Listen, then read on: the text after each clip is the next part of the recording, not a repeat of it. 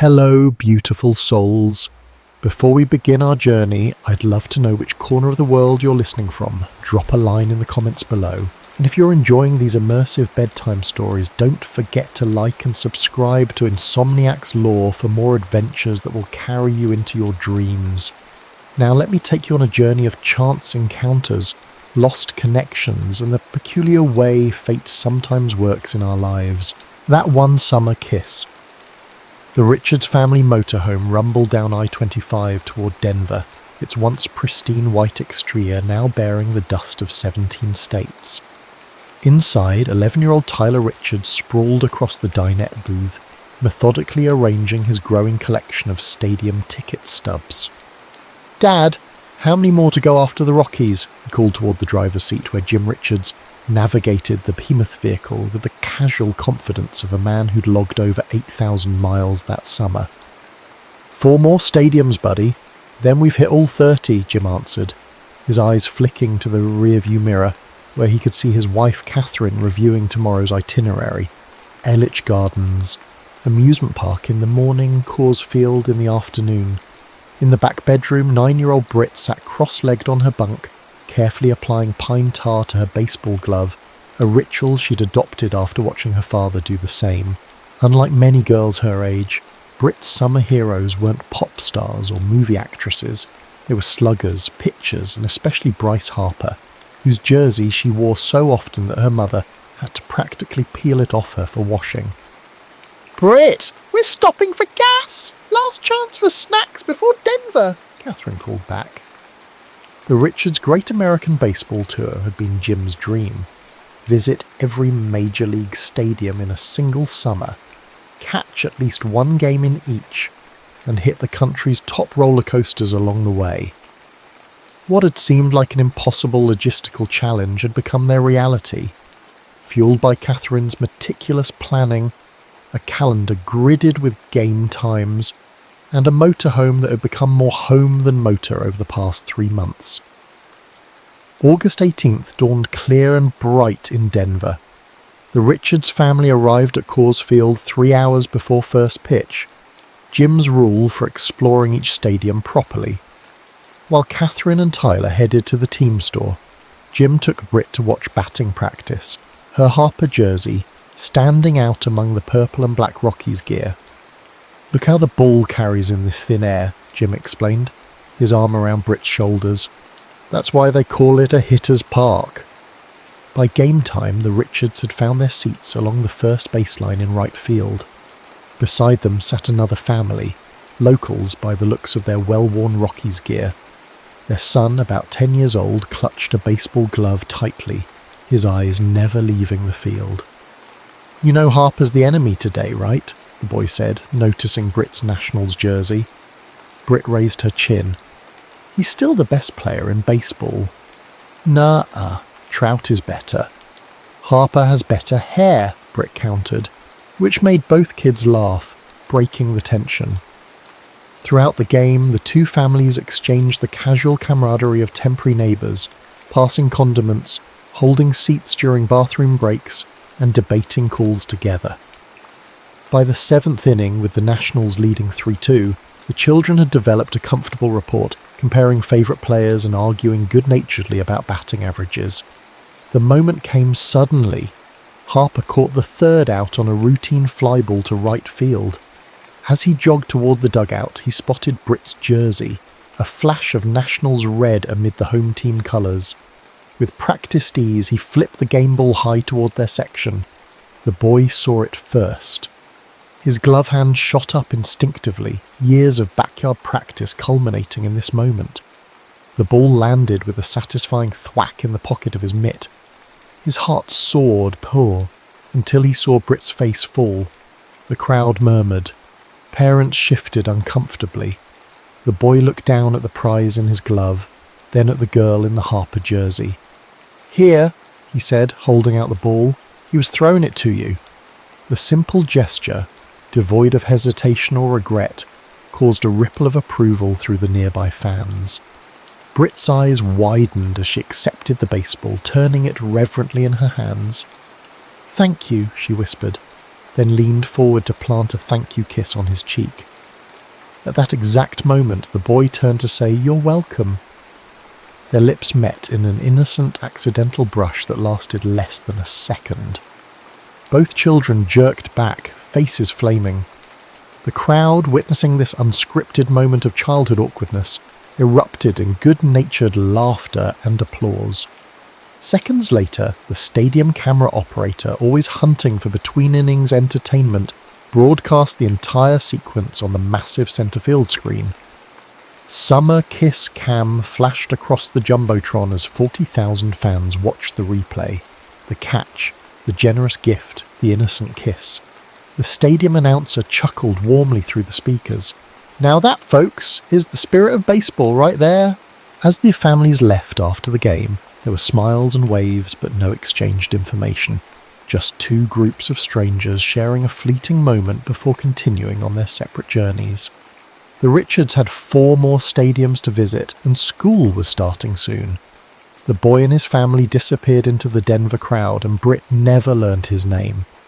Neither family could have known that the clip would become a recurring feature in baseball highlight reels for years to come, filed under heartwarming fan moments alongside proposals and first catches.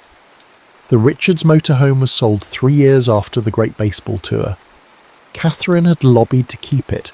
Think of the memories, but practicality won out. Jim's job transferred them from Minnesota to New Orleans when Britt was 12, and urban life made storing a 36-foot behemoth impractical. Tyler, less sentimental than his sister, had moved on from baseball to football and academic decathlon competitions. Britt, however, never abandoned her love of the game, even as she discovered her own athletic calling on the track. "You're built for speed," her high school coach had told her during freshman year. "You've got that fast twitch fibre that can't be taught." By her senior year, Britt had broken 3 school records in the 200 and 400 metres. With her academic standing and athletic achievements, scholarship offers arrived from across the country. When Louisiana State University came calling with a track scholarship, it felt like coming full circle, a chance to return to her baseball roots at a school with a powerhouse program. Her first semester had been a whirlwind of adjustments, living away from home, balancing rigorous training with academics, and navigating the complex social ecosystem of college. By spring semester, she'd found her rhythm and her people, a tight-knit group of fellow athletes who understood the discipline required to compete at their level. The embarrassing baseball kiss had become a family legend, occasionally resurfacing when Jim stumbled across the clip online. Britt had mostly made peace with her moment of viral fame, though she still cringed whenever it appeared in MLB Valentine's Day montages. The boy's face had blurred in her memory, just another fleeting connection in a summer filled with new stadiums and experiences. Britt and her friends collapsed onto the bleachers at Alex Box Stadium, having come directly from track practice. Her legs ached pleasantly from interval training, and the familiar sounds of a baseball game, the crack of bats, the pop of balls hitting mitts, provided a soothing backdrop. "You smell like determination and sweat," teased her roommate Missy, a high jumper from Baton Rouge. "Shower break between practice and games isn't in your vocabulary, is it?"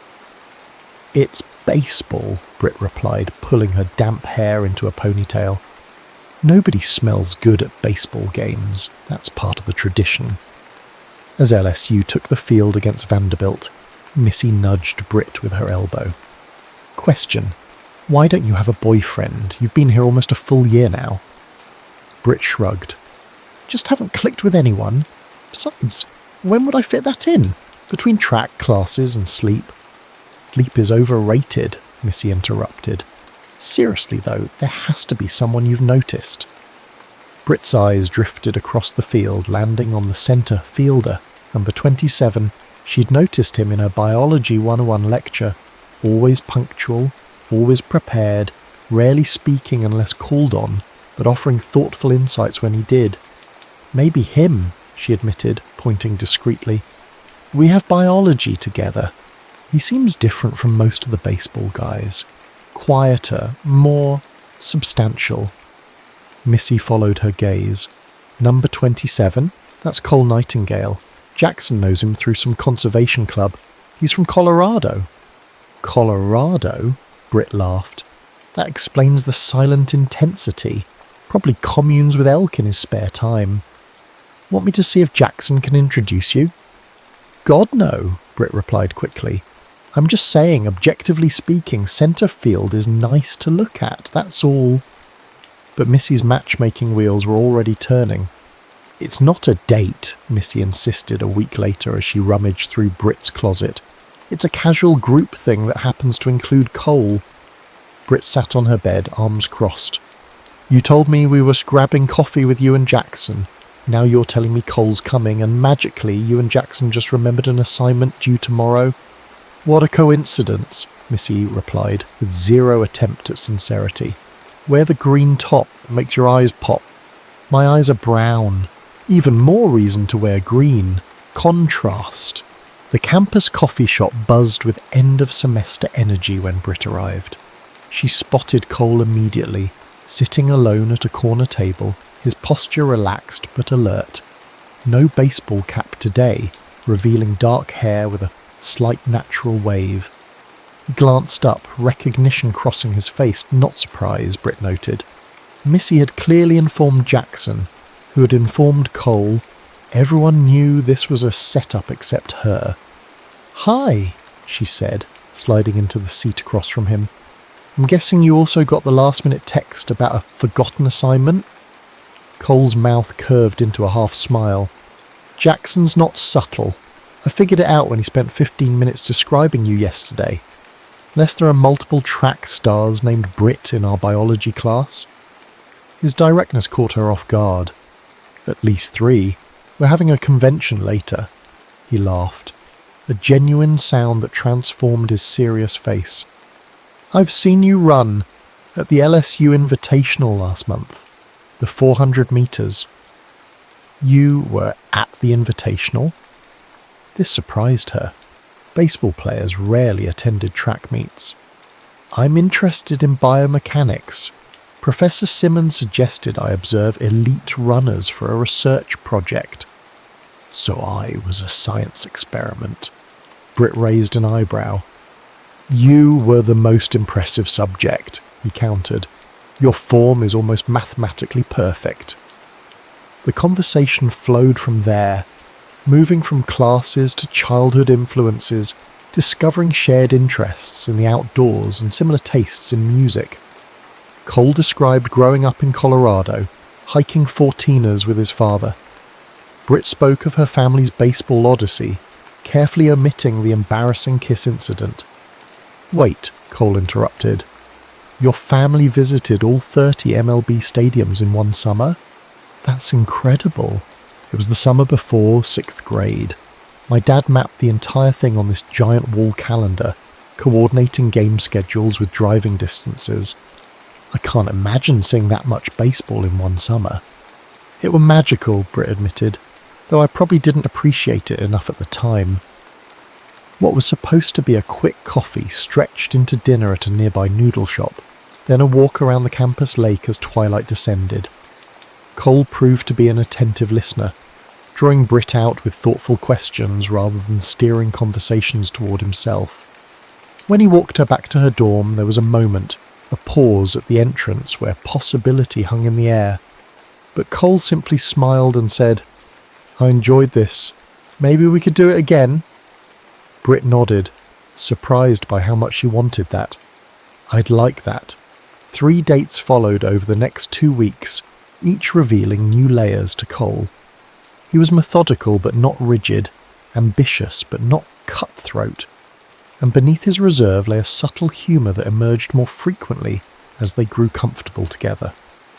After their 4th date, a Saturday afternoon picnic by the lake, Cole suggested exchanging social media accounts.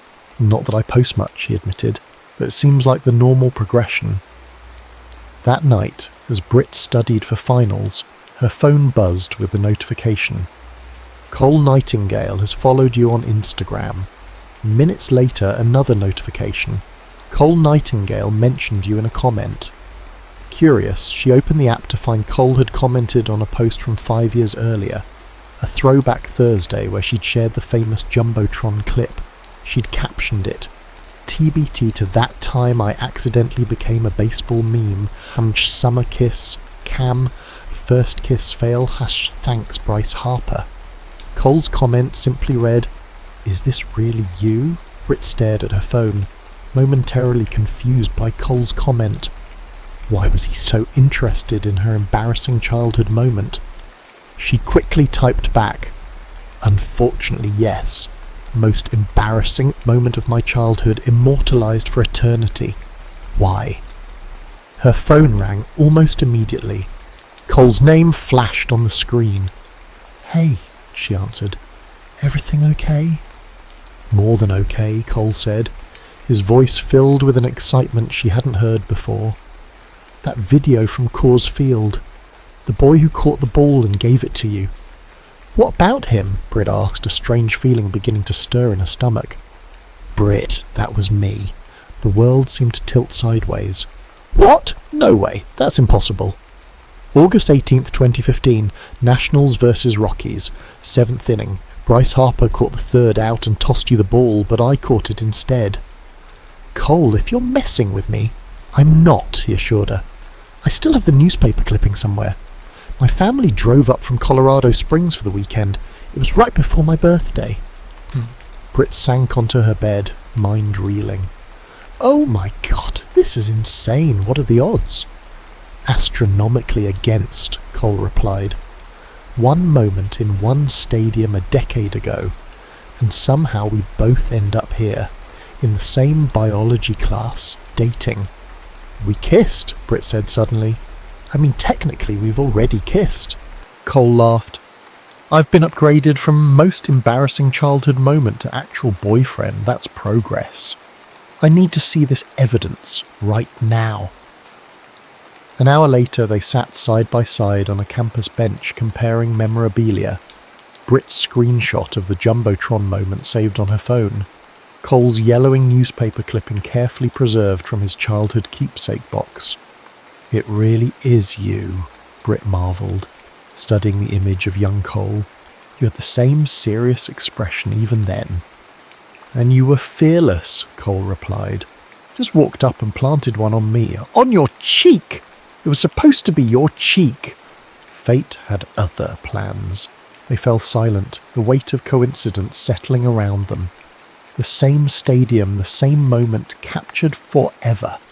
And now, 10 years later, they'd found each other again without even realising what they'd lost.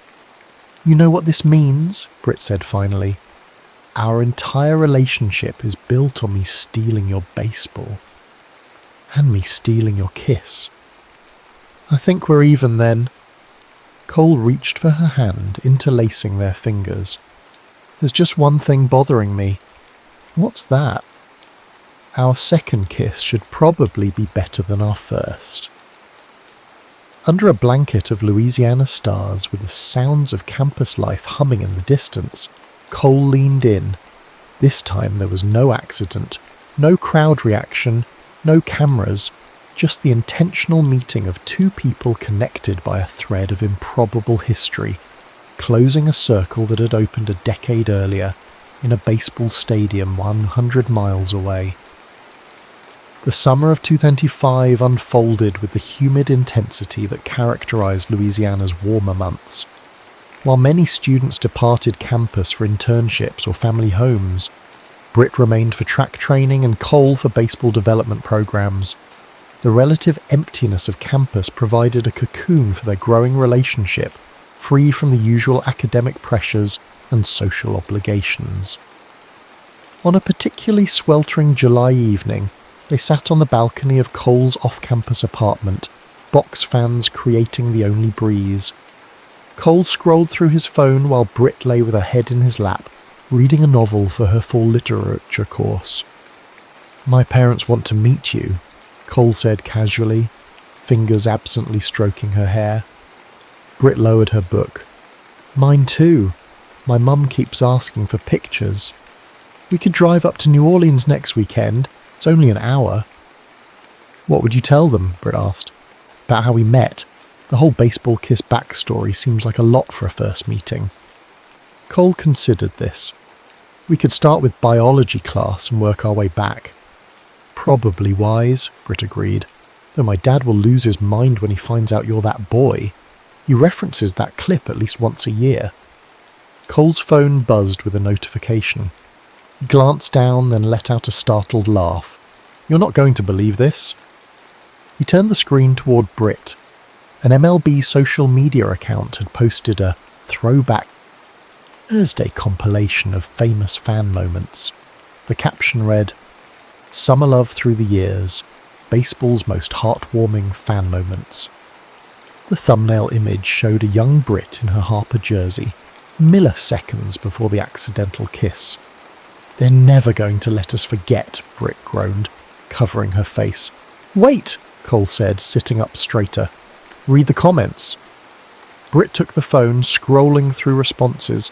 Most were generic, heart emojis, memories of seeing the clips live, but one comment caught her attention. "OMG, that's Britt Richards, LSU track, and Cole Nightingale, LSU baseball. They're dating now. Hashtag full circle hammer baseball love." "How?" Britt began. "Missy," they said in unison. "She must have made the connection and shared it," Cole reasoned. "She does follow all the MLB accounts." The post was rapidly gaining traction, with more comments confirming the unlikely reunion story. By morning, several sports websites had picked up the tale, framing it as a baseball fairy tale, the children from the famous kiss Cam serendipitously reuniting in college, unaware of their shared history. Britt's phone rang early the next day, her father, calling with an uncharacteristic urgency in his voice. "Brittany Ann Richards," he said when she answered, using her full name in a way that signalled his excitement rather than disapproval. "Is it true? The boy from the kiss cam is your boyfriend, the one you've been telling us about?" Britt sighed, shooting Cole a resigned look as he entered the room with coffee. "Yes, Dad, it's true." Jim's whoop of delight was loud enough that Cole could hear it across the room. "Your mother won't believe this. Actually, everyone needs to hear this story. Thanksgiving. You're bringing him for Thanksgiving, right? Both families. We need both families there. Dad, it's July, and we haven't even met each other's parents yet. Details. Mere details. This is baseball destiny, honey." After assuring her father that yes, they would discuss holiday plans and no, ESPN could not have an exclusive interview, Britt ended the call and collapsed dramatically onto Cole's couch. "My father is already planning our baseball-themed wedding," she informed him. "Hope you're ready to say vows over home plate." Cole laughed, sitting beside her. "My mum texted earlier. She found our box of memorabilia from that game. Apparently she kept the ticket stubs." The media attention faded as quickly as it had flared, their story becoming just another heartwarming internet moment before being replaced by the next viral sensation. But privately, something had shifted between them. What had been a strange coincidence had become part of their shared mythology, the story they would tell for years to come, the unlikely thread that had connected them long before they understood its significance. 2 weeks later, they drove to New Orleans to meet the Richards family. Jim greeted Cole with a bear hug and an immediate barrage of baseball questions. Catherine was more restrained but equally welcoming, showing Cole the meticulous scrapbook she'd created from their great baseball tour, including a page dedicated to the famous kiss. "We should have gotten your autograph back then," Jim joked over dinner. "Could have sold it for college tuition by now." "Jim," Catherine chided gently, then turned to Cole. "We're just happy Britt found someone who shares her love of the game. That's rare." Later that evening, as they sat on the porch swing of the Richards' modest New Orleans home, Britt rested her head on Cole's shoulder. "Well, you survived meeting my parents. Ready for round 2 in Colorado next month?" Cole nodded, watching fireflies illuminate the gathering darkness. "I've been thinking about that day at Coors Field, about all the little moments that had to align perfectly. like Harper having to catch that specific third out, and me turning to my head at exactly the wrong moment, or the camera operator deciding that was worth broadcasting, or both of us choosing LSU years later. Britt laced her fingers through his. My dad would call it baseball destiny. My science brain would call it statistically impossible. What do you call it? Cole considered this, watching the rhythm of the firefly's silent communication across the yard. I don't know if there's a name for it, but I'm grateful. Above them, the porch light attracted moths in hypnotic patterns, nature's own version of chance and circumstance. Inside, they could hear Jim regaling Catherine with plans for a Thanksgiving reunion with the Nightingales, a suggestion that would have seemed absurd months earlier, but now felt inevitable. Do you ever wonder, Britt asked softly, about all the other moments like that? The connections we miss, the people we brush against without realizing it. All the time, Cole admitted. But maybe we don't miss as many as we think. Maybe the important ones find a way to circle back. As if to punctuate his point, Britt's phone buzzed with a notification. An MLB account had shared their story again, this time with a side-by-side comparison. The original Kiss camo moment from 2015 alongside a recent photo of them at an LSU game, 10 years older but unmistakably the same people. The caption read simply, "Some catches last a lifetime. #baseball love." Britt smiled, turning off her phone and leaning into Cole's embrace. The digital world could have their story, could reshape it into whatever narrative fit neatly into a social media post. But the reality, the complex, improbable path that had led them from a crowded stadium to this quiet porch belonged only to them. That and the memory of a summer kiss that had somehow, against all odds, found its way home.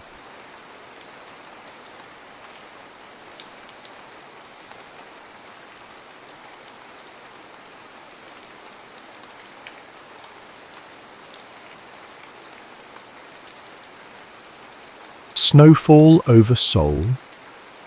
The snow fell like judgment upon Seoul, silent, relentless, bearing evidence of the city's wounds beneath a deceptive blanket of white. Una Park's fingers stiffened as she scribbled in her notebook, her breath forming ghosts in the frigid air. From her vantage point atop what remained of the Namdaemun Gate, the once proud capital resembled a mouthful of broken teeth.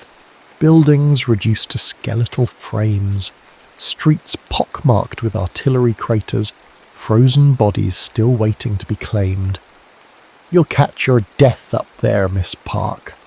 The American correspondent's voice carried on the wind. Una didn't look up. "Death is catching enough people without my help, Mr. Miller." At 25, Una had already witnessed Seoul change hands 4 times.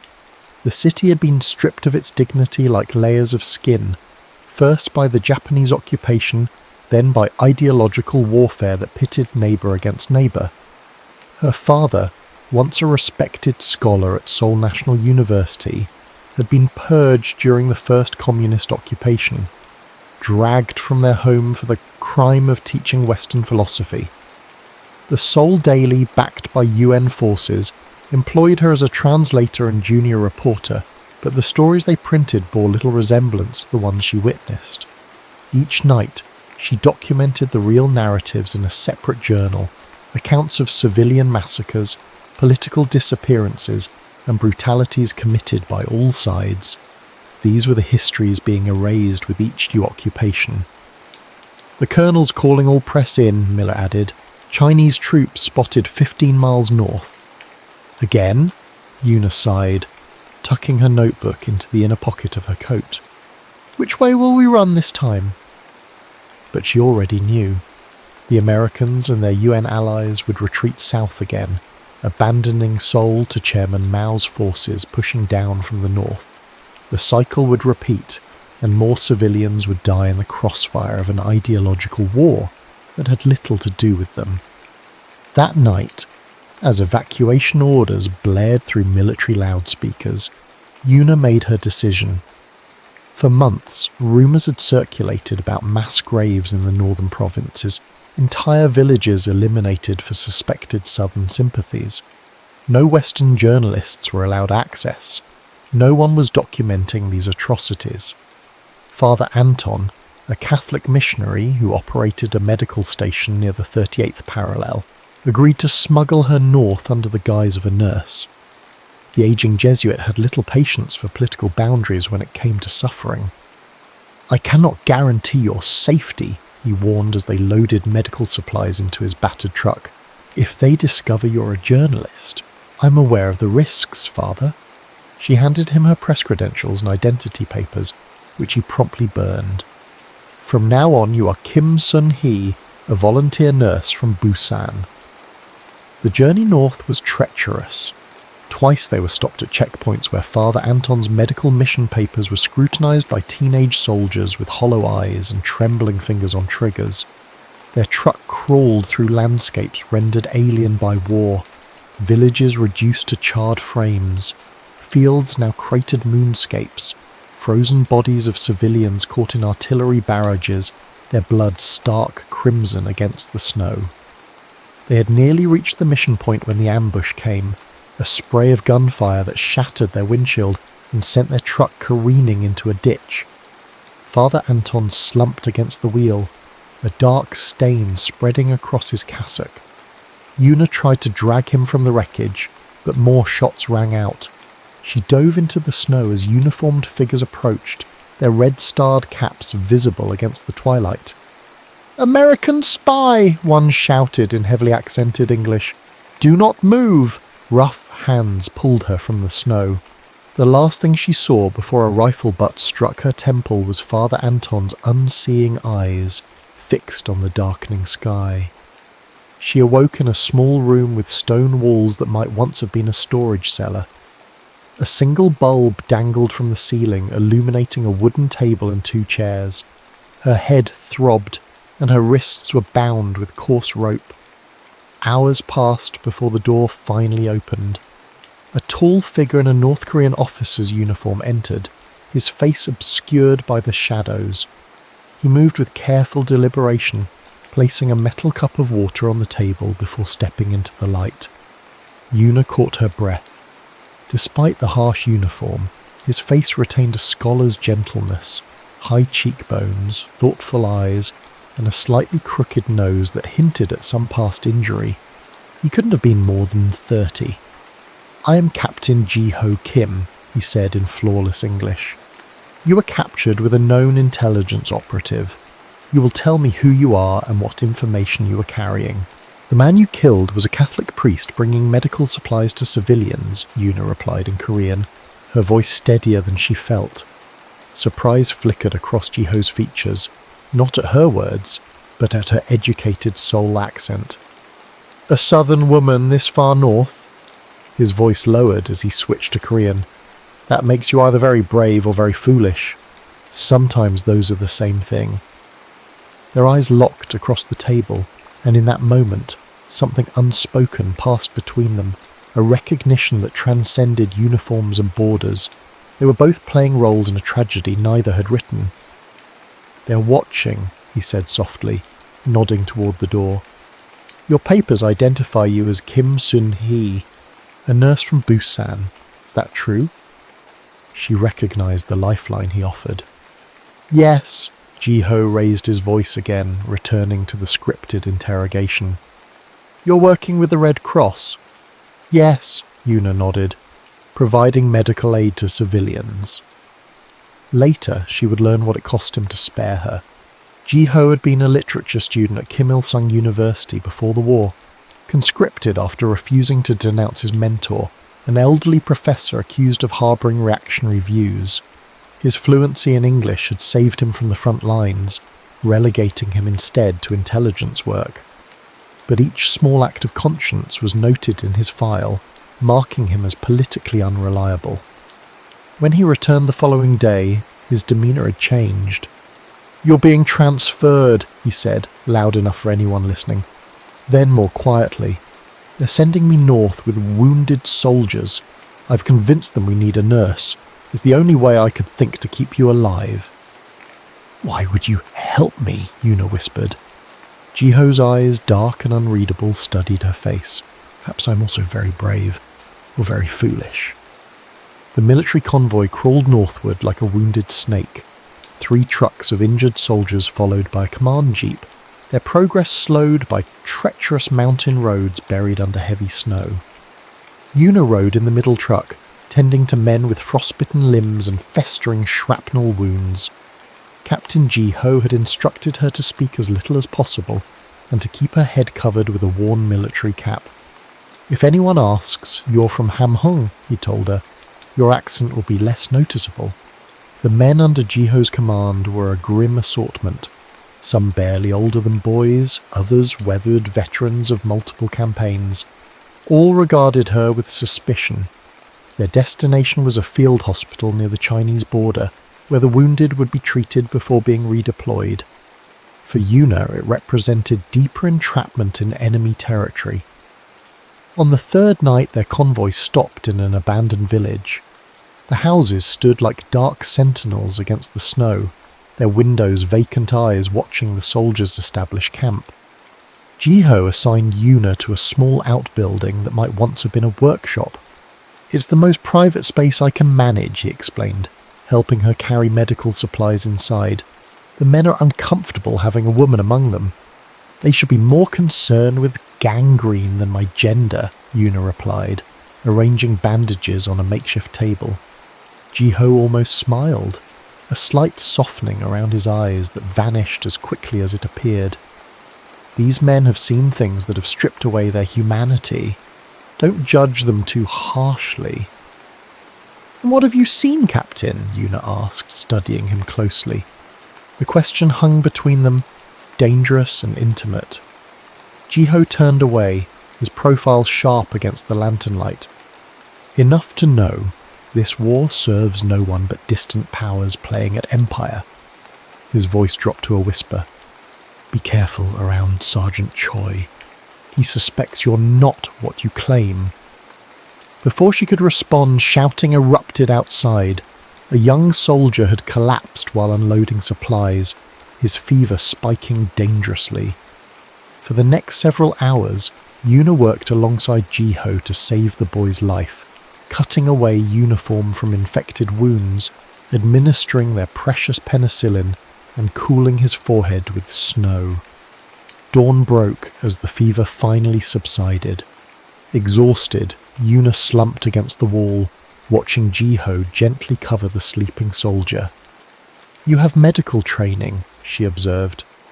"My mother was a midwife before the Japanese took her." Something in his expression softened. "She taught me that hands can heal as easily as they can harm, a lesson I try to remember."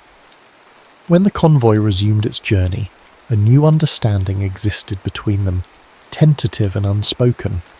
Each night as they made camp, Jiho would find reasons to consult with her away from the others. They spoke carefully at first, exchanging only necessary information, but isolation and shared danger bred a peculiar intimacy.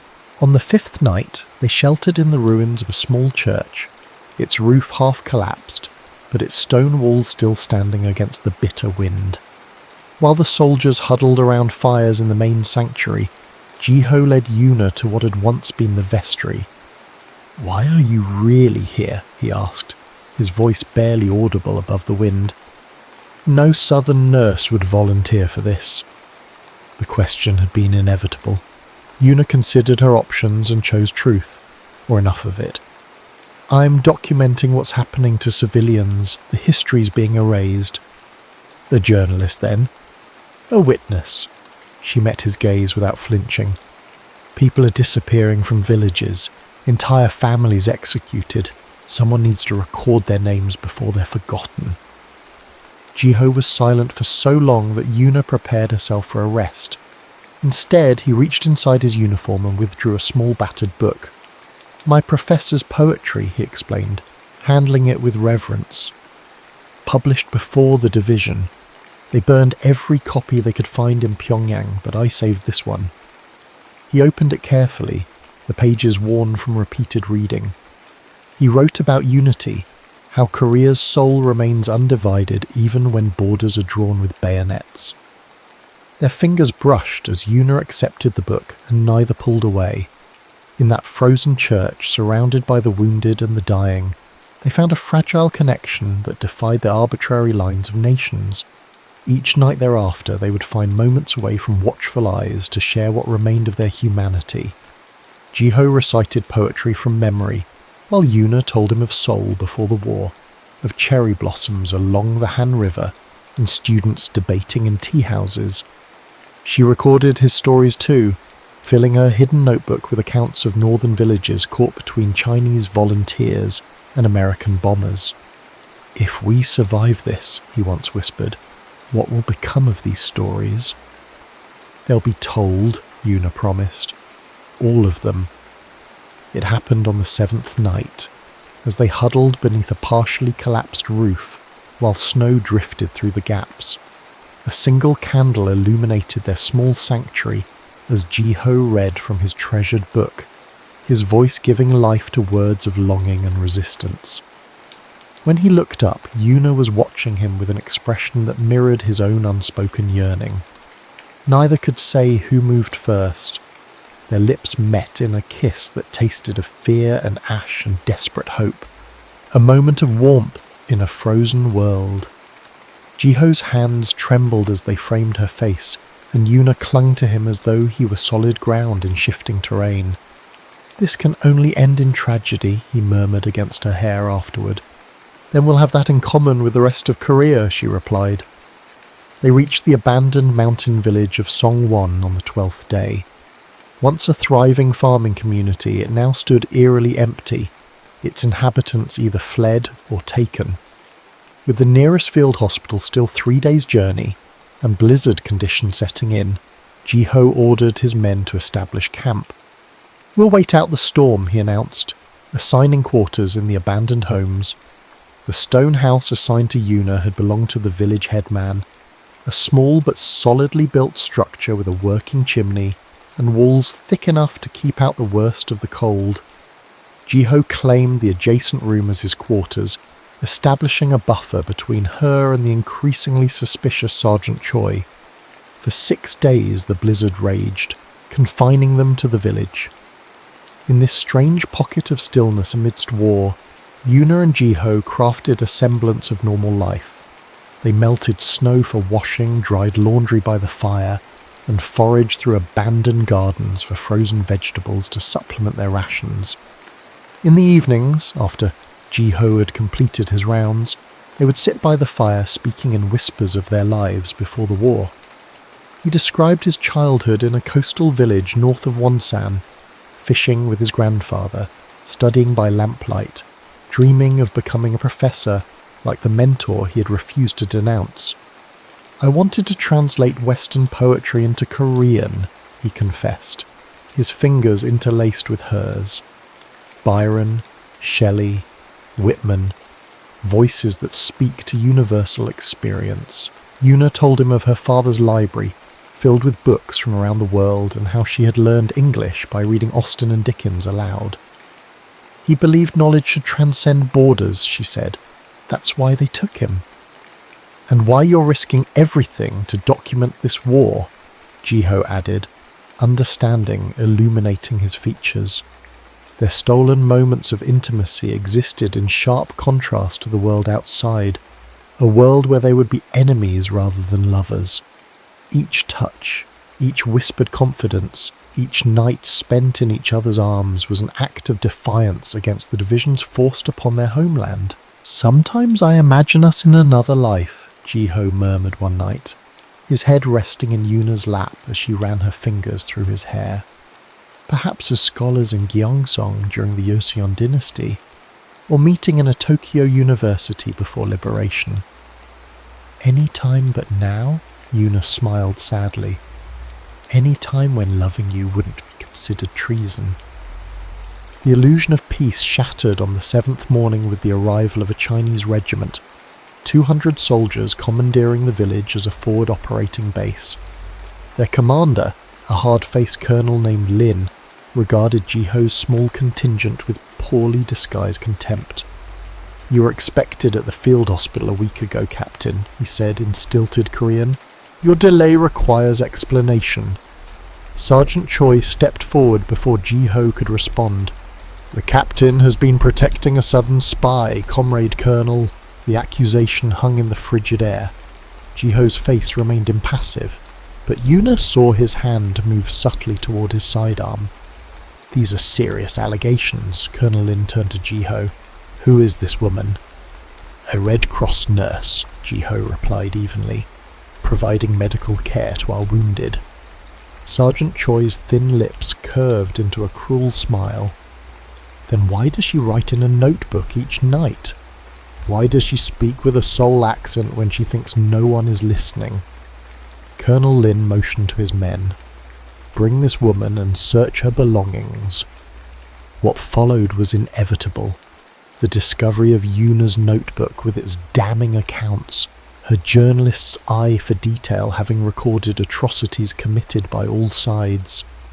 Ji-ho stood rigid as the evidence mounted, his eyes communicating what his voice could not: run when you can. The opportunity came unexpectedly. As they marched Yuna toward the command post for formal interrogation, an American spotter plane roared overhead. All eyes turned skyward, all except Ji-ho's. In one fluid motion he drew his pistol and fired, not at Yuna but at Sergeant Choi and the nearest Chinese soldier. "Run!" he shouted, grabbing her arm and pulling her toward the tree line. Gunfire erupted behind them as they plunged into the forest, snow hampering their escape. They had gained perhaps half a kilometre when Ji-ho stumbled, a dark stain spreading across his uniform jacket. "I'm hit!" he gasped, clutching Yuna's arm to keep from falling. "You must go on alone." "I won't leave you," she insisted, slinging his arm over her shoulders. Together they struggled through deepening snow, the sounds of pursuit growing closer. Night fell, bringing with it a bone-chilling cold that threatened as much as their pursuers. Ji-ho's strength waned with each step, his blood leaving a telltale trail behind them. At midnight, they reached a small hunting cabin, little more than a shack but offering momentary shelter. Inside, Yuna tended Ji-ho's wound as best she could, using strips of her undershirt as bandages. "The bullet went through," she said, her voice steadier than her hands. "But you've lost too much blood." Ji-ho's face was ashen in the dim light. "The border is 15 kilometres south," he whispered. "If you travel by night, you might cross before they catch you. We'll go together when you're stronger." He caught her hand, his grip surprisingly firm. "Yuna, listen to me. What you've documented, it must reach the outside world. If you vanish, at least the truth might live." She kissed him then, tasting blood and tears. "I won't leave you to die. Then help me live long enough to get you to the border." For 3 days they moved only at night, hiding in dense underbrush or abandoned structures during daylight hours. Ji-ho grew weaker despite Yuna's care, his wound festering without proper medication. Yet he refused to surrender to either pain or pursuers, drawing on reserves of strength that left Yuna in awe. On the 4th night they reached the ridge overlooking the 38th parallel, the arbitrary line that had ripped a people apart. Below them, South Korean outposts stood illuminated against the darkness. "We'll cross together," Yuna insisted, supporting Ji-ho's weight. "I know people in Seoul who can hide you." Ji-ho's smile was gentle but resolute. "They're looking for a North Korean officer, not a southern woman travelling alone." Before she could protest, he removed his uniform jacket and outer clothing, dressing instead in the civilian clothes they had scavenged from an abandoned farmhouse. "From now on I'm your husband, wounded while trying to reach the south," he said, his breath forming ghosts in the cold air. A civilian, nothing more. It was their only chance. Together they approached the checkpoint, Yuna supporting Ji-ho's increasingly frail form. The South Korean soldiers regarded them with suspicion that turned to alarm when Ji-ho collapsed, his disguise falling away as fever overtook him. "Please," Yuna begged as they were separated.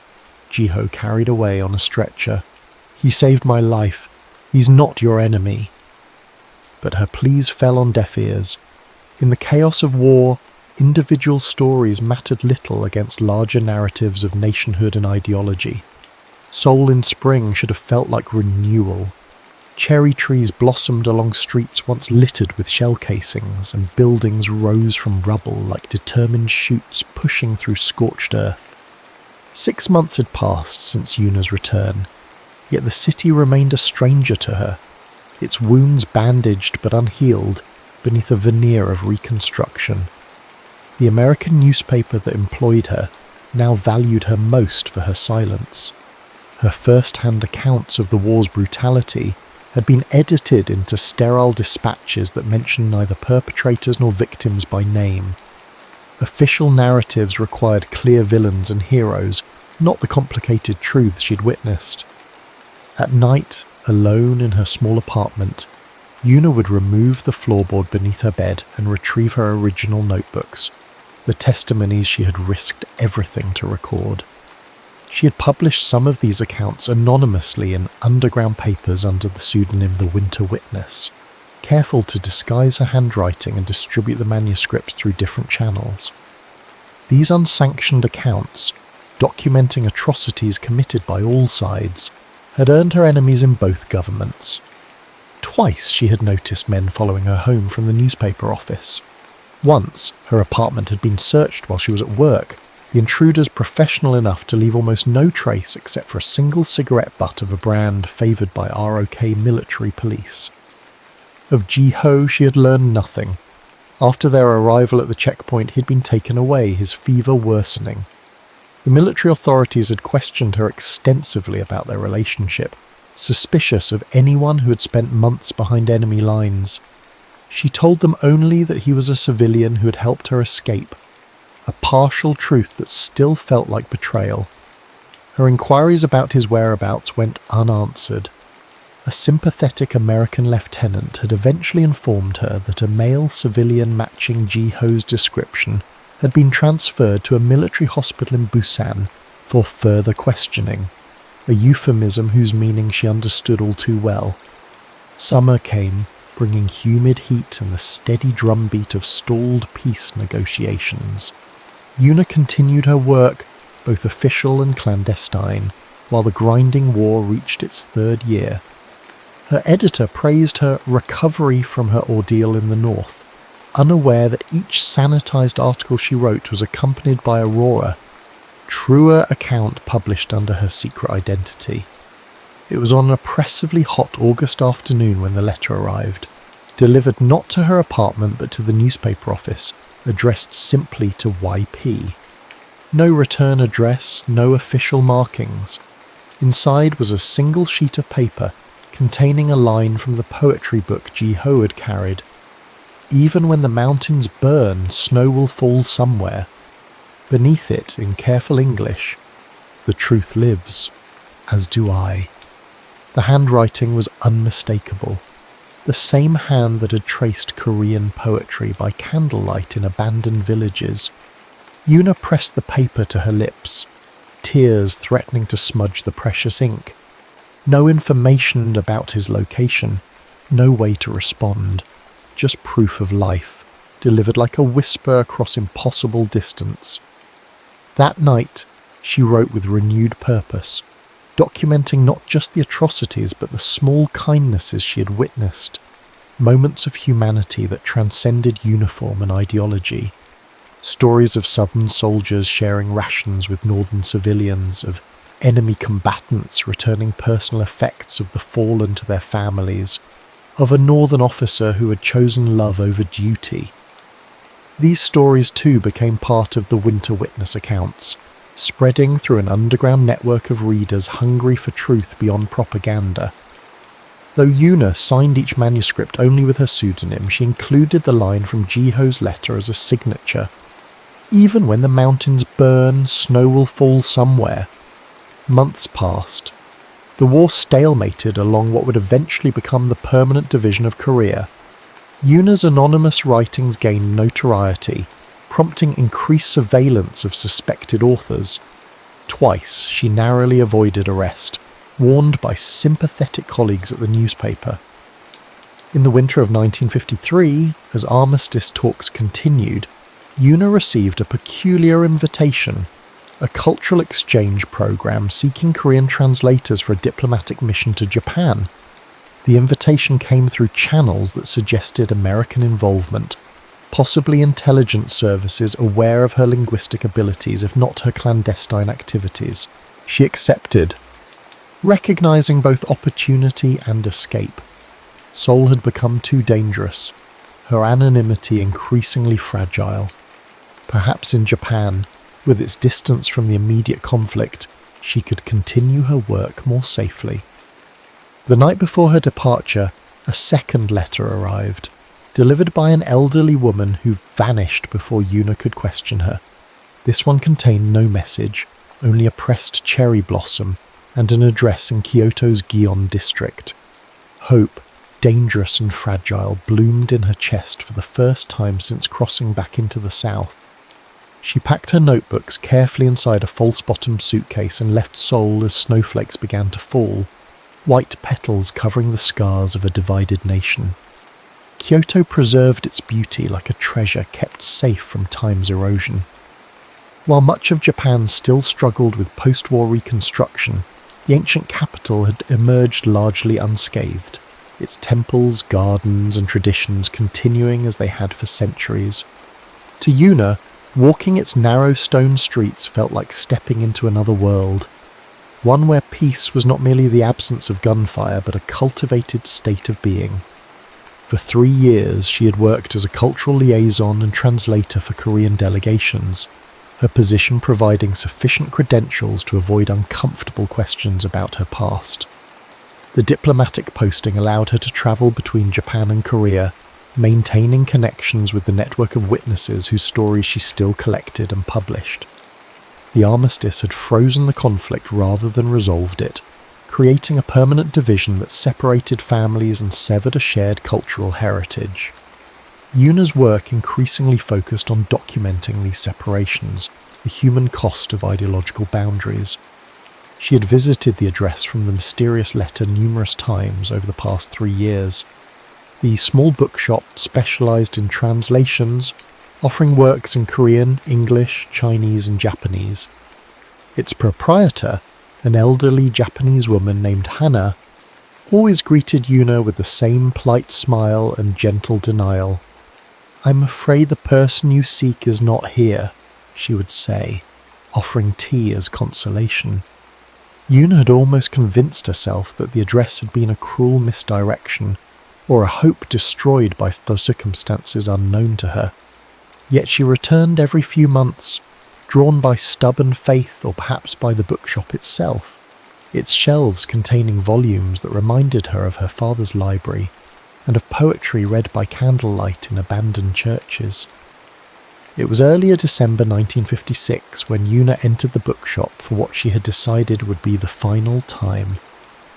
Snow had begun falling over Kyoto, transforming the city into a scene from a woodblock print. Black tile roofs outlined in white, stone lanterns wearing caps of snow, the Kamo River flowing dark between winter-bare cherry trees. The shop was empty except for Hannah, who looked up from her ledger with the same gentle smile. "You are persistent, Miss Park," she said in Japanese. "Perhaps that persistence deserves reward. Please, wait here." Before Yuna could respond, the old woman disappeared through a curtained doorway leading to the back of the shop. Minutes stretched into contemplation as Yuna browsed familiar shelves, her fingers trailing over book spines until they stopped at a slim volume of Korean poetry, the same collection Jiho had carried through the war. She was still holding it when the curtain parted. He stood taller in her memory, perhaps because she had last seen him weakened by fever and blood loss. Now he appeared solid but somehow contained, his scholar's frame disguised in the simple clothes of a Japanese bookseller. His hair had more grey than should belong to a man of 34, and a scar traced a path from his right temple to his jaw, a permanent reminder of wounds both visible and hidden. For a moment neither spoke. The poetry book trembled in Yuna's hands. "That edition has a superior translation," Jiho said finally, his voice exactly as she remembered, cultured, gentle, carrying the ghost of a northern accent he had clearly worked to suppress. Though the original is always better. "How?" The question contained multitudes. How did you survive? How did you escape? How did you find your way here? Jiho's eyes held hers, communicating volumes before he spoke.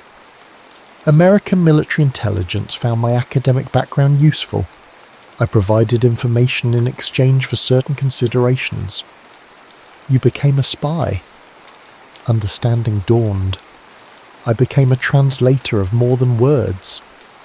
His smile held sadness and irony in equal measure. "My knowledge of Northern command structures proved valuable enough to overcome objections about my origins. And afterward, Japan seemed safest. Neither North nor South would welcome me now." He gestured to the bookshop. "Hannah was my professor's cousin. She helped me establish this place, a home for literature that crosses borders." The distance between them, 3 years and countless political complications, seemed both vast and insignificant. Yuna placed the poetry book on a nearby table and took a tentative step forward. "I continued our work," she said. "The stories—" "I know," Jiho's expression softened. "The Winter Witness. Your voice carried across the sea." Another step closer. "Why didn't you contact me directly?" "It wasn't safe. For either of us." His hand reached toward her but stopped short of touching. "Your activities were monitored. I couldn't risk leading them to you. So you sent poetry instead. Words that would mean something only to you." The final distance between them dissolved, years of separation collapsing into the gravity of shared memory. When their hands finally touched, it felt like completing a circuit long interrupted, electricity flowing where once there had been only vacant space. Outside, snow continued to fall over Kyoto, a gentler snow than had witnessed their first meeting, yet carrying echoes of that frigid night when a northern officer had chosen to see a southern woman as human rather than enemy. "The bookshop closes early on snowy days," Jiho said, his fingers interlacing with hers. "There's a small tea house by the river where we could talk." "I'd like that." Yuna smiled, the expression reaching her eyes for the first time in years. They stepped outside together, snow falling around them like cherry blossoms in negative, white against darkening sky rather than pink against blue. Neither spoke as they walked side by side down the narrow street, not quite touching yet connected by something stronger than physical contact. The war had divided their country, separated their people, and nearly claimed their lives. But as they walked into the gentle snowfall, Yuna understood that some divisions could be crossed, some wounds could heal, and some stories, against all odds, could find their way toward hope. Behind them, the bookshop light cast their shadows onto fresh snow, 2 separate silhouettes moving in the same direction, gradually merging into one as distance blurred their outlines against the gathering dusk. The end.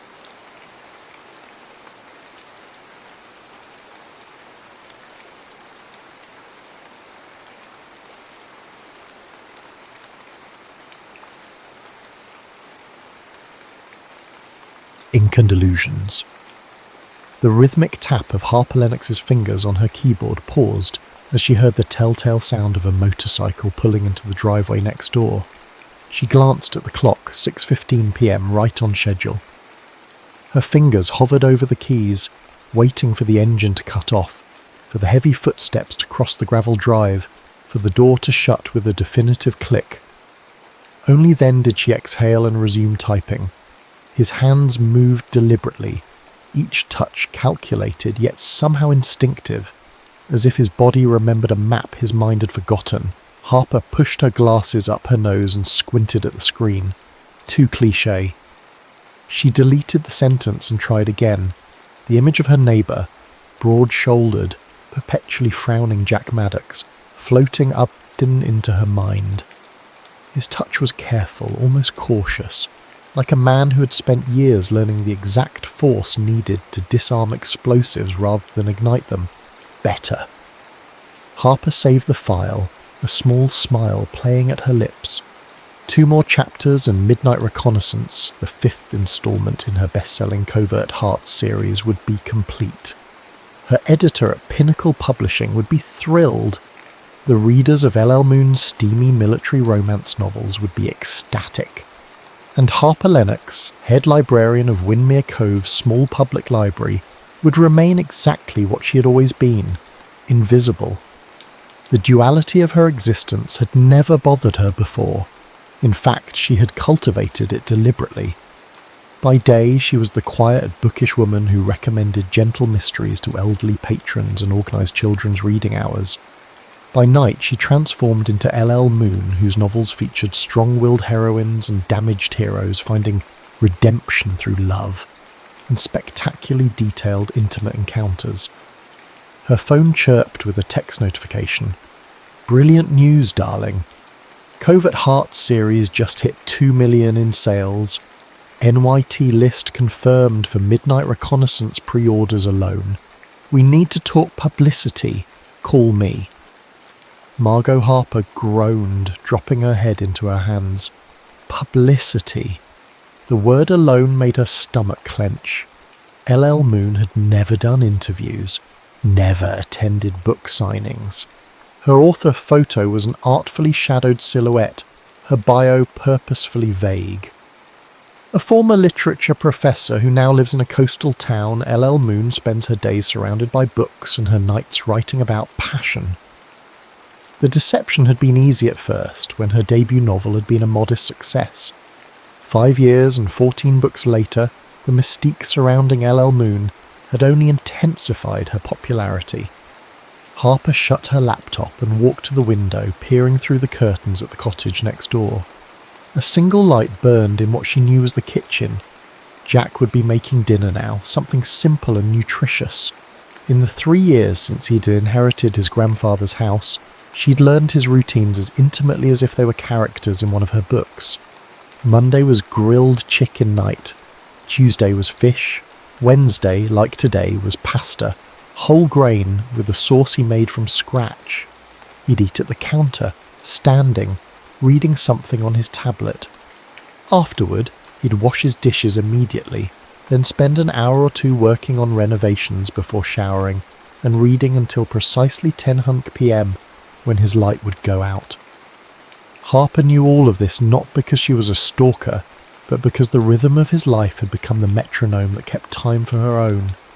She structured her writing sessions around the comings and goings of the man who, without knowing it, had become the template for every brooding hero she'd created since he arrived.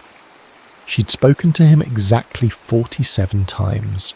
47 brief, awkward exchanges that consisted primarily of "good morning, nice weather," and "have a good day." Once, during a power outage, he'd come to check if she had candles. Once, she'd gathered the courage to bring him cookies as a welcome gift when he first moved in. Beyond that, their relationship existed entirely in her imagination and on the pages of books that had sold millions of copies. Her phone rang, startling her from her thoughts. Margot wasn't one to be ignored. "Harper, darling, did you get my text? This is tremendous news." "I did, yes, it's wonderful," Harper replied, moving away from the window and back to her desk. "So, publicity. We need to strike while the iron is hot. I've been thinking." Harper tensed. Margot's thinking usually led to suggestions involving public appearances. What if we arrange a small, exclusive fan event? Nothing huge or intimidating. Just 20 or so devoted readers, an intimate setting. They'd love to meet the mysterious L.L. Moon. "Margot, we've discussed this. I can't..." "Not in New York, not at a big bookstore, somewhere that feels safe for you." Margot paused dramatically. "What about that charming little independent bookshop in your own town? Sea Pages, is it?" Harper nearly dropped the phone. "Windermere Cove. You want to host an LL Moon event in my town? It's perfect, small controlled environment. People who have never connected Harper Lennox with LL Moon. We keep it exclusive, mysterious even. Fans get to meet you, but we maintain your public anonymity. They sign NDAs if it makes you feel better. Harper's mind raced through all the ways this could go catastrophically wrong. Everyone in town knew her. They'd recognise her voice, her mannerisms. I can't, she said firmly. Then more softly, maybe if it were truly anonymous, if they could meet the author without knowing it's me. Go on, Margot encouraged. What if it's a masked event? Everyone, including the author, wears masks. Make it thematic. Covert identities, like my books. There was silence on the other end, then a delighted laugh. Harper Lennox, you brilliant woman. It's perfect. Mysterious, on-brand, and just the right amount of dramatic. Unmask your passion with LL Moon. But no one actually unmasks. I love it. As Margot rattled off logistics and dates, Harper found herself agreeing to something she'd spent years avoiding. Her gaze drifted back to the window, to the light in Jack's kitchen. What would the quiet intensity of Jack Maddox think if he knew his awkward, barely speaking neighbour was the author of books that had helped thousands of women discover their own desires? What would he say if he knew that his hands, his scars, his rare but devastating half-smile had inspired countless fictional moments of passion? It was a question she would never have to answer, she assured herself. Their worlds would never collide. The next morning, Harper arrived at the library 15 minutes early, as she always did. The small stone building had been a church in the 1800s before being converted to Windmere Cove's public library in the 1950s. She loved the arched windows, the worn wooden floors that creaked in specific places, the smell of old paper and lemon polish. This was her domain, where she felt competent and calm, not like the jittery, anxious person she became whenever she spotted Jack Maddox approaching. As if her thoughts had conjured him, the library door opened precisely at 10:15 a.m. Thursday, which meant Jack would return last week's book and check out exactly one new one, always fiction, often classics, occasionally contemporary literary works, never romance. "Good morning," she said, proud of how steady her voice sounded. Jack nodded, placing the old man and the sea on the counter. His dark hair was damp from a recent shower, and a fresh cut on his forearm suggested he'd been working on another renovation project. "Hemingway," she said, scanning the book. "Did you enjoy it?" He seemed surprised by the question, as if their script didn't usually include this line. "It was..." He cleared his throat. "Good. Bit sparse." Harper smiled despite herself. Sparse is generous. Hemingway never used two words when one would do. The corner of Jack's mouth twitched. Not quite a smile, but nearly. "Any recommendations?" This too was off script. Harper blinked, then gestured toward the new releases section. "Depends what you're in the mood for." Jack followed her to the display, his steps nearly silent despite his size. A habit Harper had incorporated into Commander Riker Stone, the hero of her third novel. Military training so ingrained that even in civilian life, he moved like a shadow. "Something with more words than Hemingway," he said, and this time there was definitely a hint of humour in his voice. Harper reached for a book without thinking. This just came in. It's supposed to be excellent. She froze as she realised what she was holding. Midnight Reconnaissance by LL Moon. It wasn't supposed to be on shelves yet. The official release was still 2 weeks away. C Pages must have put their advance copy in the library's new release section. Jack took the book from her hands, their fingers brushing momentarily. Harper hoped he couldn't feel her pulse racing. "Military romance?" he asked, eyebrow raised as he examined the cover, which featured a silhouetted couple against a night sky filled with stars. Harper's face burned. I mean it's popular and I'll take it," he said, cutting off her stammering. Never tried this genre before." As Harper walked back to the counter to check out her own book to her neighbour, she felt as though she might spontaneously combust from embarrassment. Jack Maddox was going to read her words that had been inspired in no small part by him. "Enjoy," she managed to say as she handed him the book. He nodded, that almost smile appearing again. "See you next Thursday." As the door closed behind him, Harper sank into her chair, a mixture of horror and inexplicable excitement churning in her stomach. For the first time since she began writing as LL Moon, her two worlds felt dangerously close to colliding. Jack Maddox sat on his back deck, the library book open on his lap, his coffee cooling beside him.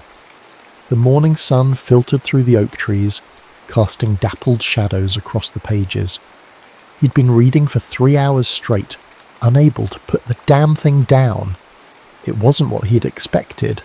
Yes, there were intimate scenes that made him shift uncomfortably in his chair, but beyond that, there was something about the writing that felt personal.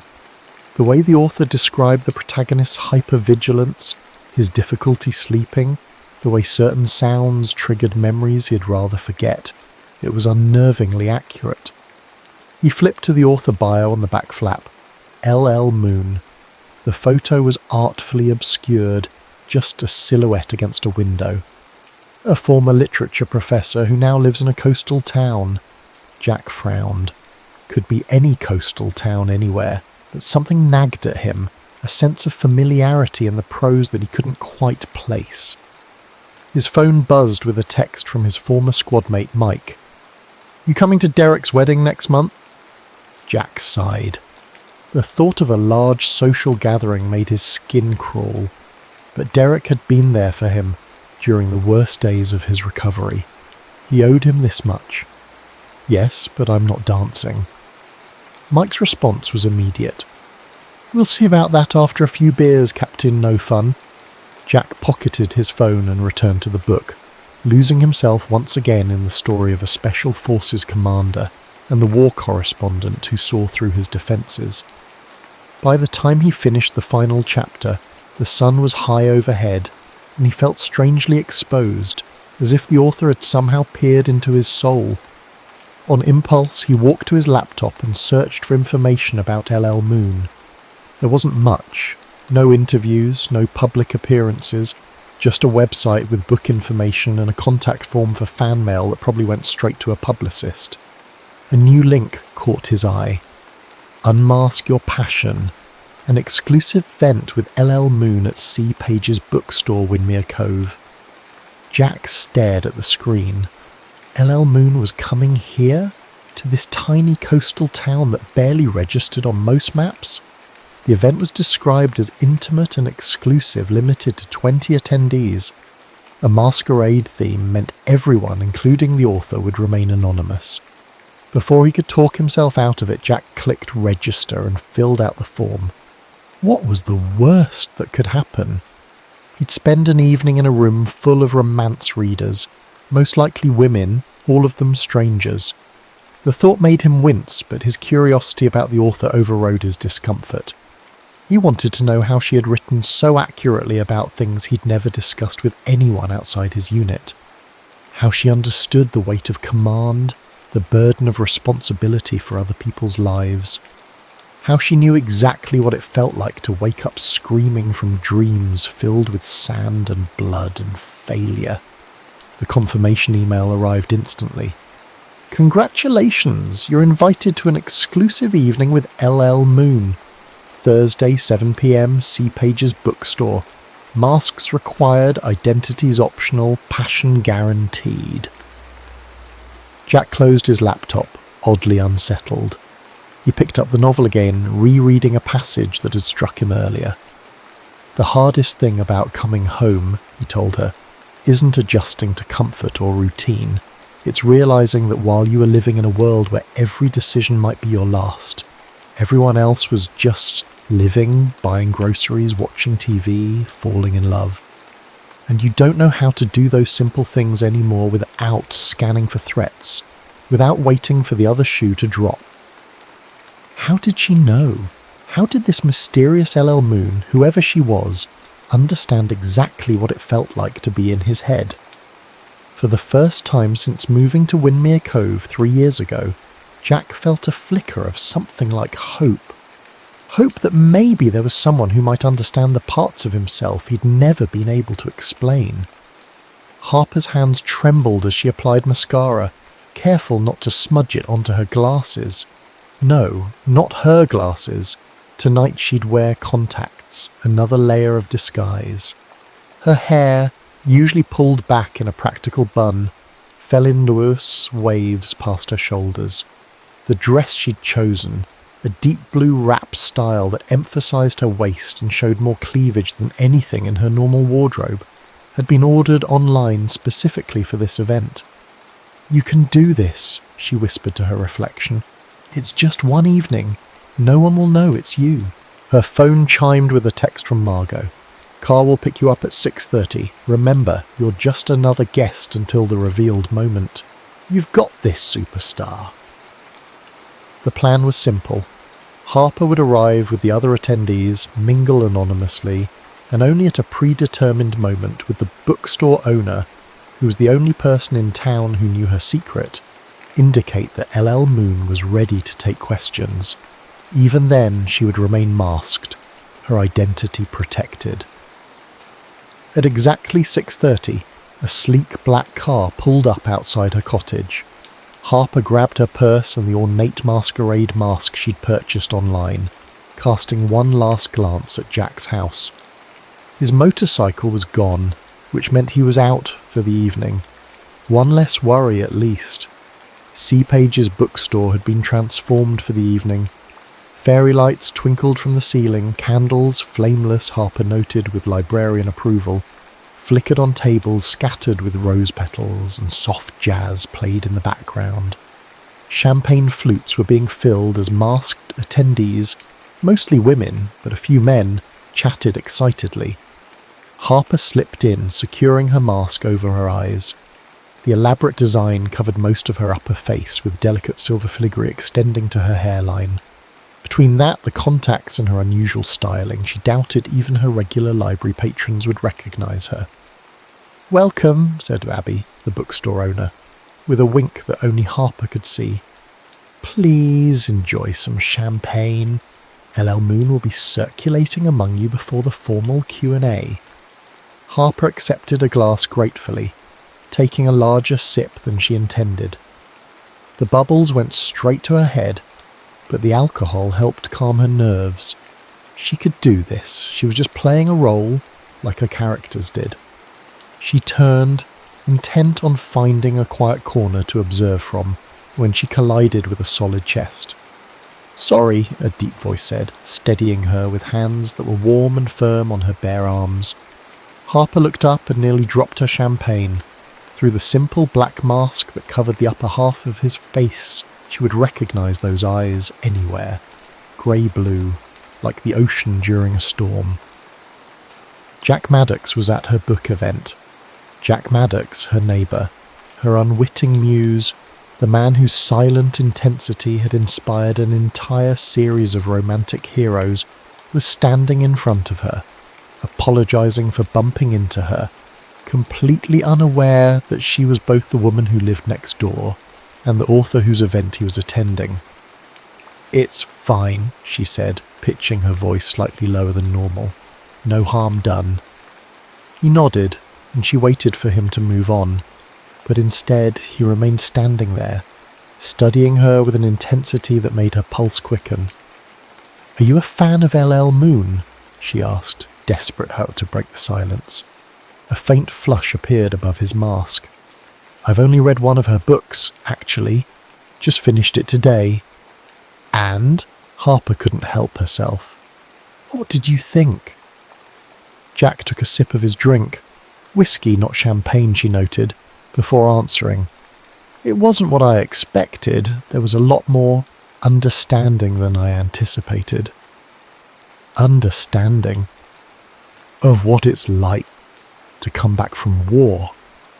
His voice had dropped, becoming almost confessional. Most people who write about it get it wrong. They focus on the dramatic parts, the firefights, the explosions. They don't understand that the hardest battles happen in the quiet moments afterward. Harper's breath caught. This was more than Jack had ever said to her in their 3 years as neighbours. "You served?" she asked, even though she knew the answer. He nodded once. "Special Forces. 8 years." Just like Commander Riker Stone from Midnight Reconnaissance, Harper felt a wave of guilt. Had she been too specific in her characterization? Had she somehow invaded his privacy without realizing it? "And the book captured that experience for you?" she asked carefully. "Parts of it." He swirled the amber liquid in his glass. "I'd like to ask the author how she knew, how she could describe so accurately what it feels like to..." He trailed off, seeming embarrassed by his own openness. "To what?" Harper encouraged gently. Jack's eyes met hers, and for a moment she forgot they were in a room full of people. "To feel broken in ways that can't be seen or fixed." The rawness in his voice made her heart ache. Without thinking, she placed her hand on his arm. Maybe she knows that even broken things can be beautiful. That's what her books are about, right? Finding wholeness even with the broken pieces. He looked at her with surprise, then something like recognition. "You sound like you know her work well." Harper withdrew her hand quickly. "I'm a big fan," she said lightly. "Have you read her other books?" "Not yet, but I might now." There was a warmth in his gaze that made her stomach flutter. "I'm Jack, by the way." Harper caught herself just in time. "Carly," she improvised. "Nice to meet you, Jack." Before they could continue their conversation, Abby clinked a glass for attention. "Ladies and gentlemen, LL Moon has been among you all evening, and now she's ready to take your questions. However, in keeping with the spirit of mystery, she'll remain masked, and we ask that you respect her privacy." All eyes turned expectantly to Harper, who took a deep breath and stepped forward, feeling Jack's gaze on her back as she moved to the front of the room. "Good evening, everyone," she said, still using the slightly lower register she'd adopted with Jack. "Thank you for coming tonight. I'm honoured that my words have meant something to you." For the next 45 minutes, Harper fielded questions about her writing process, her inspiration, her characters. She grew more confident with each answer, especially when her responses elicited appreciative nods from Jack, who stood at the back of the room, watching her intently. "One final question," Abby announced, pointing to a woman near the front. "Your male characters are so authentic," the woman said. "Do you base them on real men in your life?" Harper froze, acutely aware of Jack's attention. "I observe," she said carefully. "I believe that the best fiction comes from emotional truth, even if the specific details are invented. So while none of my characters are exactly based on real people, they all contain elements of humanity that I've witnessed or experienced." It wasn't a lie, but it wasn't the complete truth either. She didn't mention that Commander Riker Stone's habit of running his thumb along his jaw when thinking was something she'd seen Jack do countless times from her kitchen window, or that the scar on Lieutenant Drake Mason's left shoulder in Covert Seduction was inspired by the glimpse she'd caught of Jack's own scar one summer day when he was working shirtless in his yard. As the event wound down, Harper felt both exhilarated and exhausted. She'd done it. She'd appeared publicly as LL Moon without compromising her identity. Guests were leaving, thanking Abby and casting curious glances back at Harper, who remained by the refreshment table, sipping a glass of water. That was illuminating. She turned to find Jack beside her again, his expression thoughtful behind his mask. "I'm glad you enjoyed it," she said, fighting to maintain her composure. "You never answered that last question fully," he said quietly. "About your inspiration." Harper's pulse jumped. Some things a writer has to keep to herself. "Fair enough." He hesitated, then added, "I'd like to write to you, to LL Moon, I mean. There are things I want to say about your book, about what it meant to me, that I couldn't express here. The website has a contact form. Harper said, her mouth suddenly dry. Jack shook his head. Those go to publicists, editors. I'd like to know my words would reach you directly. Abby appeared at Harper's side, a lifeline. We actually have a special arrangement with LL Moon, she said smoothly. Letters can be left here at the bookstore. We forward them directly to the author. No intermediaries. Thank you, Jack said, his eyes still on Harper. It was nice meeting you, Carly. As he walked away, Harper let out a shaky breath.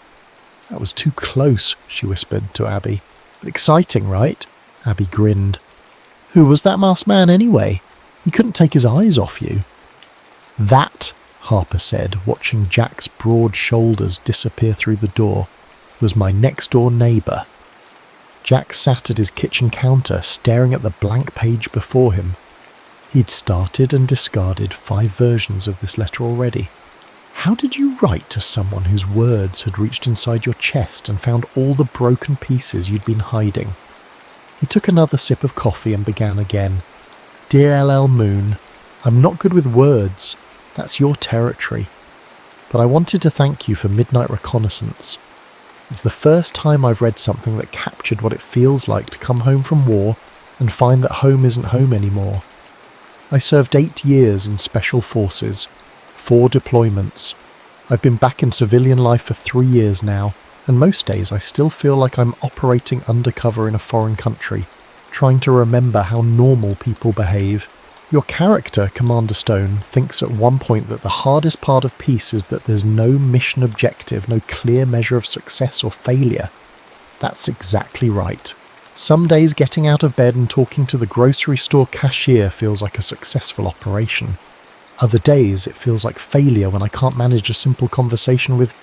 Jack paused, thinking of Harper Lennox's shy smile when she'd recommended LL Moon's book to him. The way she'd blushed when he'd taken it, as if embarrassed by the suggestion. With someone I'd like to know better. I don't know how you understand these things. At the event I wanted to ask you, but it seemed too personal a question for a public setting. Maybe you have someone in your life who served. Maybe you're just extraordinarily observant. Either way, thank you for seeing us, those of us who came back different than we left. I'll be reading the rest of your books now, all of them. Respectfully, Jay. He read it over once, folded it and sealed it in an envelope before he could second-guess himself. Tomorrow he'd drop it off at Sea Pages as Abby had suggested. The next morning, as Jack was leaving to deliver the letter, he spotted Harper coming out of her cottage, arms full of books and papers, struggling to lock her door. Without thinking, he jogged over to help. Let me, he said, taking the stack from her arms so she could find her keys. Oh, thank you. She seemed flustered, pushing her glasses up her nose with one finger. Just bringing some work home for the weekend. Research? He asked, nodding at what appeared to be historical reference books. She blinked in surprise. Yes, actually. For the summer reading program, we're doing a historical theme. As she successfully locked her door, Jack returned the stack to her arms, their fingers brushing briefly in the exchange. A strange sense of familiarity washed over him. Something about her eyes. I read that book, he said suddenly. The one you recommended. LL Moon. Harper's cheeks flushed pink. Oh, did you... was it... It was excellent, he said. I'm going to read more of her work. A smile transformed Harper's face, making her look younger, less reserved. I'm glad. Her writing is... special. There was an event last night at Sea Pages, a masked meet and greet with the author. It was interesting. Oh? I didn't know, Harper said, not quite meeting his eyes. How was it? Jack studied her for a moment. Revealing in some ways. She seems thoughtful, smart. Harper nodded, shifting the books in her arms. Well, I should get these inside. Thanks for your help. Any time, Jack said, watching her hurry back to her door. There was something about her voice just then that had niggled at the back of his mind, a cadence that seemed familiar. Shaking off the thought, he headed to Sea Pages to deliver his letter. Harper closed her door and leaned against it, heart racing. Jack had been at her event. He'd liked her book. He thought LL Moon was thoughtful and smart. The strange double life she'd been leading suddenly felt more complicated than ever. As Harper Lennox, she could barely string together a coherent sentence around Jack Maddox. As LL Moon, or as Carly at the masquerade, she'd had a real conversation with him, had connected with him in a way she'd only dreamed about. Her phone rang, Mboang, Margot's name flashing on the screen. The event was a triumph, Margot crowed without preamble. Abby says everyone loved you, and we've already seen a spike in pre-orders. We should do more of these, small, exclusive, mysterious. It's perfect branding. It was intense, Harper admitted, sinking onto her couch. But yes, I think it went well. Tell me everything, Margot demanded. Any standout moments? Interesting questions? Harper hesitated. There was a man there, a veteran. He said my portrayal of military experience was accurate. It was validating. That's what I've been telling you. Your work resonates because it feels authentic, even when you're writing about experiences you haven't had personally. You have that rare gift of emotional insight. But it wasn't just emotional insight, Harper thought as she ended the call. It was 3 years of watching Jack Maddox, of cataloguing his expressions, his movements, his rare smiles. It was imagining his life before Windmere Cove, creating scenarios that explained the shadows in his eyes. She'd built her most successful characters on the scaffold of a man she barely knew. Was that creative genius, as Margot suggested, or was it a strange one-sided intimacy that bordered on invasion of privacy? The question haunted her as she tried to focus on her historical research. By mid-afternoon she gave up and decided to walk to Sea Pages to see if Abby had any insights from the event that might help her make sense of her conflicted feelings. The small bookstore was busy with Saturday shoppers. Abby spotted her and waved her over to the counter. "Harper, just the person I wanted to see." Abby reached under the counter and pulled out an envelope. "This came for LL Moon this morning. I thought you might want it right away." Harper stared at the envelope, labelled simply LL Moon. The handwriting was bold and angular, masculine. "It's from him, isn't it?" Abby whispered, leaning forward. "Your hot neighbour who couldn't take his eyes off Carly last night." "We don't know that," Harper protested, but her racing pulse suggested otherwise. "Did he say anything when he dropped it off?" "Just that he hoped it would reach you. He seemed earnest." Abby studied Harper's face. "You're really into him, aren't you? This isn't just a crush on the guy next door." Harper sighed, tucking the letter into her bag. "It's complicated. I hardly know him in real life, but I feel like I understand parts of him that maybe no one else does. It's why my characters work. They're pieces of him, filtered through my imagination." "Well, now you have a way to know the real him," Abby said, nodding at Harper's bag where the letter lay hidden. "This could be the start of something, Harper. A real connection, not just one in your head." Harper wasn't so sure, but she thanked Abby and left, the letter burning a hole in her bag all the way home. Once inside, she made tea, arranged herself on the window seat, and carefully opened the envelope. By the time she finished reading Jack's letter, tears were streaming down her face. The raw honesty of his words, the vulnerability he'd shown to a person he believed was a stranger, moved her in ways she hadn't expected. She hadn't been wrong about him. The man she'd imagined, the one who inspired Commander Stone and her other heroes, was real. But he was also so much more complicated, more genuine, more wounded and hopeful than any character she could create. Without allowing herself to overthink it, Harper took out a sheet of her personal stationery, cream-coloured with a small lighthouse embossed in the corner, a gift from a library patron, and began to write. "Dear Jay, your letter touched me deeply. Thank you for your service, but more importantly, thank you for trusting me with your thoughts about coming home, about the challenges of returning to a world that seems to operate on different rules than the one you left. I don't have direct experience with military service. My understanding comes from research, from listening, and perhaps from a kind of emotional empathy that has always allowed me to imagine my way into others' experiences. But nothing I write has the legitimacy of lived experience. So your confirmation that I got some of it right means more than you know. You mentioned struggling with simple conversations with someone you'd like to know better. I understand that feeling, though from a different angle. I'm a naturally reserved person. In my daily life, I often find myself tongue-tied around others, especially people I admire or am drawn to. It's ironic that I can write thousands of words about the most intimate human connections, yet sometimes fail to make small talk in real life. Perhaps that's why writing is so freeing. On the page, we can be our best, most articulate selves. We can say the things we wish we could say out loud, like this.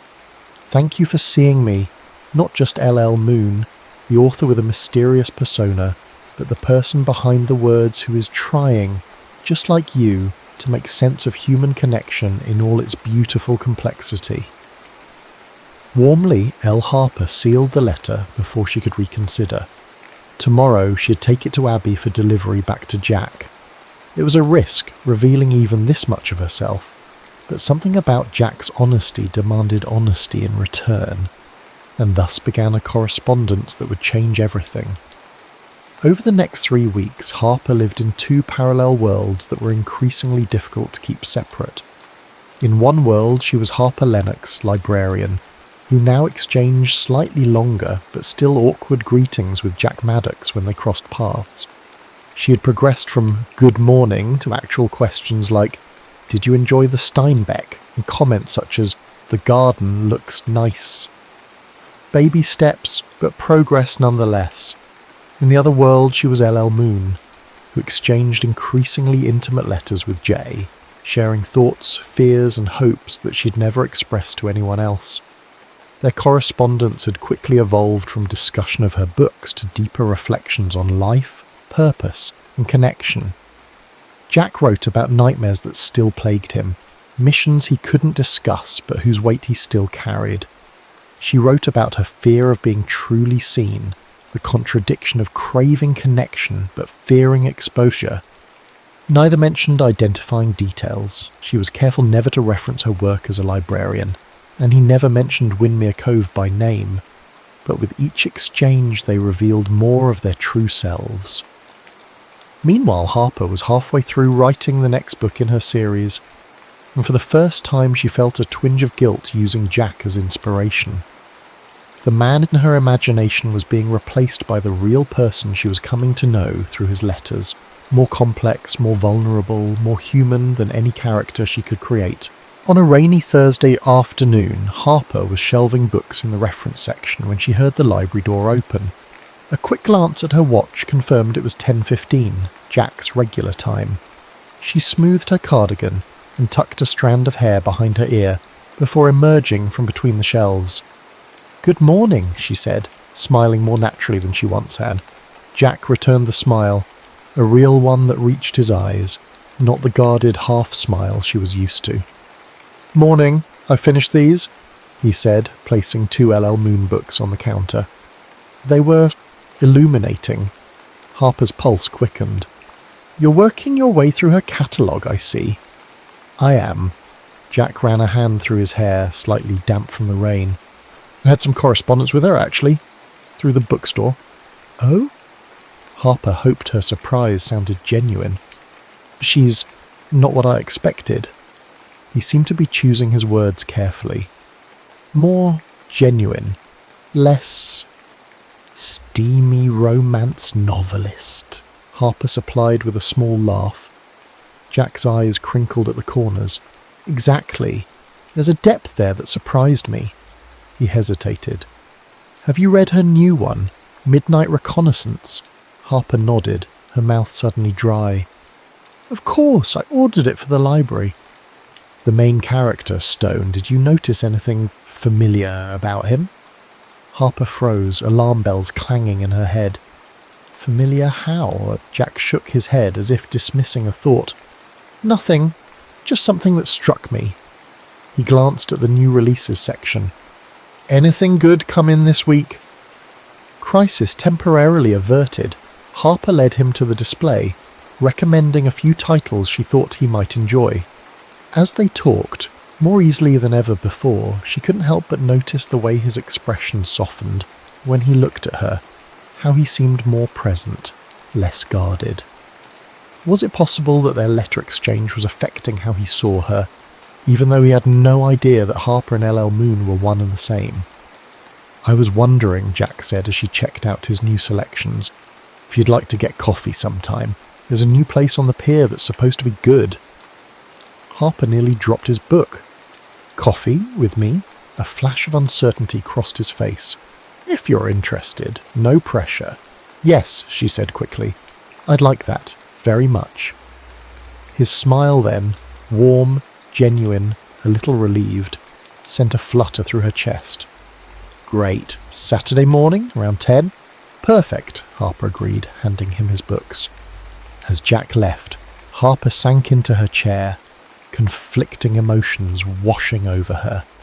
Joy at the prospect of spending time with him, guilt at the deception that was growing more complicated by the day, and a gnawing fear that when the truth inevitably came out, she would lose both the real connection they were forming and the fantasy one she'd created through their letters. That evening, another letter from Jack arrived via Abby. Harper made herself wait until after dinner to open it, savouring the anticipation. These letters had become the highlight of her weeks, a space where she could be completely herself without fear of judgment. "Dear Elle, I did something impulsive today. I asked out my neighbour, the shy librarian I mentioned before. We're getting coffee Saturday. I'm both looking forward to it and terrified I'll say the wrong thing and ruin whatever small progress we've made toward actual conversation. Is it strange that I feel I can talk to you more easily than to someone standing right in front of me? With you, the words flow. With her, I fumble and forget basic English. Yet there's something about her that draws me. A quietness that feels like it's full of thoughts she doesn't share. A sense that there's so much more beneath the surface than she lets people see. In your last letter, you asked what I hope for now that I'm back in civilian life. I've been thinking about it for days. The honest answer is that for a long time, I didn't hope for anything. I came back, inherited my grandfather's house and existed. I renovated rooms, I read books, I went through the motions, but lately I've started to want more. Connection, purpose, maybe even a future that feels like more than just surviving each day. Your books, your words helped with that. They reminded me that broken people can still find wholeness, that the past doesn't have to define everything that comes after. So thank you for that gift, and wish me luck on Saturday. I'll try not to be completely awkward. Yours, Jay. Harper set the letter down, her hands trembling slightly.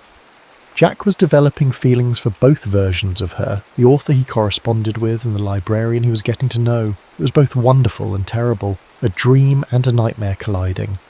She couldn't write back tonight. How could she respond to a letter about himself asking her out? The layers of deception were becoming too complex, the moral ground too shaky. For the first time since their correspondence began, Harper didn't immediately reply. Instead, she opened her laptop and stared at the manuscript of her new novel, the words blurring before her eyes. How had a simple pen name, a private way to express herself without judgment, turned into this elaborate double life? And more importantly, how could she find a way back to honesty without losing Jack in the process? Saturday morning dawned clear and bright, as if the universe were offering perfect weather as compensation for Harper's internal turmoil. She changed outfits 3 times before settling on a simple blue dress that Abby had once told her brought out her eyes. Contacts instead of glasses, hair down instead of up. Small changes that made her look more like Carly from The Masquerade without being obviously different from her everyday self. The coffee shop on the pier was a charming converted boathouse with large windows overlooking the water. Harper arrived 5 minutes early, but found Jack already there, securing a table by the window. He stood when he saw her, that warm smile appearing again. "You look nice," he said as she sat down. "Thank you," Harper replied, hoping the blush she felt wasn't too obvious. "So do you." It wasn't just politeness. The blue Henley he wore matched his eyes, and he seemed more relaxed than she'd ever seen him. Conversation flowed more easily than she'd expected. They discussed books. He was making his way through the classics he'd missed while enlisted. Music. They discovered a shared appreciation for jazz and local history. Harper knew all about the town's past as a smuggler's haven, which fascinated Jack. "I've lived next door to you for 3 years, Jack said as they finished their second coffees, "and I feel like I'm just now meeting you." "I'm not very good at people," Harper admitted. "Books are easier. They don't judge if you say the wrong thing." Jack nodded, understanding in his eyes. "I get that. When I first got back, crowds were impossible. Conversations felt like tactical operations, too many variables, too much that could go wrong." He paused.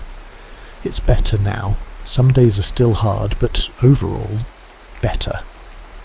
"What helped?" Harper asked, genuinely curious despite already knowing parts of the answer from his letters. "Time, routine," he looked out at the water, "and recently, finding connections that matter, remembering how to be human again." The way he looked at her then made Harper's heart ache with both joy and guilt. There was interest there, warmth, the beginning of something that could be wonderful if it weren't built on a foundation of half-truths and omissions. "Can I ask you something?" Jack said suddenly. "It might seem strange." Harper nodded, a flutter of anxiety in her stomach. "Have you ever heard Me'el Moon?" For a moment Harper couldn't breathe. Yes, of course. I order her books for the library. They're quite popular." Jack studied her face. "There's something familiar about her writing, something I can't quite place." He shook his head. "Sorry, that probably sounds crazy." "Not crazy," Harper managed. "Many readers feel a personal connection to writers they enjoy. It's the magic of good writing. It feels like it's speaking directly to you." "It's more than that," Jack insisted. "There are phrases, insights. It's as if she knows things she couldn't possibly know." He ran a hand through his hair, a gesture Harper had described in her most recent novel. "Anyway, I'm probably reading too much into it." Harper knew she should let it drop, but something pushed her to ask, "Have you read all her books now?" "Almost. And I've been writing to her through the bookstore. We've been corresponding for a few weeks." "Oh? What do you write about?" Harper held her breath, waiting for his answer. Jack's expression softened. "Everything. Nothing. Life. It's the strangest thing, writing to someone I've never properly met, yet feeling like she understands me better than people I've known for years." The guilt Harper had been carrying crystallized into resolution. This had gone too far. She couldn't continue deceiving him, not when he was opening up to her, to both versions of her, with such honesty. "Jack, Sorry," he interrupted, looking embarrassed. "I didn't mean to go on about it. It's just been unexpected, finding that connection through letters." Harper swallowed the confession that had been on the tip of her tongue. Not here, not now. This needed to be done carefully, thoughtfully. "I understand," she said instead. "Sometimes the written word allows for a kind of honesty that's harder face to face." "Exactly." The smile he gave her then was so full of warmth that Harper knew whatever came next she had to find a way to tell him the truth, even if it meant losing him. As their coffee date ended and Jack walked her home, their hands occasionally brushing, Harper made a decision. She would write one more letter as LL Moon, a letter that would begin the process of revealing the truth, whatever the consequences. "Dear Jay, I've started this letter a dozen times, and each attempt feels inadequate. How do you tell someone that you've been less than honest? That what began as a small omission has grown into something that keeps you awake at night? You asked in your first letter how I could understand so well what it feels like to come home from war. The truth is, I don't, not from personal experience. but I do understand what it means to live a divided life, to present one face to the world while keeping another hidden. My pen name wasn't meant to become a deception. It was protection, a way to express some parts of myself I couldn't share as the person I am in daily life. But as LL Moon became successful, the division grew. Now I find myself in an impossible situation, connected to someone in two separate ways, neither of them fully honest. I need to tell you something important, something that may change how you see me and these letters we've shared. I'm not asking for forgiveness, only the chance to explain in person. If you're willing to hear me out, come to See Pages this Friday at 7 p.m. No masks this time, just truth.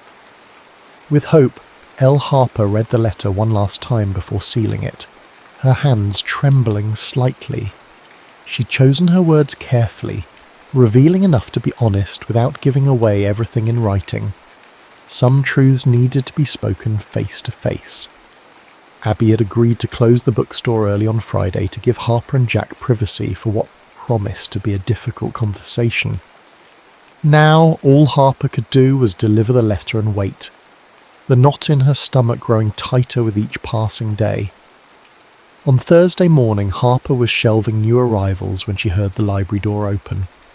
Jack's distinctive footsteps approached, and she steeled herself to face him, unsure what his reaction to her letter had been. "Good morning," she said, turning with a smile she hoped didn't betray her nerves. "Morning." His expression was unreadable. "Got a minute to talk?" Harper nodded, her mouth suddenly dry. "Of course, let me just—" She finished shelving the book in her hand and led him to the small reading nook at the back of the library, away from the few morning patrons browsing the shelves. "Is everything okay?" she asked as they sat in adjacent armchairs. Jack studied her face for a long moment. "I got a strange letter from LL Moon yesterday. She wants to meet in person, says she hasn't been honest with me." Harper's pulse hammered in her ears. "Are you going to go?" "I don't know." He ran a hand through his hair. "It's complicated." "Because of the pen name, the anonymity?" Harper asked carefully. "Partly." Jack leaned forward, elbows on his knees. "Also because of you." "Me?" Her voice came out higher than she intended. "This thing between us, coffee, conversations, getting to know each other, it matters to me a lot." His eyes held hers, sincere and direct. "And these letters with LL Moon, they've meant something too. It's confusing to feel connected to two different people at the same time." Harper's heart ached with the irony of his words. Maybe they're not as different as you think." Jack frowned. "What do you mean?" It was now or never. Harper took a deep breath. "Jack, I need to tell you something important. The library door chimed, and Martha, Harper's elderly assistant, appeared at the end of the aisle. "Harper, dear, the school group is here for the reading hour. 33rd graders waiting in the children's section." Harper closed her eyes briefly, frustration washing over her. "I'll be right there, Martha." She turned back to Jack. "I'm sorry, I have to—" "It's okay," he said, standing. "We can talk later." "Friday," Harper said impulsively. "Are you free Friday evening?" Jack's expression shifted, something like suspicion crossing his features. "Friday at 7? Harper nodded, her heart racing. "Please come. It's important." He studied her face for a long moment. "Harper, are you—" "I have to go," she said, rising quickly. "But please, Jack. Friday at 7, See Pages bookstore. I'll explain everything." Before he could respond, she hurried away, leaving him standing alone in the reading nook, confusion evident in his expression. The next day and a half were among the longest of Harper's life. She checked her phone obsessively, half expecting a message from Jack, though they'd never actually exchanged numbers. She jumped every time the library door opened, but Jack didn't return. By Friday evening, Harper was a bundle of nerves as she walked to See Pages. Abby had arranged the store much as she had for the masquerade event, but more simply, Just 2 comfortable chairs facing each other in a quiet corner, a bottle of wine and 2 glasses on a small table between them. "He'll come," Abby reassured her, squeezing her shoulder before leaving. "And it'll work out. He cares about you. Both versions of you." Harper smiled weakly. "Thanks for everything." As Abby's car pulled away, Harper poured herself a glass of wine with shaking hands. It was 6:55 p.m. She sat in one of the chairs, smoothing her dress, the same deep blue one she'd worn to the masquerade, a deliberate choice to help Jack make the connection. At 7:10, there was still no sign of him. Harper's hope began to fade. He wasn't coming. He'd figured it out and was too angry, too hurt to face her. At 7:22, just as she was about to give up, the bookstore door opened. Jack stood there, his expression guarded as he took in the scene. The empty store, the wine, Harper, in her blue dress. "You came?" she said softly, standing.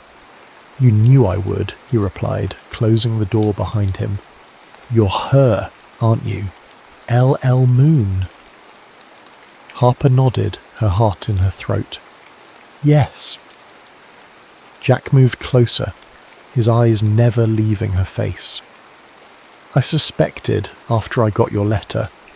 Things started falling into place, the way you both use certain phrases, the timing of the masked event, how much LL Moon seemed to know about me in her books." "When did you know for sure?" Harper asked.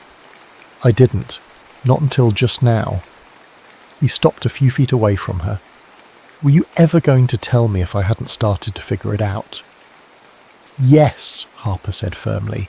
"That's why I wrote the letter, why I asked you to come tonight. I couldn't keep lying to you, not when you were being so honest with me, both as Harper and as LL Moon." Jack was quiet for a long moment. "Why the deception? Why not just tell me from the beginning?" Harper gestured to the chairs. "It's a long story. Will you sit, please?" After a moment's hesitation, Jack nodded, taking the seat across from her. Harper poured him a glass of wine, which he accepted but didn't drink. "I never meant to deceive you specifically," she began. "The pen name came first, years before you moved to Windmere Cove. I was teaching literature at a small college then, shy, insecure about my writing. LL Moon was protection, a way to separate my professional life from what I thought would be a small, private, creative outlet." "But it wasn't small for long," Jack said. Harper shook her head. "No. The books took off and suddenly maintaining my anonymity became crucial. I moved here for the privacy, for a fresh start where no one knew me as either person. Then you moved in next door and what?" Jack prompted when she paused. Harper met his eyes. "And you became my muse, the quiet, guarded neighbour with ghosts in his eyes. I started writing characters inspired by what I imagined your story might be." A flicker of discomfort crossed Jack's face. "You wrote about me without knowing me." "Yes," Harper admitted, "and I'm sorry for that. It was presumptuous and unfair. But then I got to know you, through our letters, through our conversations at the library and over coffee, and I realised how much more complex, how much more human you are than any character I could create." Jack was quiet, processing her words. "At the masquerade event, when we talked, you knew exactly who I was." "Yes, and I was terrified you'd recognise me, but also thrilled to finally have a real conversation with you without my usual shyness getting in the way." "So, Carly was what? A performance?" There was a hint of hurt in his voice. "No," Harper said quickly. "That was me. A version of me without the barriers I usually put up. Just like LL Moon in our letters was me, being more honest and open than I've ever been with anyone." Jack took a sip of his wine, his expression thoughtful. "You've been living a double life all this time?" "Triple, actually," Harper said with a sad smile. "Harper the shy librarian, Carly the confident woman at the masquerade, and LL Moon, the successful author who writes the words I can't say out loud. But they're all me, Jack. Different facets of the same person. And which one was falling for me? The directness of his question took her breath away. All of them, she whispered. That's why I had to tell you the truth. Because I couldn't bear to keep lying to someone I... She trailed off, unable to say the words. Someone you what? Jack pressed, leaning forward. Someone I'm falling in love with, Harper finished, her voice barely audible. Jack was silent for what felt like an eternity. Then slowly, he reached across the table and took her hand in his. I have one more question. Harper nodded, her heart pounding. Anything. Letter you wrote me after the masquerade, was that real? Were those your true feelings, or just part of the act? Every word was real, Harper said without hesitation. I've never been more honest than in those letters, Jack. That's the irony of all this. I had to hide behind a pen name to show you who I really am. Jack's thumb traced small circles on the back of her hand. I understand that better than you might think. It's sometimes easier to be brave on paper or behind a mask. Are you angry? Harper asked softly. I was, he admitted.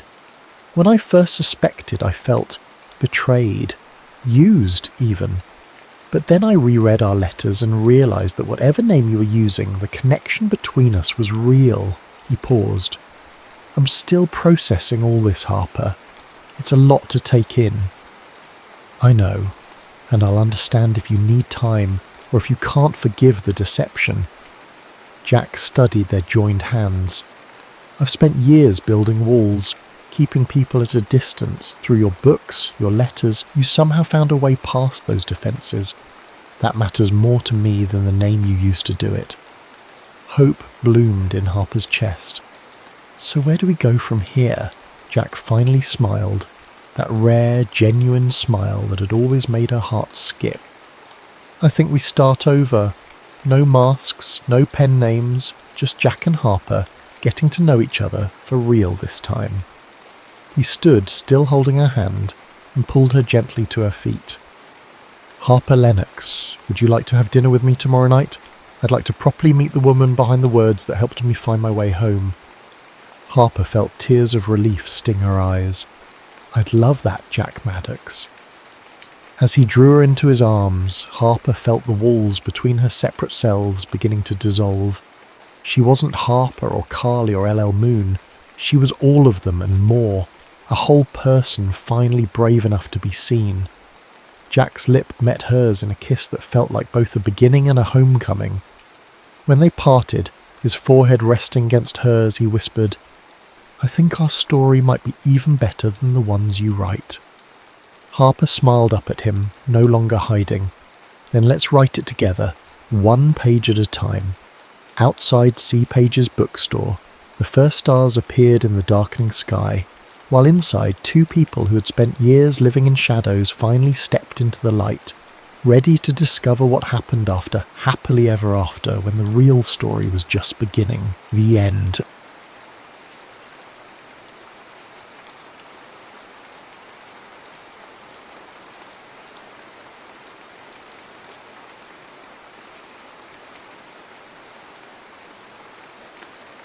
Velvet Curtains and Vinyl Dreams. London, 1977. The air tasted of diesel and discontent. The kind of summer when pavement softened underfoot and revolution hung in the atmosphere like an unplayed chord. Roxanne Wilde stared at her reflection in the filthy backstage mirror, barely recognising the woman glaring back. Half her makeup was sweated off, revealing the constellation of freckles she'd tried to bury. Her eyes, ringed in smudged coal, looked hollow. 3 shows in 2 days, no sleep, bad speed, worse whiskey. 5 minutes, Rox, her bassist Matty shouted through the door. The Snarls were opening for The Clash tonight, their biggest gig yet, and she felt nothing but dread. Rox ran her tongue over her chipped front tooth, souvenir from a stage dive gone wrong last month. The crowd had parted like the Red Sea, leaving her to meet the concrete floor face first. Tonight's venue, the Roxy, was packed with industry vultures.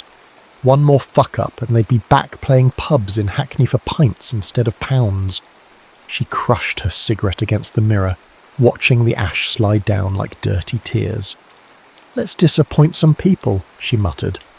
The stage lights hit her like an accusation. Too bright, too exposing. The first chord from Matty's bass vibrated through the floorboards. Drummer Sully picked up the beat. Too fast, the nervous idiot.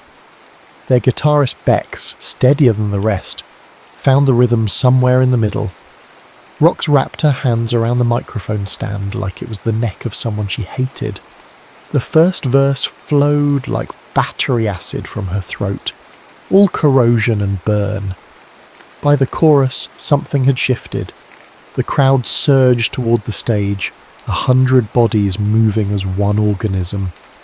But halfway through their third song she spotted him. Suit jacket despite the heat, Cuban heels, notebook in hand. Another fucking A&R man looking for the next Sex Pistols, the next cash cow to milk dry. He wasn't even watching her. He was writing something down, dismissing them before they'd even finished. Something snapped inside her like a guitar string wound too tight. Rox grabbed her warm beer from the amp, took a swig and spat it directly into the microphone. The feedback screeched like a wounded animal. "Enjoy the fucking audition," she snarled, dropping the mic with a thunderclap of reverb. She flipped 2 fingers at the crowd and stalked off stage, ignoring Matty's desperate grab for her arm. Backstage, their manager Cecil was already red-faced, veins standing out on his forehead like worms after rain. "You just committed career suicide, love," he hissed, breath reeking of gin and disappointment. "That was Malcolm fucking Davies from Elektra Records." Rox laughed, the sound as sharp as broken glass. "Good. Save me the trouble of doing it myself."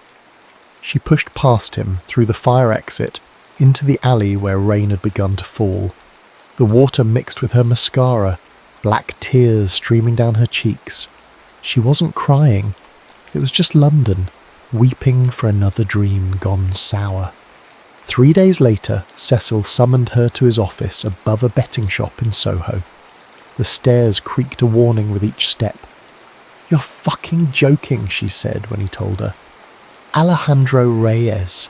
He produced that Fever Dream album everyone's lost their minds over. 3 Grammys. He wants to meet you. I don't need some wanker in expensive shoes telling me how to sound more commercial." Cecil leaned forward, desperation etched into the lines around his mouth. "The rest of the band is ready to replace you, Rox. One more chance, that's all you've got." The cafe was neutral territory, neither his world nor hers. Alejandro Reyes was already seated when she arrived, deliberately 20 minutes late. He stood when she approached, a gesture so old-fashioned it momentarily disarmed her. Close up she noticed his eyes first, amber, watchful, amused, not at all what she expected. "Ms. Wilde," he said, his accent warming the edges of her name. "Thank you for coming." "Didn't have much choice," she replied, dropping into the chair across from him. "And it's Rox. Nobody calls me Ms. Wilde except the magistrate." His smile was slow, revealing a slightly crooked incisor that humanized what would otherwise have been intimidating perfection. "I was at your show, the abbreviated one. Wasn't my finest hour. Actually, I disagree." He slid his notebook across the bell. "May I be honest with you?" She shrugged, reaching for his coffee instead of her own, taking a deliberate sip. He didn't react. "Your band is adequate. Your songs are better than most. But your voice..." He paused, searching for words with a precision that suggested English was not his first language. "Your voice is a wound that hasn't healed. People will listen because they recognize their own pain in it." Rox narrowed her eyes, studying him for the mockery, the manipulation, the angle. She found none. "So what's your pitch, Mr. Reyes? Make me a star, get me on top of the pops, new clothes, new teeth, new attitude?" "Alejandro." or Alex? He leaned back, regarding her thoughtfully. And no, I want to make a record that matters, not a collection of singles, not background noise, something that captures this moment, all the fury and fear and possibility.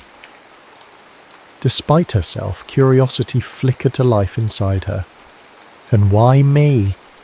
There's a dozen singers out there with better technique. Technique, he scoffed softly. I can't produce honesty. Either it's there or it isn't. You have it. The waitress appeared with more coffee. Rox noticed Alex's hands as he reached for the cup.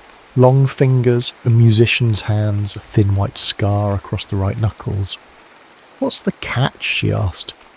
Total commitment, 30 days in studio, no distractions, no exits, just the music. And my band? They'll be there. But this isn't a democracy. In that room, you and I make the final decisions. Rox laughed. The first genuine one in weeks. They'll hate that. Cecil will hate it more. Is that a problem for you? She considered him. The stranger offering salvation packaged as collaboration. Everything about him should have repelled her. His calm authority, his success, his obvious wealth. Yet something in those amber eyes spoke of battles fought in private, of understanding earned through blood. When do we start? She asked. His smile widened, reaching his eyes this time. We already have. The blackout studio earned its name honestly.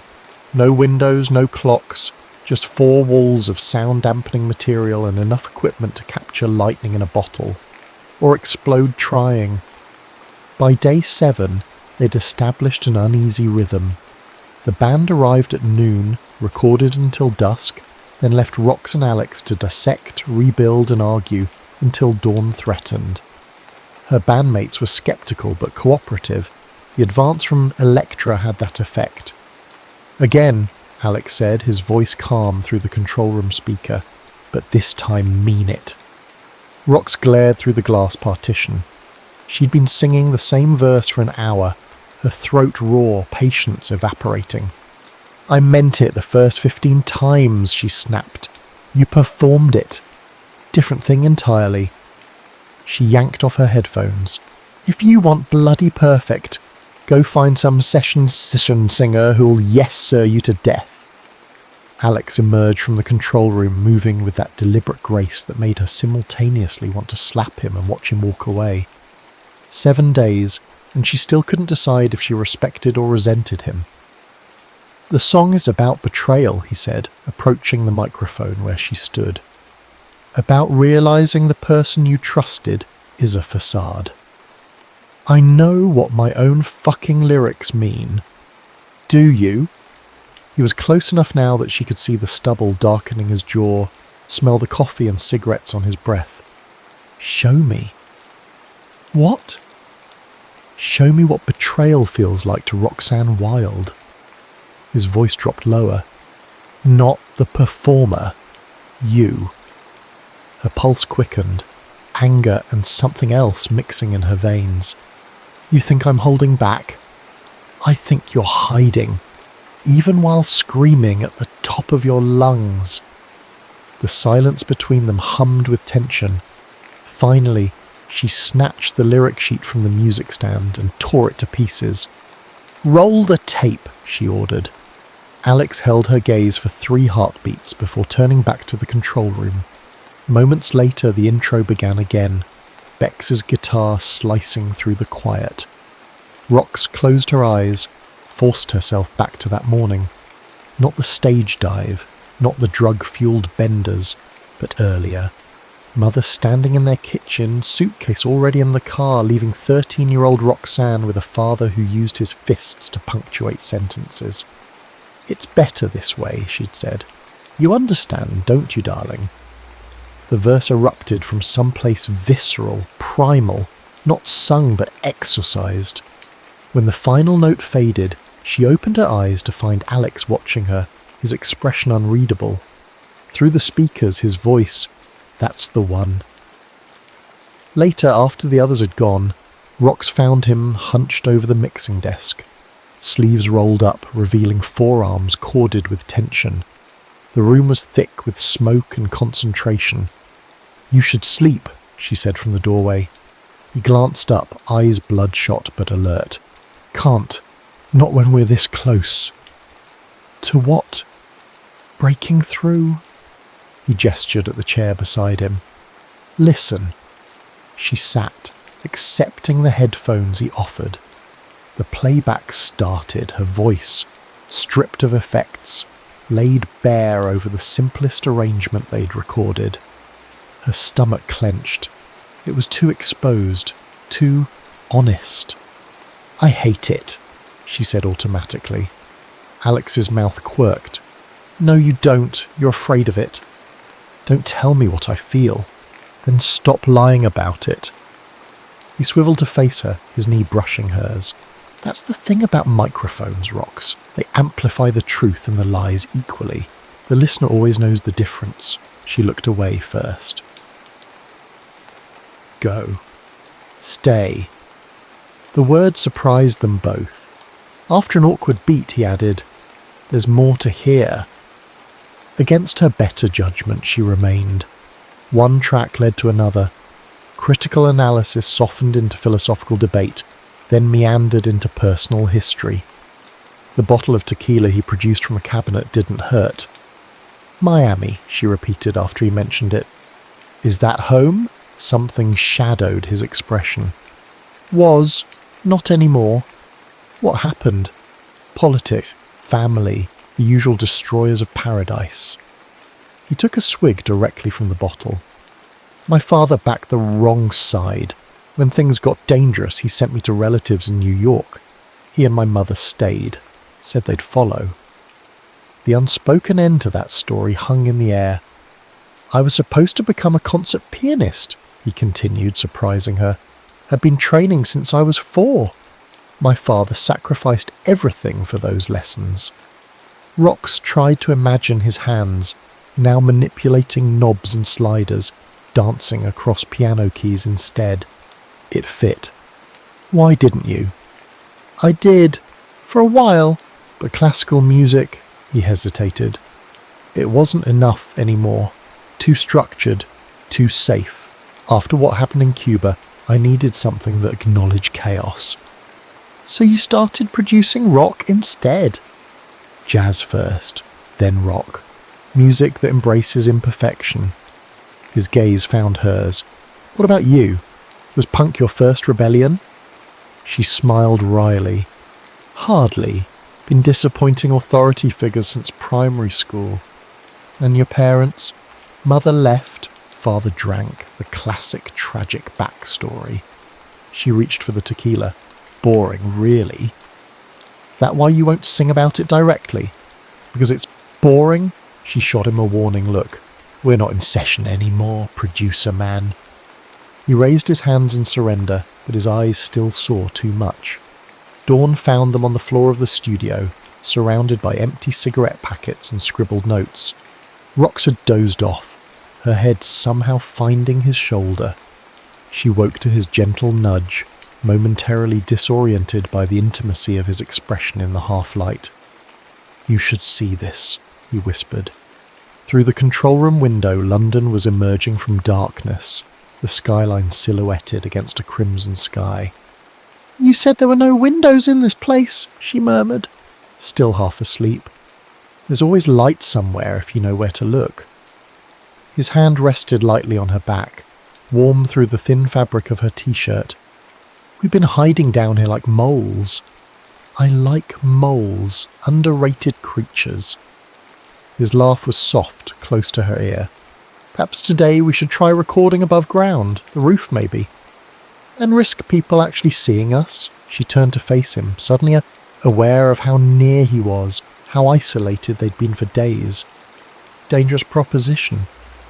Something changed in his eyes, a recognition, a decision made. His hand moved to her cheek, thumb brushing her lower lip. "I'm beginning to think danger might be the point." The kiss, when it came, was not what she expected. Not aggressive, not tentative, but questioning. An exploration rather than a conquest. Her fingers found his hair, surprisingly soft. A crash from the outer studio shattered the moment. Cecil's voice boomed down the hallway. "Anyone alive in this tomb got the contracts?"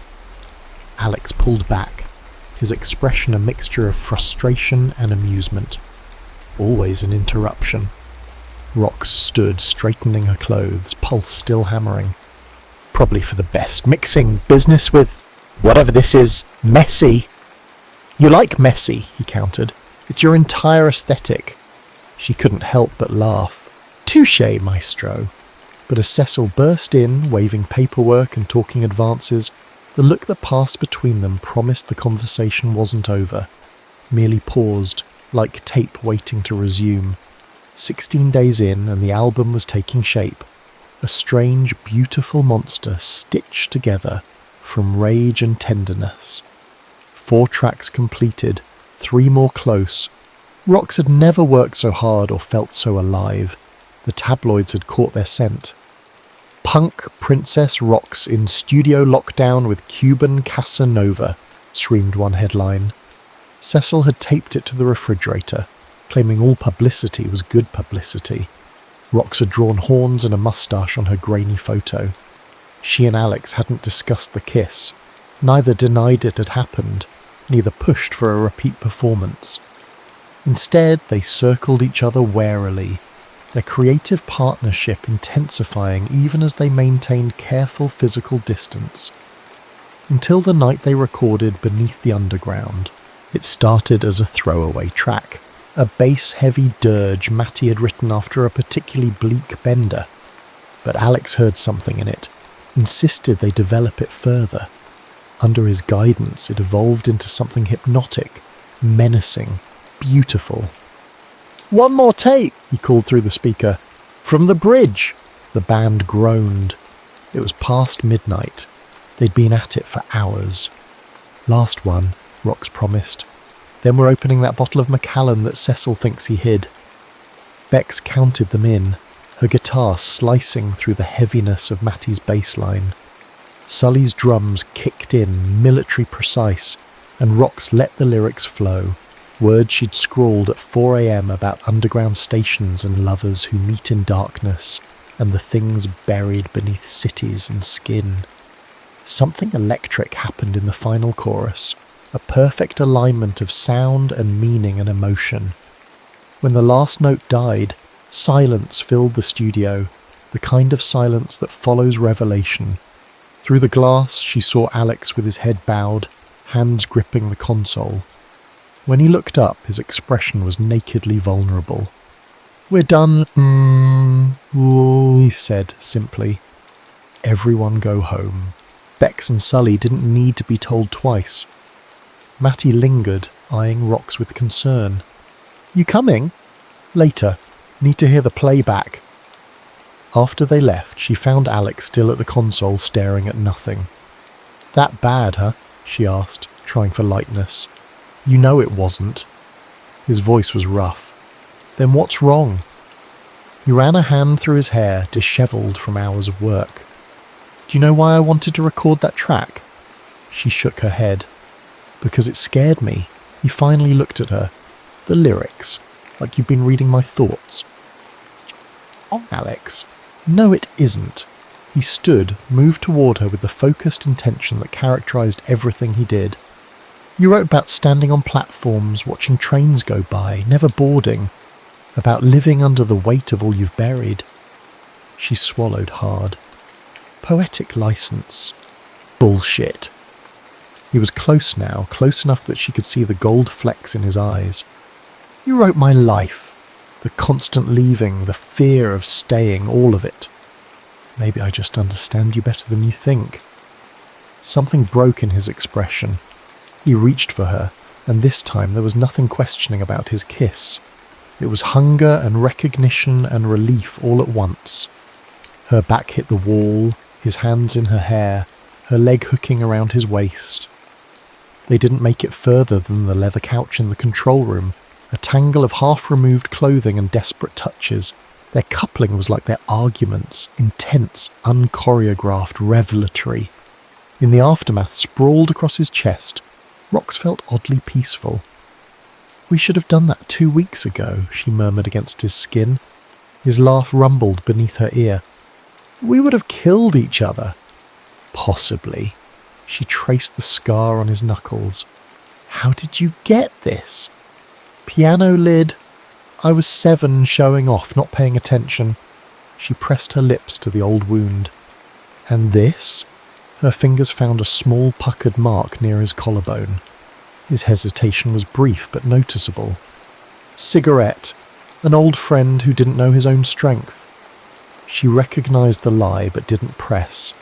Everyone had secrets, scars they protected. God knew she had her share.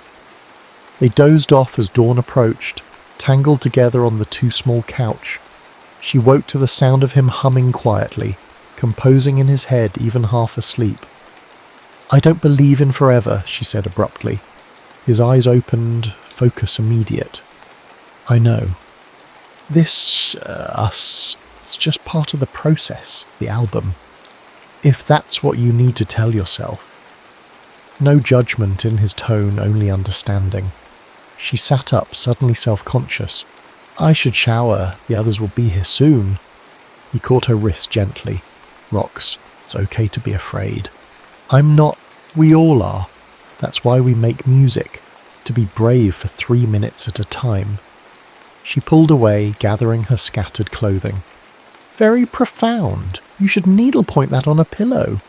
His smile was sad but knowing. And there she is, right on cue. "What's that supposed to mean?" "Nothing gets too close. Nothing gets too real. The Roxanne Wilde defense mechanism." She yanked on her jeans, anger flaring. "Don't psychoanalyze me. You don't have the qualifications. I have the evidence." He sat up, unself-conscious in his nakedness. Every time you create something authentic, you sabotage it with a joke or an insult or exit strategy. Every single time. "Maybe you're terrified of being abandoned again, so you leave first." The words hit with physical force. She grabbed her boots, needing escape. "That's it," he continued, relentless now. "Run, like always." She whirled on him. "What do you want from me, Alex? Some big emotional breakdown, tears and confessions and promises? That's not who I am." "No? Then who are you?" Because the woman who wrote those lyrics, who sang that song last night, she knows exactly who she is, and she's fucking magnificent. Rox froze, caught between fury and a dangerous, unfamiliar hope. Before she could respond, the studio door buzzed. Through the small security monitor they could see Matty and Bex waiting outside, unusually early. "Saved by the bell," she muttered, but as she moved to let them in, Alex caught her hand one last time. "This conversation isn't over." She met his gaze steadily. "Yes, it is. We've got an album to finish. That's all that matters now." His expression hardened, professional once more. "As you wish, Miss Wilde." The distance in his voice shouldn't have hurt. She'd asked for it, after all. But as she buzzed in her bandmates, Rox felt something precious slipping away. A connection exposed then severed, like a cable cut mid-recording. Day 23, 3 tracks left, a week to finish, and the atmosphere in the studio had curdled. It wasn't outright hostility. In some ways, that would have been easier. Instead, Alex and Rox maintained a chilly professionalism that fooled no one. They spoke through technical jargon and third parties. Tell Rox the second verse needs another take. Ask Alex if he wants more reverb or just enjoys wasting everyone's time. The band watched this tennis match of passive aggression with varying degrees of concern and irritation. Only the undeniable quality of the recordings prevented mutiny. Then Malcolm Davies from Elektra arrived unannounced, bringing chaos in his pinstriped wake. "Loving what I'm hearing," he announced after a playback session, his voice too loud for the small control room. "Absolutely transformative, but..." Rox tensed. In her experience, everything before the but was meaningless flattery. "I'm concerned about commercial viability." Beneath the Underground is brilliant, but 7 minutes long. Radio won't touch it. And velvet curtains. Bit morbid for the mainstream, isn't it? That's rather the point, Alex said, his tone neutral, but his posture rigid. This isn't a mainstream album. Everything's mainstream if it sells, darling. Malcolm's laugh was practiced, hollow. Just need a few tweaks. A radio edit of Underground, perhaps trim a verse from Velvet, and we'll need a proper single. A single, Rox repeated flatly. Something catchy, rebellious, but, accessible. Malcolm mimed quotation marks around the last word. You lot can whip something up, can't you? We've got the full release schedule to consider. Alex glanced at Rox, the first direct look they'd shared in days. A silent communication passed between them, unexpected unity in the face of this common enemy. We'll discuss it, Alex said carefully. Marvellous. Malcolm checked his watch. Keep me updated. Ciao, darlings. The moment the door closed behind him, the explosion came. Absolutely fucking not, Rox snarled. I won't butcher the songs for radio play. Agreed, Alex said. The album stands as is. Their solidarity lasted exactly 17 minutes, right until they started discussing how to tell Elektra to piss off without losing the contract. We deliver as promised, then stand our ground, Alex argued. Bollocks to that, Rox countered. We tell them now. If they walk, they walk. And the band loses everything. Your career, over before it started. Better than being castrated for commercial appeal. She paced the room like a caged animal. You're supposed to be this great visionary producer. Where's your artistic integrity now? His eyes narrowed. Don't question my integrity. I've been protecting this album and you from day one. Protecting me? She laughed bitterly. That's rich. You think this is the first time Elektra's tried to interfere? I've been running interference while you've been throwing tantrums and pushing away anyone who gets too close. The band, watching this escalation with alarm, began making discreet exits. Only Matty remained, his expression troubled. If you two are finished, he interjected, I might have a solution. They both turned to him, surprised. We give them a single, he continued. Not from the album, something separate. A bone to throw while we keep the real work intact. The idea hung in the air, oddly reasonable amid the emotional chaos. It could work, Alex admitted reluctantly. Great, Rox said, her voice brittle. You two sort it out. I need air. She grabbed her jacket and escaped before either could respond. Outside, London was enjoying a rare, perfect evening. Warm air, clear sky, streets alive with possibility. Rox walked without direction, letting the city's rhythm calm her frayed nerves. 3 streets later, she realised Matty was following her. Subtle as a brick, aren't you? She called without turning. He jogged to catch up. Someone had to make sure you didn't disappear, again. I'm not the disappearing type. No? What about that week after the tour when no one could find you? Or when that journalist asked about your father and you vanished mid-interview? She shot him a warning look. Point made.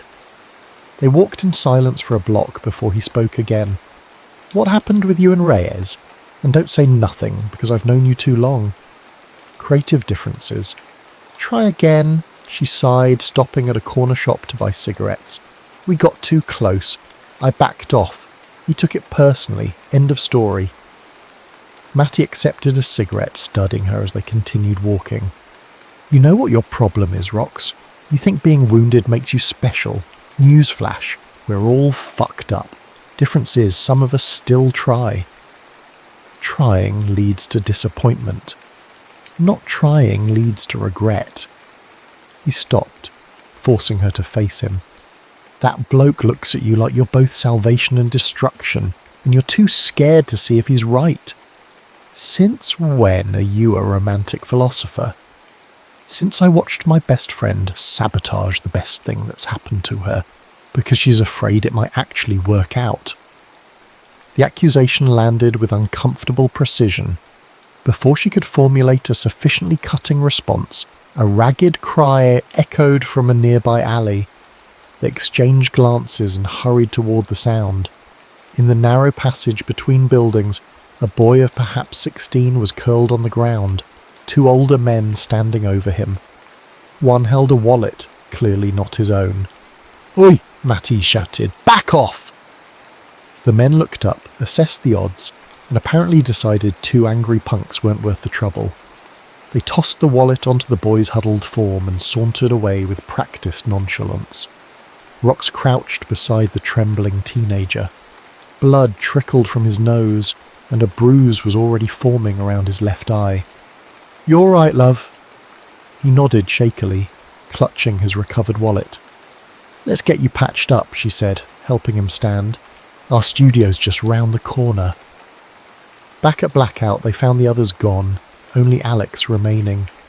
His expression shifted from surprise to concern at the sight of the injured boy. "First aid kit's in the back," he said without preamble, leading them to the small kitchenette. As he efficiently cleaned the boy's cuts, Rox explained what had happened. The teenager, Danny, gradually relaxed, even managed a smile when Alex offered him tea in a chipped mug that read, "Sound engineers do it with better frequency." "You're them, aren't you?" Danny asked suddenly. "From the papers, the band and the producer." Rox exchanged glances with Alex. "Guilty as charged." Danny's eyes widened with recognition. "My sister loves your last single, the one about council estate dreams or whatever."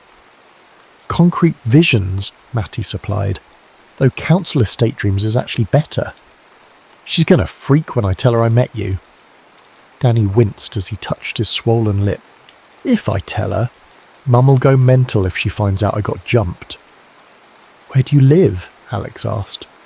"Hackney, near the Marshall estate." Rox raised an eyebrow. "Bit far from home, aren't you?" Danny shrugged, then winced at the movement.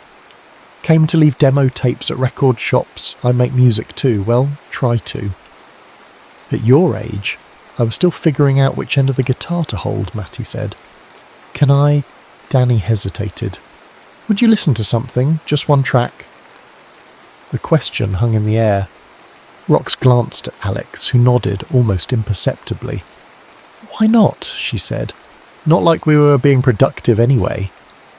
Danny pulled a battered cassette from his jacket pocket. Alex took it gently, examining the handwritten label before inserting it into the studio deck. What emerged from the speakers was raw, unpolished, and undeniably alive. A bedroom recording of distorted guitar and drum machine, over which Danny's voice, stronger than his slight frame suggested, sang of escapes planned, but never executed. When it ended, silence filled the room. Danny stared at his scuffed boots, braced for rejection. "It's rough," Alex said finally, "but there's something there." "The chorus needs work," Rox added. "But the bridge, that bit about standing at the junction, that's good." Danny's face split into a grin despite his swollen lip. "Really? Really?" Matty confirmed. "Reminds me of early Clash demos." Alex leaned against the console, something thoughtful in his expression. "Do you have more?"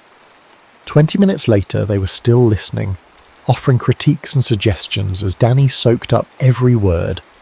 His youth and earnestness cut through the tension that had dominated the studio for days.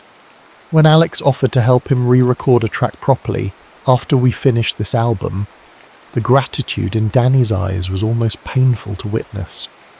Later, after they'd pooled money for a taxi to send him safely home, Rox found herself alone with Alex in the control room.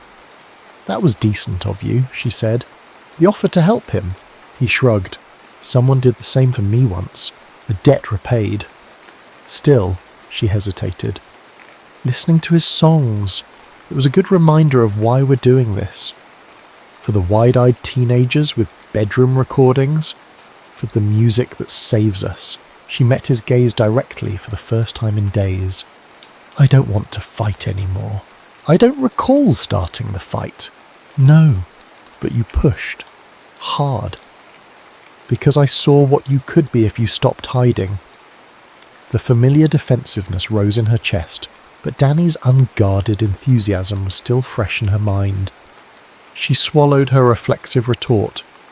Maybe you're right. His eyebrows lifted in exaggerated shock. I'm sorry, could you repeat that? I think I hallucinated. A reluctant smile tugged at her lips. Don't be a wanker. I'm trying here. I know. His expression softened, and I appreciate it. Another silence, less hostile than before, but still charged with unresolved emotion. About what Malcolm said, she began. Already handled, I called Cecil, explained our position. The album stays intact or we walk. And Cecil is doing what he does best, negotiating while pretending to agree with everyone. She laughed, the sound breaking the last of the tension between them. Poor Cecil, stuck between rock stars and suits. You consider yourself a star already. I consider myself a rock at least. She moved closer, testing the waters. Hard, cold, difficult to move.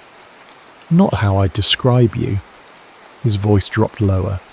Stubborn? Yes. Cold? Never. The air between them shifted, possibility returning like a needle finding its groove. But before either could act, the studio door opened, revealing Bex and Sully, arms laden with takeaway bags. Peace offering, Bex announced. Chinese food and a resolution. Whoever mentions Electra or singles or anything business-related buys a round at the pub. Deal, Rock said, moving away from Alex with a backward glance that promised continuation. They ate cross-legged on the studio floor, passing containers and trading stories, the band's solidarity beginning to heal.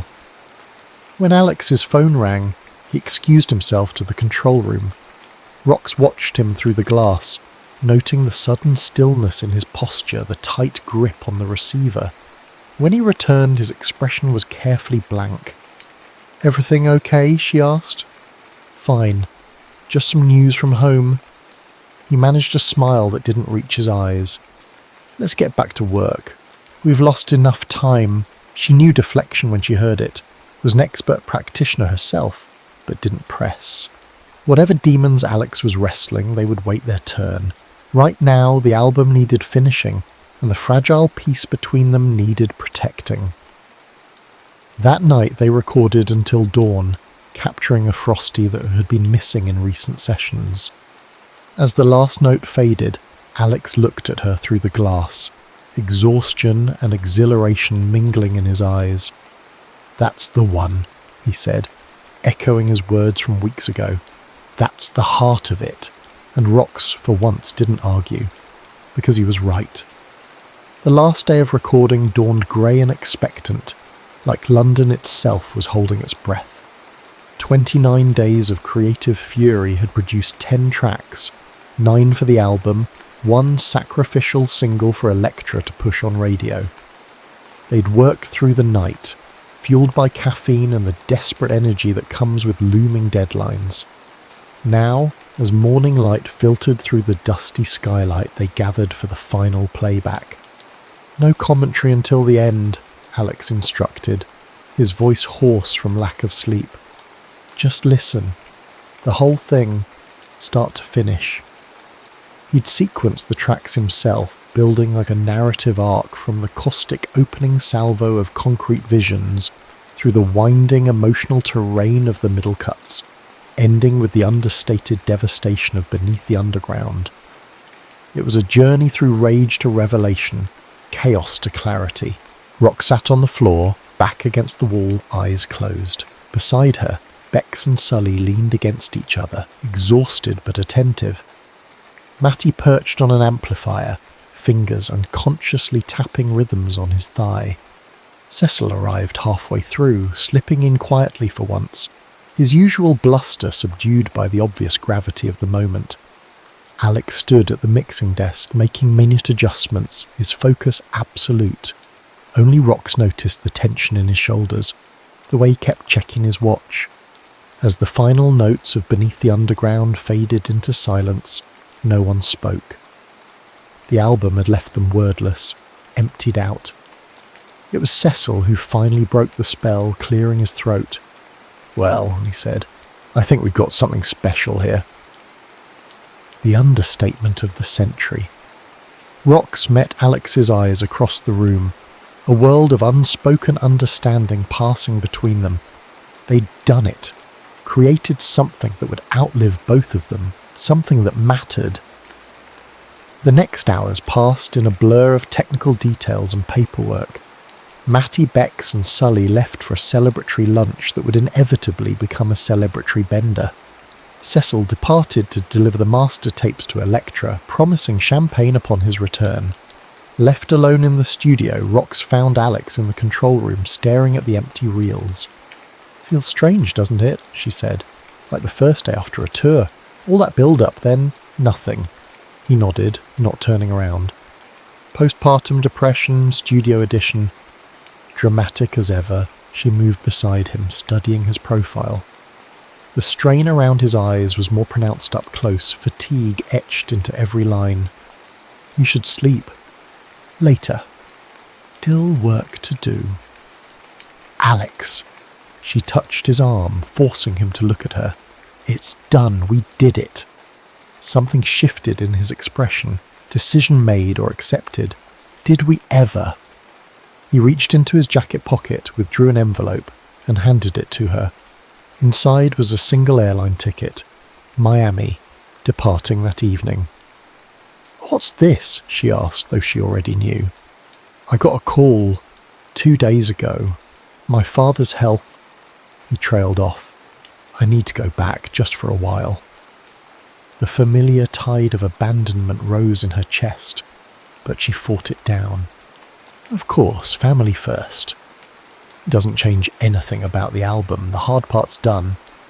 "When were you planning to tell me?" "I'm telling you now." He ran a hand through his dishevelled hair. "I was going to mention it after the playback, but then everything was perfect, and I didn't want to ruin the moment." She wanted to be angry. It would be easier, but found she couldn't muster the energy. 29 days in this underground sanctuary had changed her in ways she was only beginning to understand. "Does Elektra know?" "Cecil does. He'll handle the label." Alex hesitated. "I spoke with Malcolm about you." "About me?" "Your solo potential." She blinked, caught off guard. "What solo potential? I'm with the Snarls." "For now, but you're going to outgrow them, Rox. We both know it." "That's not fair." "It's not about fair, it's about what's true." He moved closer, his gaze intense despite his exhaustion. "You have something rare. Don't waste it trying to fit into someone else's idea of what you should be." "Is that what this month was about? Grooming me for a solo career?" "No." His voice was firm. "This month was about making the best fucking album possible. Which we did." He took her hands in his. "What happens next is up to you." The touch of his skin against hers brought memories flooding back. Creative arguments that lasted until dawn. The unexpectedly tender way he tucked her hair behind her ear during a late-night recording session, the taste of tequila on his lips. "And what about us?" she asked, the question she'd been avoiding for weeks. "What happens next there?" His smile was bittersweet. "That depends. Do you believe in international phone calls?" "I believe in finishing what we start. Then we're not finished, just on pause." He pulled her closer. "I'll be back in London by the time the album releases. 3 months, give or take." It wasn't a promise. Not exactly, but it was more than she'd expected from either of them, an acknowledgement that whatever had sparked between them deserved exploration. Cecil's return interrupted the moment. He burst through the door with his usual lack of subtlety, brandishing champagne and news. They love it. Absolutely mental for it. Release date confirmed for November. Full promotional budget. The celebration that followed felt surreal, disconnected. Rox went through the motions, accepting congratulations, discussing plans, all while acutely aware of the ticking clock. Alex's flight left in hours. When it was time for him to leave, they stepped outside together, the rare sunshine feeling like a cosmic joke. "So," she said, hands shoved deep in her pockets. He tilted her chin up with gentle fingers. "Remember what I told you that first day? About your voice being a wound that hadn't healed?"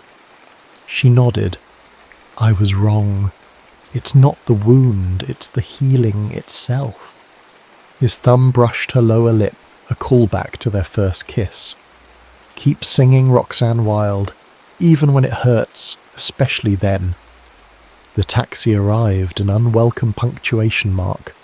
One kiss, brief but intense, and he was gone, Miami bound with promises to call that both knew might not withstand distance and time and separate lives. 3 months later, Velvet Curtains and Vinyl Dreams released to critical acclaim and modest commercial success. The Snarls became underground darlings, respected if not quite famous. The sacrificial single even managed radio play, introducing their sound to unsuspecting commuters across Britain. Rox kept every review, every mention in a folder on her nightstand. Not for herself, she rarely read them twice, but for when he returned. If he returned. The promised phone calls had come at first. Transatlantic static, punctuating conversations that grew increasingly formal, increasingly brief. His father's condition had stabilised but required ongoing care. Miami studios had offered him projects he couldn't refuse. London seemed increasingly distant in his descriptions. By the 4th month, the calls stopped altogether. Release day had been November 17th. By March, Rox had accepted that the album would be their only collaboration. She'd moved on, or convinced herself she had. The Snarls were recording again, with a different producer, a different sound. She'd cut her hair, changed her look. Life continued its relentless forward motion. Until the night she found herself at the studio again. Blackout, now renovated with Electra money, but still essentially the same underground bunker where they'd created magic. She hadn't planned to go there. Her feet had simply carried her, muscle memory guiding her through London's tangle of streets on the anniversary of that first disastrous gig, the one where she'd spat beer and stormed off stage and unknowingly set her life on a new trajectory. The security guard recognised her, let her in with a nod. The place was deserted, too late for the day shift, too early for the night owls. She wandered through the control room, fingers trailing over equipment that had once seemed so intimidating. The leather couch was gone, replaced by something sleek and uncomfortable looking. The ashtrays had disappeared, smoking now banned indoors, but the acoustics remained the same, that perfect balance of reflection and absorption that made every sound feel immediate, present. She sat at the mixing desk, closed her eyes, and could almost hear his voice through the monitors. Again, but this time mean it. The soft click of the door opening barely registered until a familiar voice broke the silence. "I should have called first." Her eyes flew open. Alex stood in the doorway, thinner than she remembered, hair longer, but unmistakably him. "You should have called at all," she replied, proud of how steady her voice remained despite the earthquake beneath her ribs.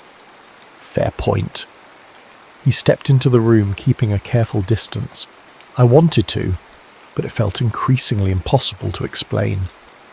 "Try me." He set down a battered leather case, the same one he'd brought to their first meeting. "My father died 2 months ago." "I'm sorry." She meant it. "After that I had decisions to make, about where I belong." His gaze held hers. "I kept coming back to this room, to what we made here." "And what was that exactly?" "You know what." He moved closer, stopping just beyond reach. "I've listened to our album approximately 300 times. It holds up." Despite herself, she smiled, modest as ever. Not modest, accurate, another step. I've been offered a production deal here. Permanent position, London-based. Her pulse quickened, but wariness kept her rooted to the spot. Congratulations. I haven't accepted yet. Why not? Because I wanted to ask you something first. He closed the final distance between them. Would you be interested in a different kind of collaboration? What did you have in mind? Her voice betrayed her, catching on the final word. Dinner, for a start, somewhere with actual windows and no recording equipment. His smile was tentative, genuine. I thought maybe we could try being normal people for a change. Normal? She tested the word, found it didn't fit either of them. I don't think that's in our repertoire. Then something authentic, something real. He held out his hand. What do you say, Roxanne Wilde? One more track? She looked at his offered palm, remembering every argument, every breakthrough, every moment of connection they'd shared in this underground sanctuary. For once, she didn't search for the escape route, didn't prepare for disappointment. Instead, she took his hand. I suppose we could try a different arrangement, she said, allowing herself to be pulled to her feet. See how it sounds. His other hand found her waist, drawing her closer. I've always been partial to duets. Outside, London continued its chaotic symphony, traffic and voices and the distant thrum of music from neighbouring clubs. But in the studio where they'd once created something eternal, Rox and Alex began composing something new, something unrecorded, but no less real, something worth the risk of hearing even if it hurt. The end.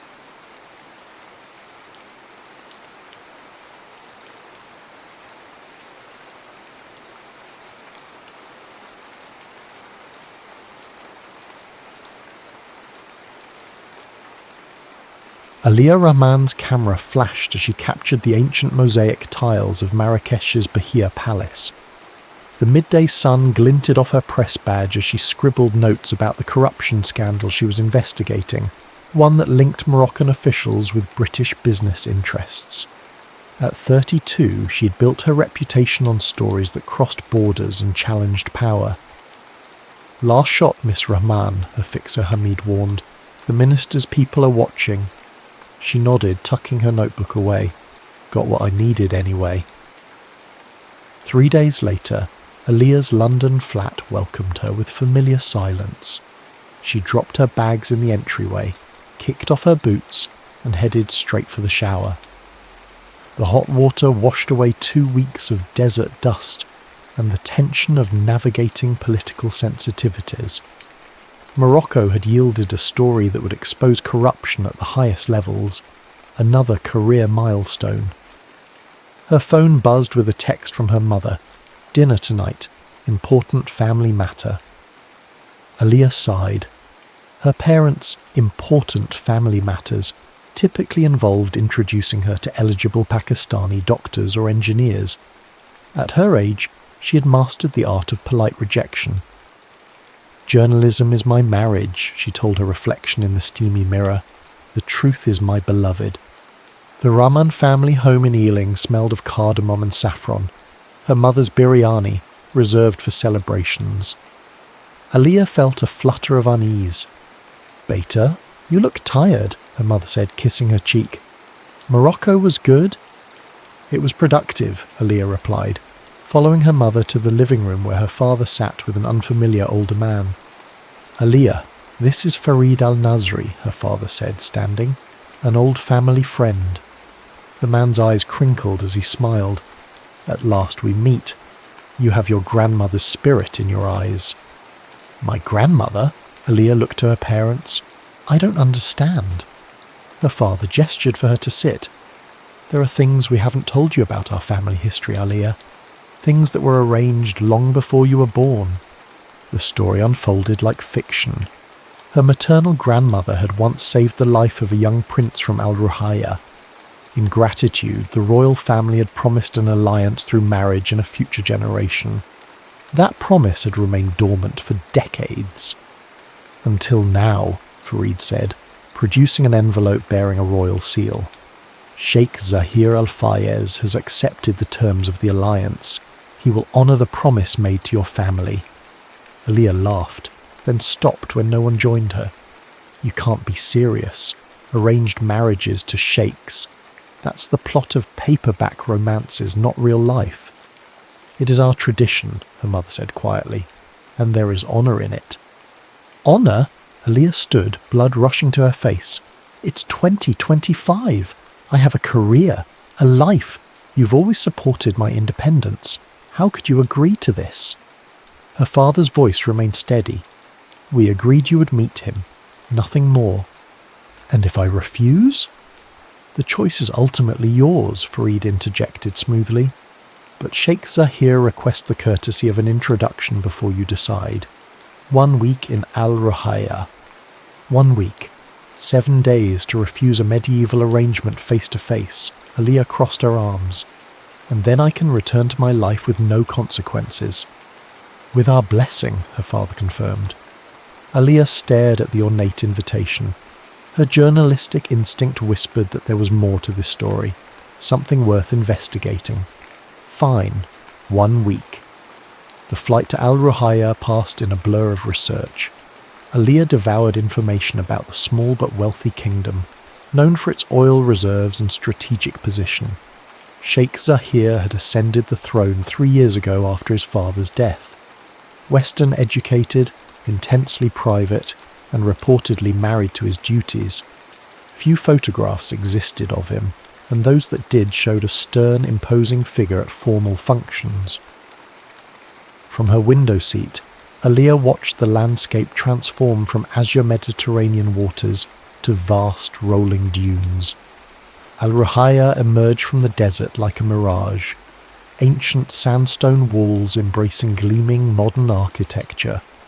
A sleek black car awaited her on the tarmac. No customs, no passport control.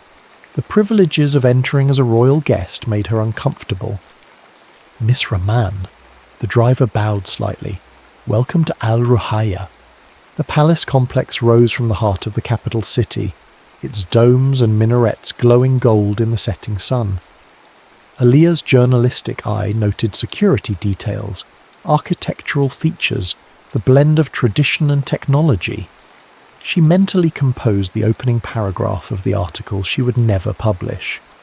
The kingdom of Al-Ruhaya exists in 2 times at once, anchored in centuries of tradition while reaching for an ultra-modern future.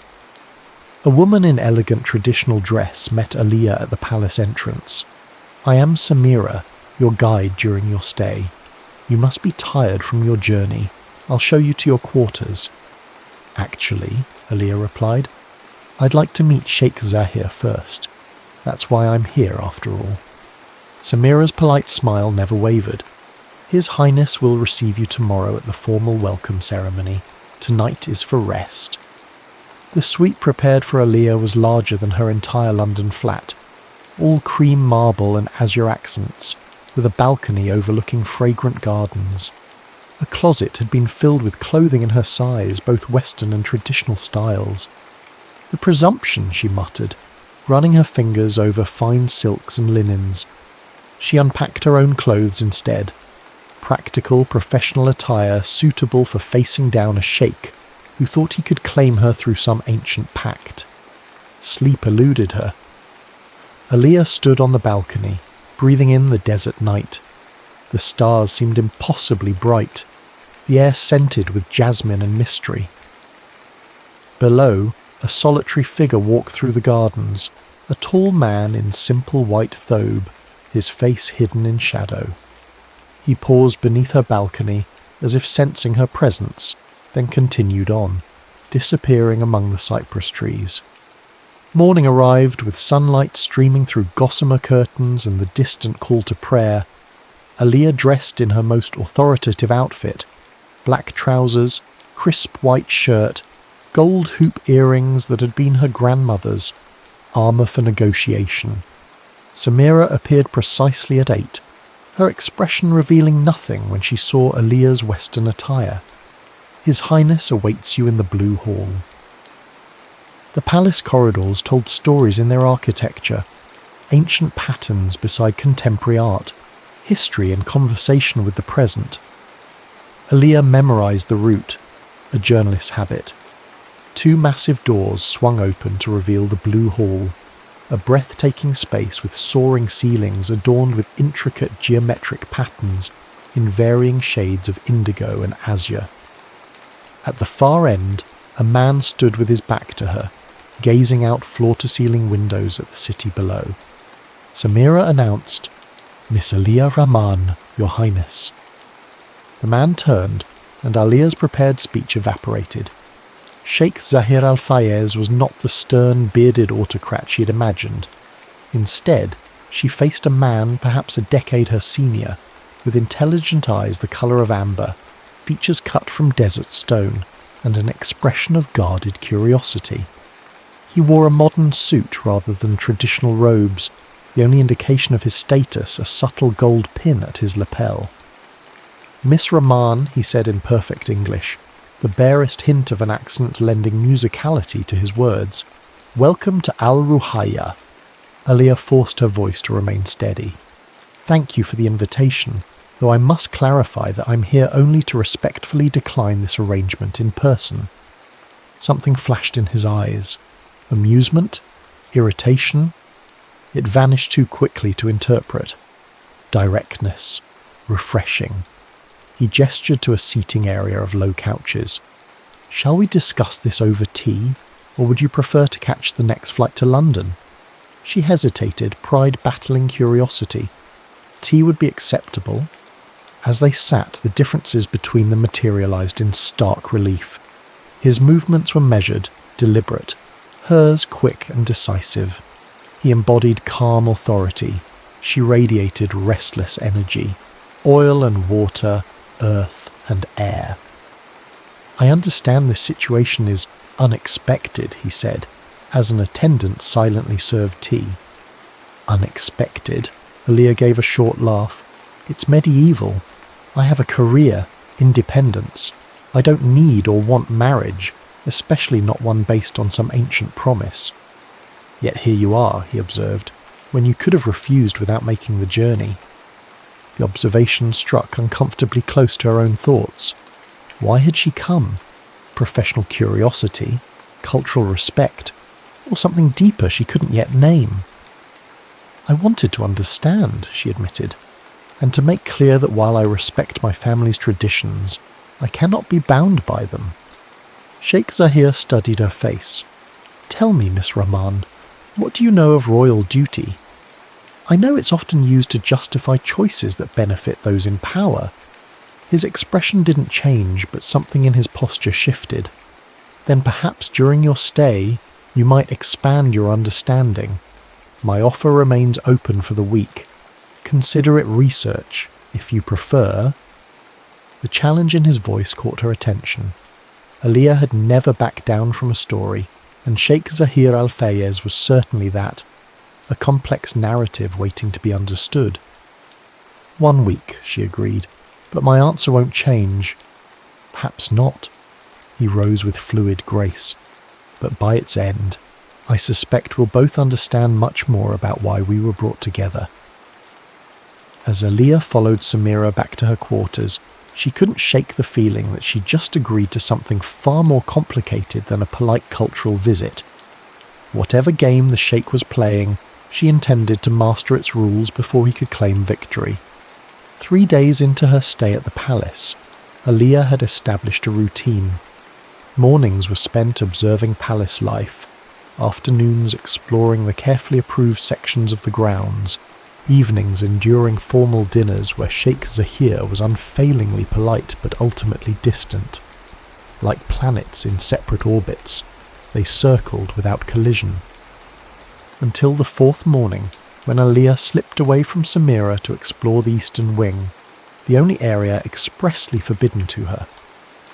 "The heart must have its mysteries," Samira had said cryptically when Aliyah questioned the restriction. The eastern corridors were quieter, the decor more intimate. Family quarters, perhaps? Aliyah moved silently, her journalist's instinct for discovery overriding caution. A partially open door revealed a room unlike any she'd seen in the palace. Walls lined with books, comfortable furniture worn with use, windows overlooking a private garden of roses. A personal retreat, not a stateroom. Curious as well as defiant, Sheikh Zahir's voice came from behind her. An interesting combination. Aliyah turned, chin raised. If you want someone to follow rules blindly, you've chosen the wrong woman. Have I chosen at all? He approached slowly. Or are we both caught in circumstances not of our making? In the intimate space, she noticed details she had missed before. A scar at his temple, the slight asymmetry of his features that made him human rather than an icon. His eyes held exhaustion that his posture denied. This was your father's room, she guessed, noting old photographs on a desk. Surprise flickered across his face. Yes. How did you know? The books are older. The furniture hasn't been replaced with each fashion trend. It feels preserved rather than maintained. He studied her with new interest. You see much for an outsider? That's my job, seeing what lies beneath the surface. She gestured to a leather journal on the desk. You write here. Poetry, he admitted, an indulgence with no place in state matters. May I? She nodded toward the garden beyond the windows. Without waiting for permission, she stepped through the French doors into an explosion of colour and fragrance. Roses of every hue climbed trellises and spilled over stone pathways. At the centre stood a marble bench beneath an ancient olive tree.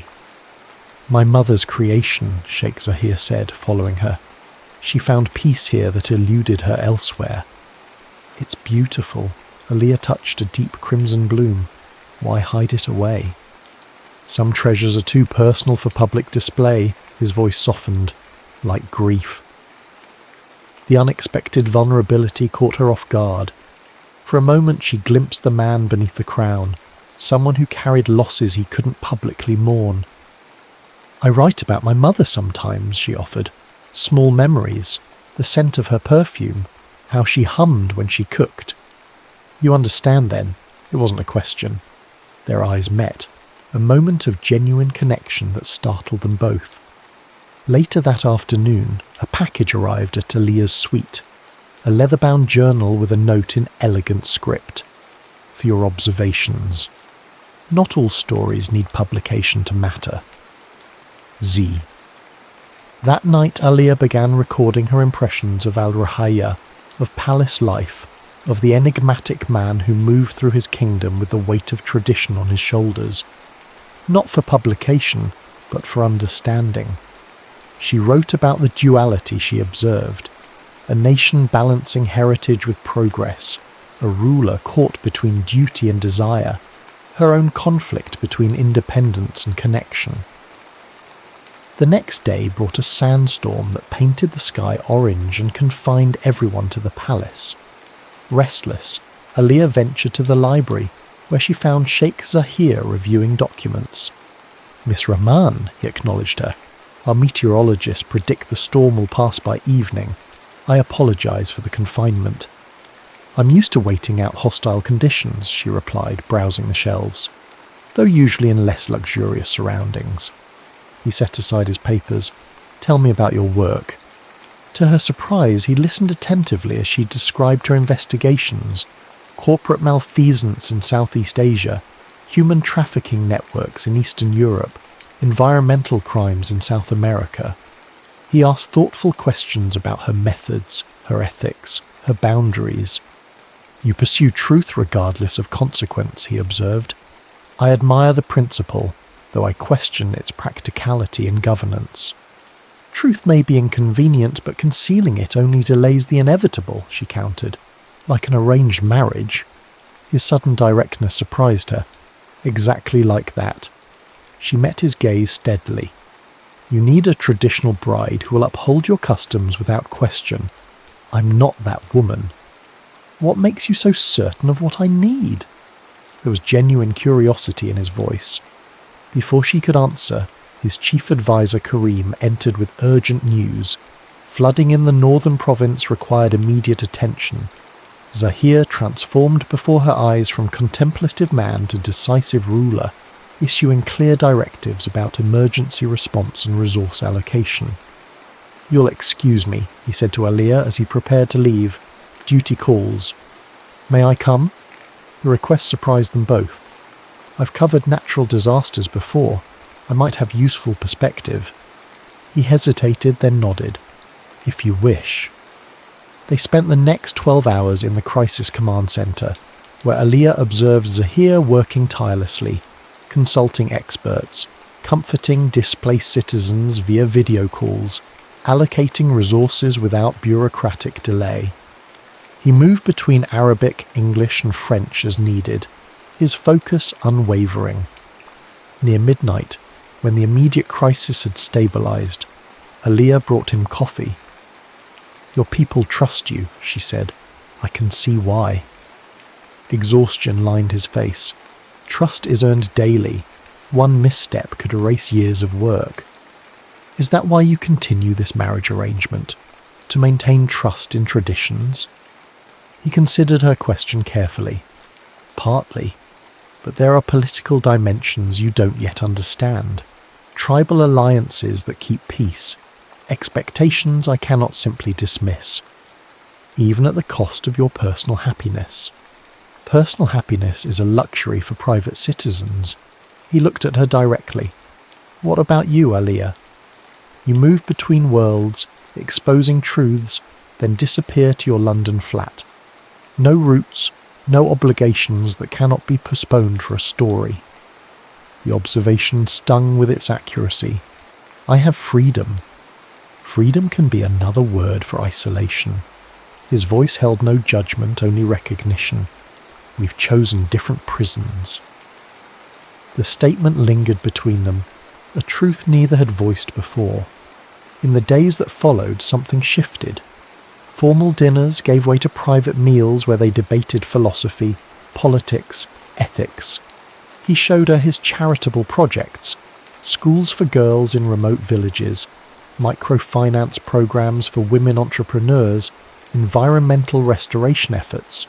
She shared her investigative methods, her ethical frameworks, her vision for journalism that created meaningful change. On her 6th night in Al Ruhaya, the palace hosted a diplomatic reception. Aliyah found a traditional gown among the clothes provided, midnight blue embroidered with silver stars, elegant yet modest. She wore it with her grandmother's earrings, a bridge between her worlds. When she entered the grand ballroom, conversations paused. She felt eyes tracking her movement, curiosity, judgment, speculation. The weight of scrutiny made her understand, fleetingly, what Zahir experienced daily. He found her on a terrace seeking respite from the crowded room. "You honour our traditions while remaining distinctly yourself," he said, approaching. "Few can balance that edge so gracefully." Music drifted from inside, a traditional orchestra playing a contemporary arrangement. "Would you dance?" he asked. "Or is that too conventional for an unconventional arrangement?" "I think we've established I'm willing to try new experiences." She accepted his outstretched hand. They moved together with surprising harmony, his formal training complementing her natural rhythm. The diplomatic audience watched with approval.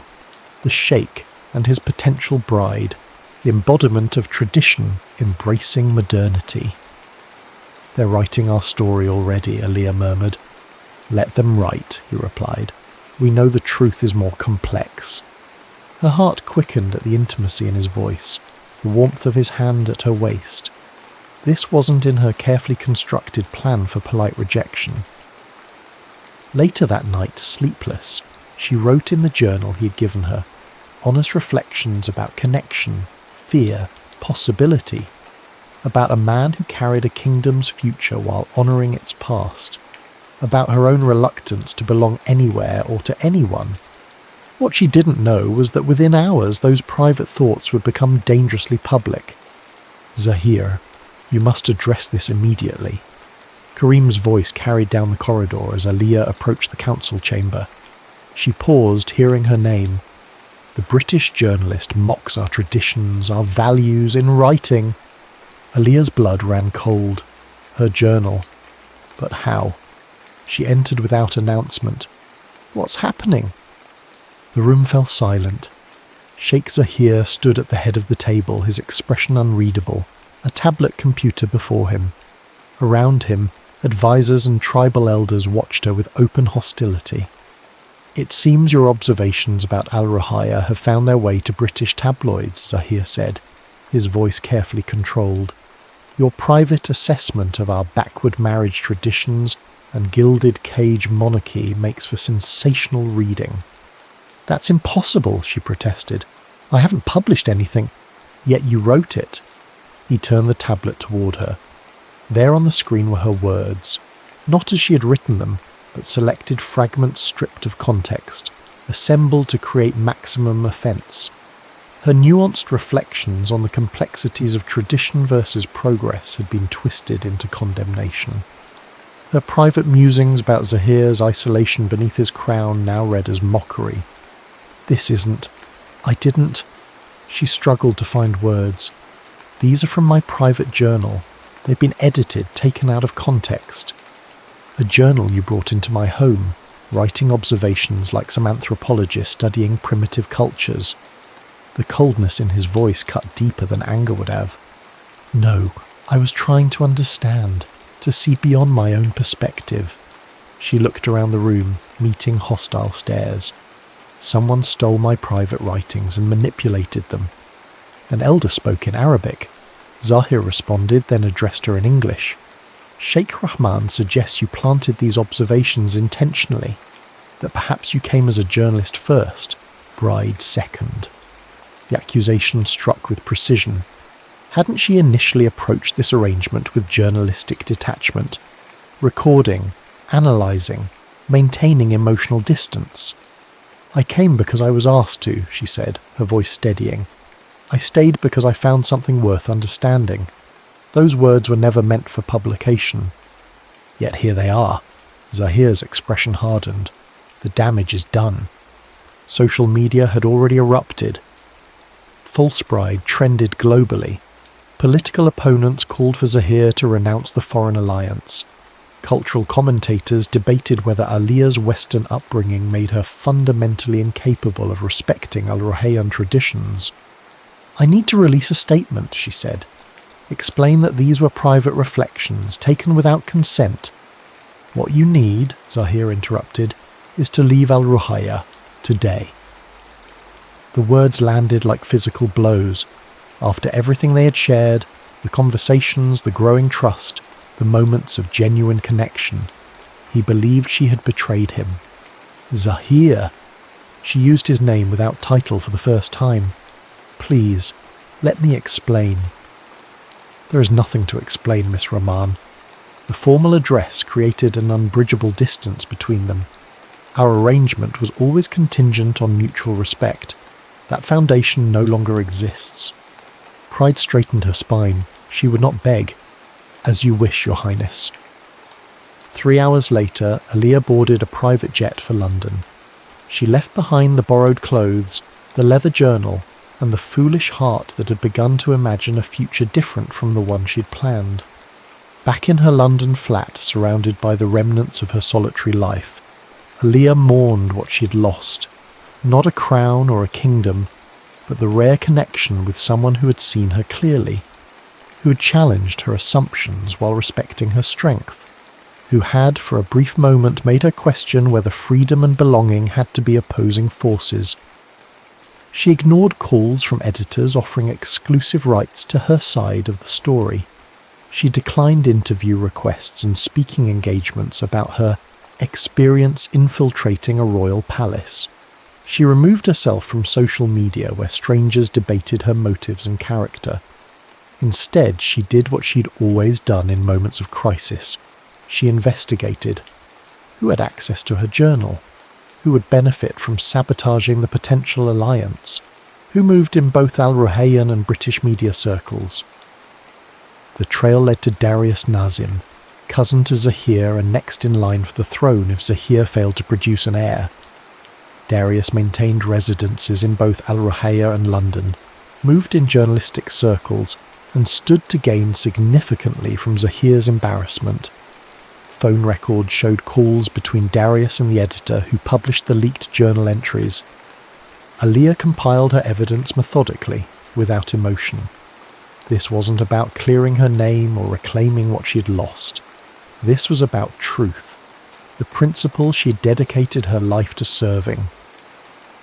When her investigation was complete, she sent a single email to Sheik Zahir's private account, the one she'd seen him use during the flooding crisis.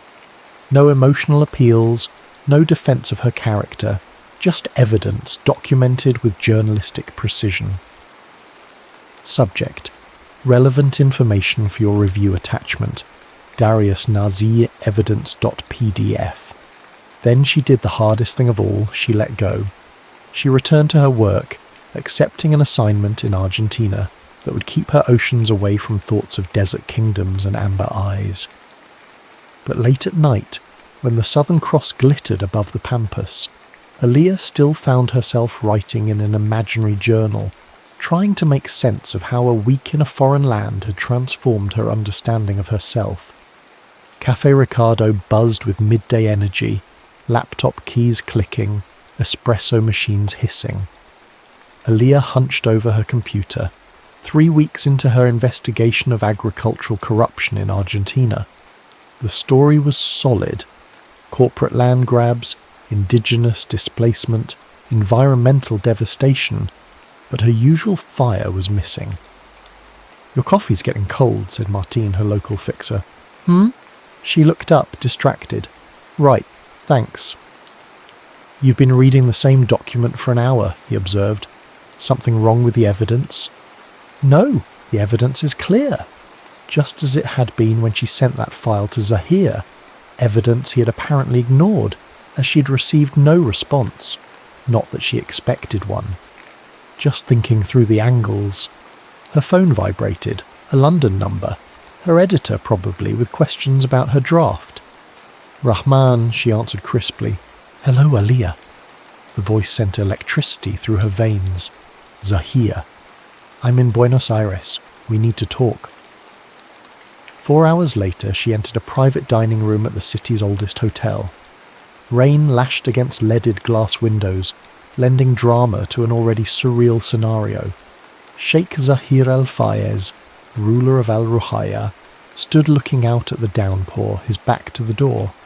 No entourage, no security detail visible. "How did you find me?" she asked.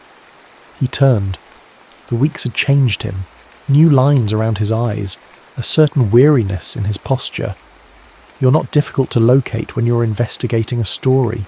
You leave footprints." "Why are you here?" "Because I owe you an apology." He gestured to a chair. "Please." Pride wanted her to remain standing, but curiosity won. She sat. "Darius has been removed from succession," Zahir said without preamble. "The evidence you provided proved his involvement in other matters as well. Financial improprieties, political undermining." "I didn't do it for revenge," she said. "I know." He met her eyes. "You did it for truth. It's who you are." A server brought tea, then discreetly disappeared. "I should have trusted you," Zahir continued. "I let public opinion and political pressure override what I knew of your character. It was cowardly." The admission stunned her. Rulers didn't acknowledge weakness, especially not to those they had wronged. "Why tell me this now?" Her voice remained steady despite the storm inside her. "The arrangement is broken. We both move on." "Because I can't."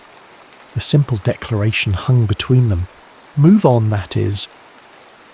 Outside, lightning illuminated the sky, casting his face in stark relief. All defences down, vulnerability exposed. "In your absence, I've come to understand something," he said. "The traditions I've upheld, the obligations I've honoured, they mean nothing if they force me to reject the one person who makes me feel fully alive." Her heart thundered against her ribs. "Zahir, let me finish." He moved to sit across from her. I don't need a traditional bride who will uphold customs without question. I need a partner who will question everything, including me, who will see the man beneath the crown and hold him accountable, who understands that real respect comes from honesty, not blind obedience. You're describing a journalist, not a queen, she said softly. I'm describing you. He reached across the table, his hand stopping short of touching hers. Come back to Al Ruhaya, not as my reluctant bride, but as my chosen equal. Help me build a kingdom where tradition honours progress rather than fears it. The offer left her breathless. You can't just rewrite centuries of royal protocol. Can't I? A smile touched his lips. I am the Sheik, after all. Your council would revolt. Some, yes.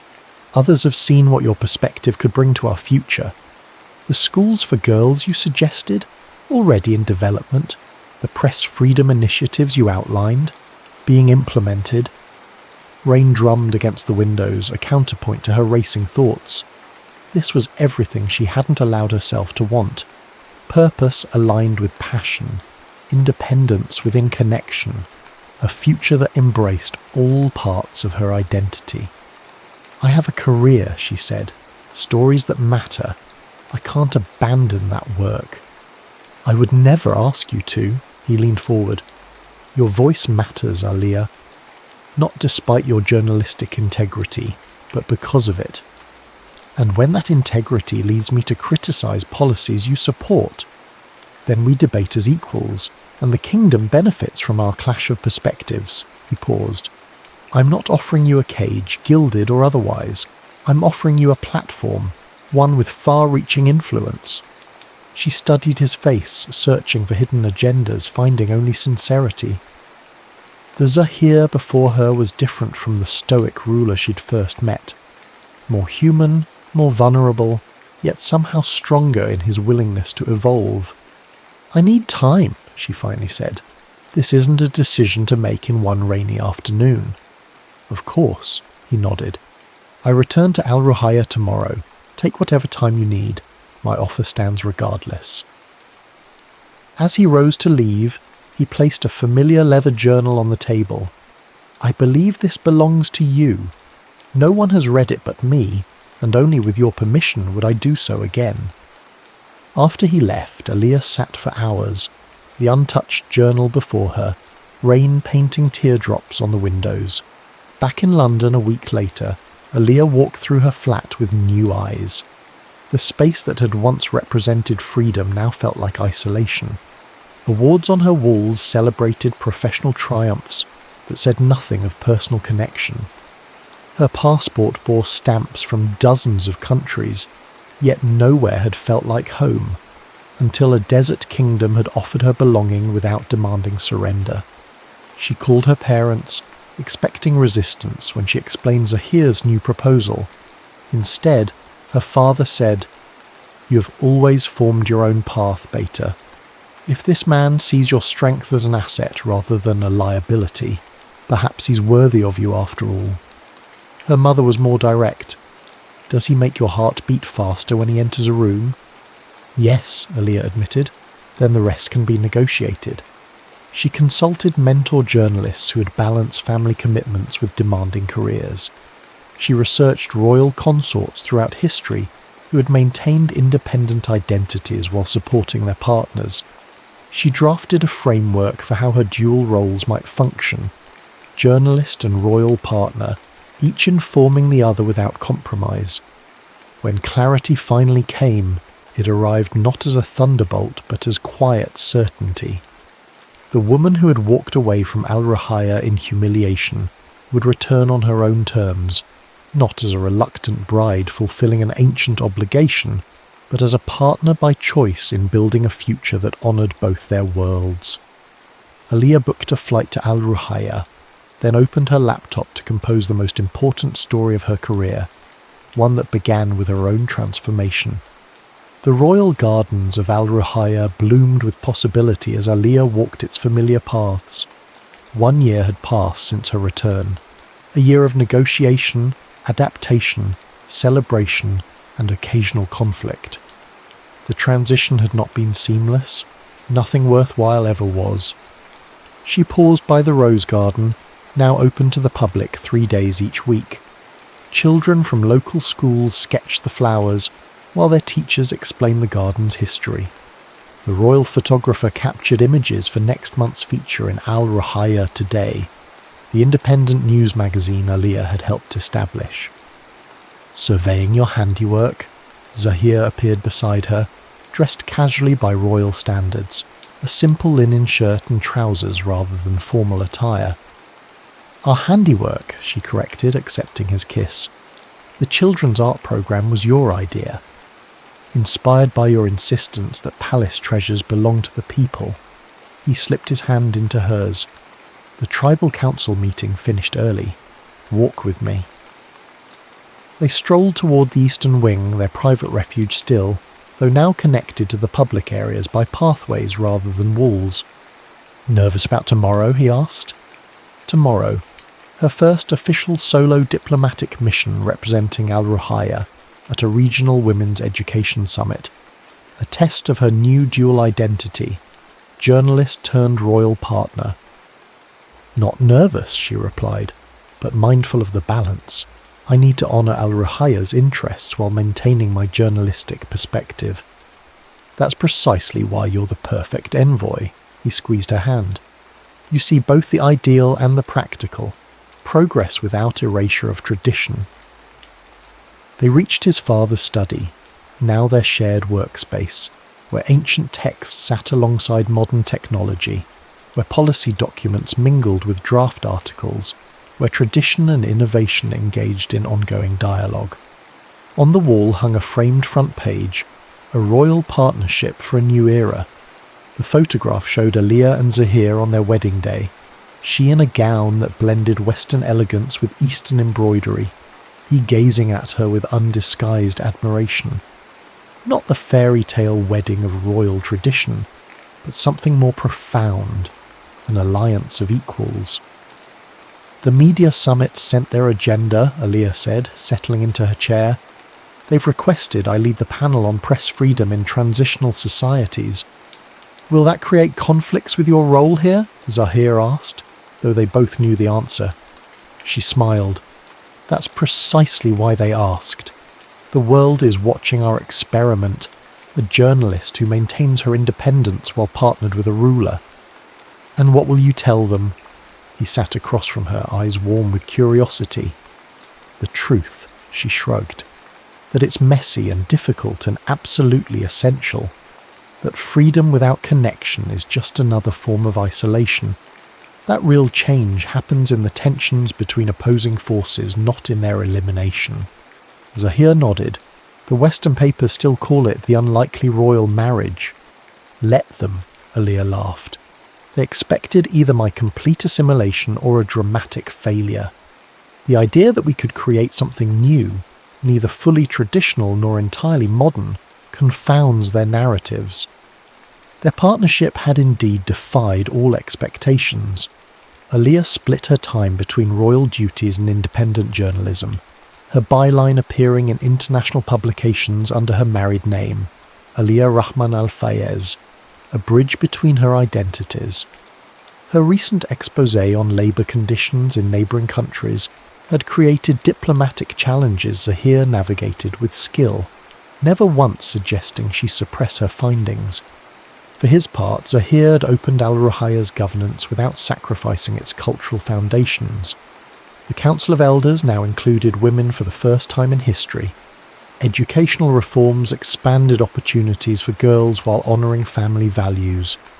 Environmental initiatives partnered traditional desert conservation knowledge with cutting-edge technology. The Australian ambassador asked if you'll be attending the climate conference, Zahir mentioned. I told him you'd be covering it as a journalist first, royal representative second. And he accepted that? Not entirely, but he's learning, as they all are. Zahir's expression grew thoughtful.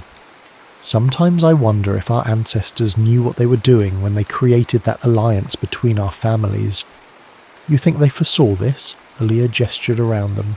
Not specifically, but perhaps they understood that bloodlines alone don't ensure a kingdom's future. that sometimes fresh perspective is the most valuable inheritance. A knock interrupted them. Samira, now Royal Chief of Staff, entered with a tablet. "Your Highness, the Education Minister needs your approval on the new curriculum, and Miss Aliyah, the editor from The Guardian, is online too." "I'll take it in the communications office," Aliyah said, rising.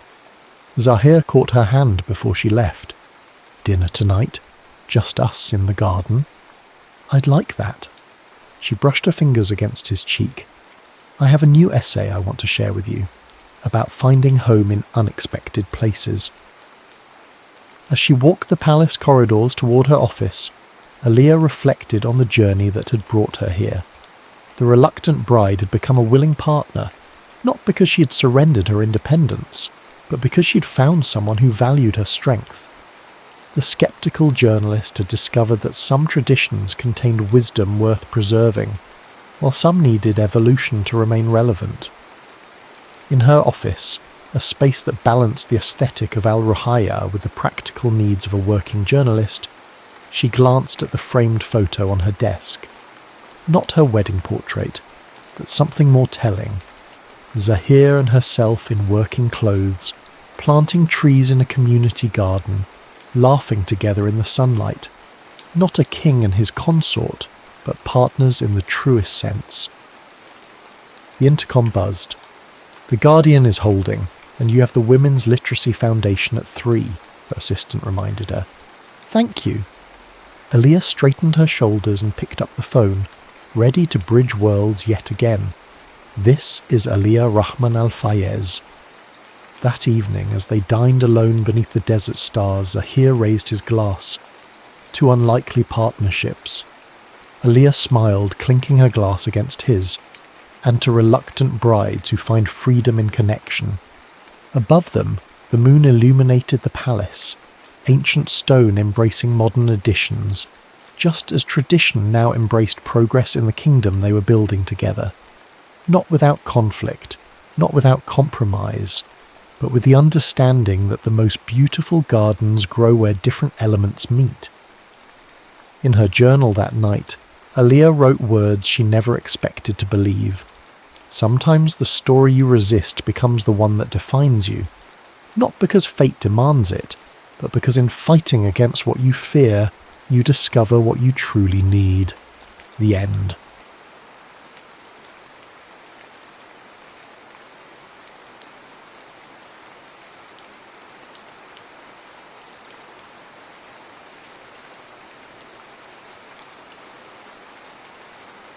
Maine, 2008.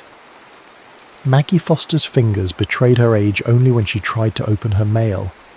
The thin skin, mapped with blue veins and speckled with sunspots, struggled with the precise task of sliding beneath envelope flaps.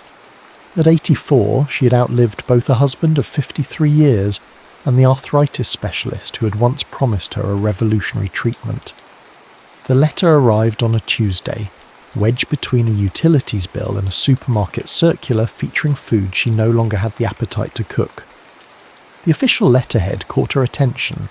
United States Military Archives, New Jersey Division. "Curious," she murmured, reaching for her reading glasses. They hung from a beaded chain that her granddaughter Claire had made during a summer visit 4 years prior, before Claire had transformed from a college sophomore with streaked hair into a doctoral candidate in history with a penchant for archival research.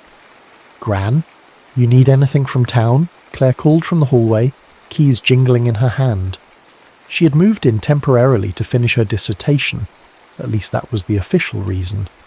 Maggie suspected her son had orchestrated the arrangement, worried about his mother living alone since Harold's passing. "I'm fine, dear," Maggie replied, distracted by the letter now open in her hands. Her eyes scanned the typed paragraphs, then froze on a name she hadn't permitted herself to say aloud in over 6 decades. James Whittaker. Jamie. "Gran?"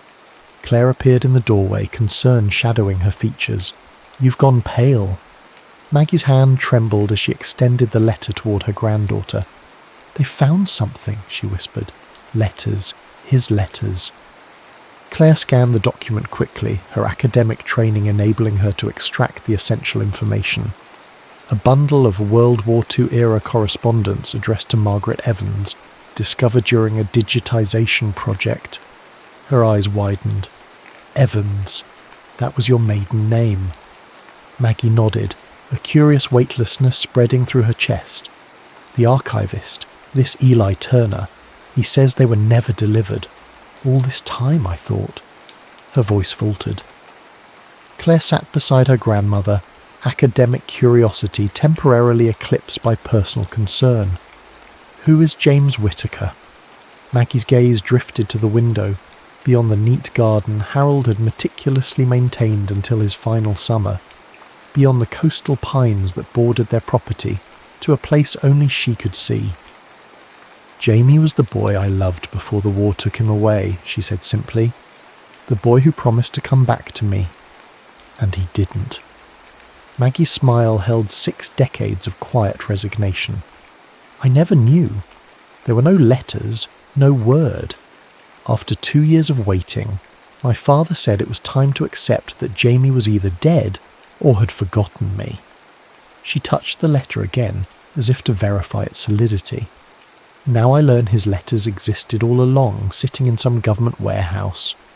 Claire reached for the phone. There's a number here. This archivist, Eli, says he can forward the letters. Maggie nodded, suddenly feeling every one of her 84 years pressing down upon her shoulders. Yes, she said softly. I think it's time I read what Jamie wanted me to know. The first letter arrived 3 days later, carefully preserved in an archival sleeve. Maggie sat alone on the porch swing, the protective covering cool against her fingertips. Through the transparent material she could see the familiar slant of handwriting she'd once treasured in past notes and birthday cards. February 18th, 1942. My dearest Maggie, they've finally assigned us to units. I'll be shipping out within the week. They won't tell us where, but rumours point to North Africa first. Before the official censors start blacking out half of what I write, I wanted to send you something honest and unedited. Last night, Winters, you remember Frank from school, he's in my unit, started crying in his bunk. Not loud, just the quiet kind that shakes your shoulders. Nobody said anything. I think we all understood. It's not cowardice. It's the weight of knowing we're about to step into something larger than ourselves. But here's what I realised in that moment, Mags. Everyone here is afraid of losing something, or someone. I'm the lucky one. I know exactly what I'm fighting to return to. When I picture your face, with those freckles you hate but I count like constellations, I feel something stronger than fear. I'm carrying your photo, the one from the lakeside last July. Remember how the wind kept blowing your hair across your face, and you kept laughing and saying the picture would be ruined? It turned out perfect, just like you. They're calling for lights out soon, so I'll end this here. I'll write whenever I can. Don't worry about responding quickly. They tell us mail might take months to catch up with us. I love you, not in the fleeting way of high school sweethearts, but in the enduring way that reshapes a person.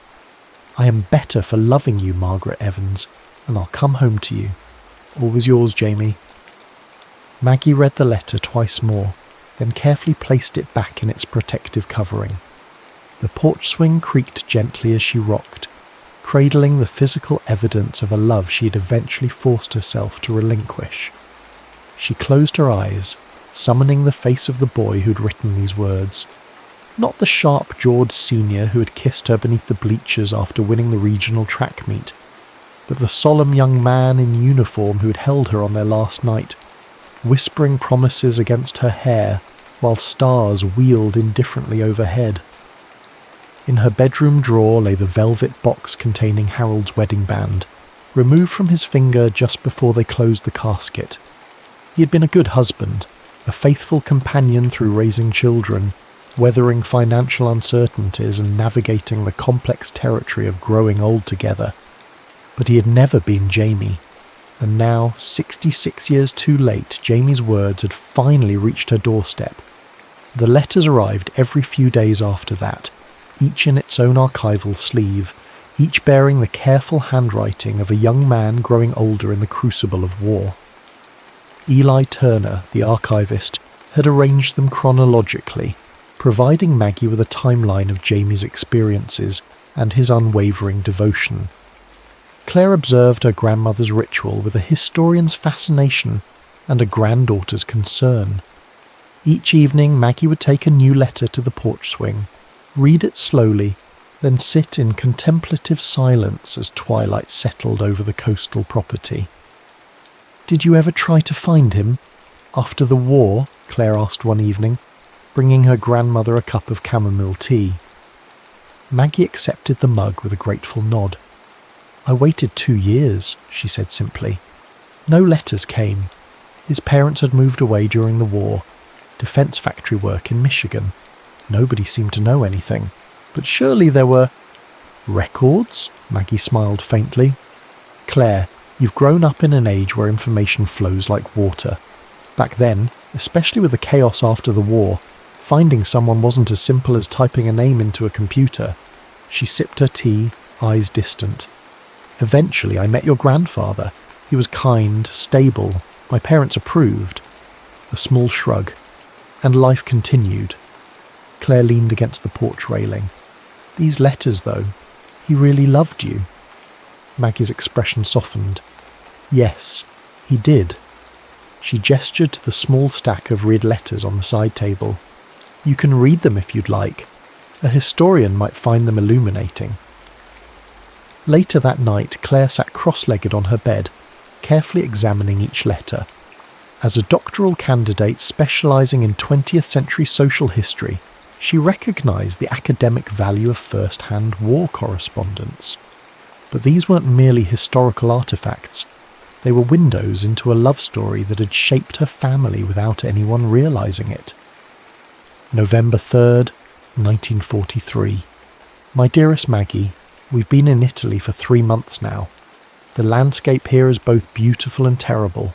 Ancient stone buildings shattered by mortar fire, vineyards trampled by tanks. Yesterday we passed an old woman tending her garden as if the war was something happening in another country entirely. She gave us tomatoes so ripe they burst at the slightest pressure, the juice running down our chins like we were kids again. I haven't received any letters from you yet, but the mail system is in chaos. Some fellows got packets of month-old letters all at once last week. I'm hoping for the same luck soon. The strangest thing about war isn't the fighting. It's the waiting. Hours of boredom punctuated by moments of sheer terror. During those quiet stretches I've been reading poetry. Remember how you used to tease me about my fondness for Keats? The guys in my unit would never let me hear the end of it if they knew, but I keep his collected works tucked inside my jacket. There's a line I keep returning to. A thing of beauty is a joy forever. Its loveliness increases. It will never pass into nothingness. When I remember our days at Lake Winnipesaukee, or the way you look when you're concentrating on a difficult passage of music, I understand what Keats meant. Some memories don't fade. They grow more vivid with distance. I know this letter might reach you months from now when circumstances could be entirely different. But I need you to know that whatever happens, loving you has been the most real thing in my life. Forever yours, Jamie. Claire carefully returned the letter to its sleeve, her academic detachment giving way to a profound sadness. These weren't just words on paper. They were evidence of a life unlived, of possibilities foreclosed by circumstance and miscommunication. With sudden determination, she opened her laptop. If Jamie Whittaker had survived the war, there might be records, property tax filings, voter registrations, social security information. In her research work, she'd become adept at tracing historical subjects through public documents. She typed his name into various databases, adding qualifiers. Born approximately 1922 to 1924, possibly from New Hampshire or Maine, served in World War II European theatre. Hours later, as the first hint of dawn crept through her window, Claire stared at her screen in disbelief. James Thomas Whittaker, born April 17th, 1922 in Wolfboro, New Hampshire. Current address, Saratoga Springs, New York. He's alive, Gran. The words hung in the kitchen air, competing with the scent of percolating coffee and the distant call of gulls. Maggie's hand stilled on the handle of a ceramic mug, a Mother's Day gift from Claire's father decades ago. What did you say? Claire gentled her voice, aware of the magnitude of her revelation. Jamie Whittaker. He's alive. 86 years old, living in Saratoga Springs, New York. Maggie lowered herself carefully into a chair, her expression unreadable. How can you possibly know that? I traced him through public records. Claire hesitated, then added, I also found his phone number. A long silence followed, broken only by the coffee maker's final gurgle. Maggie's gaze drifted to the window, where fog was retreating from the morning sun. 86, she whispered. All these years. Claire sat across from her grandmother, restraining her historian's eagerness in favour of simple compassion. According to the records, he never married. Maggie's eyes snapped back to her granddaughter's face.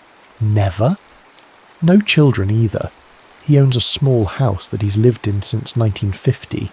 He was a high school literature teacher until he retired in 1987. Maggie's hands trembled slightly as she reached for the latest letter, dated May 1945, written just after VE Day. In his last letter, he wrote about coming home, about finding me. Her voice caught. But he never did? Perhaps he tried, Claire suggested gently. Remember, your family moved to Portland right after the war. But my father's hardware store was well known. Anyone asking around would have...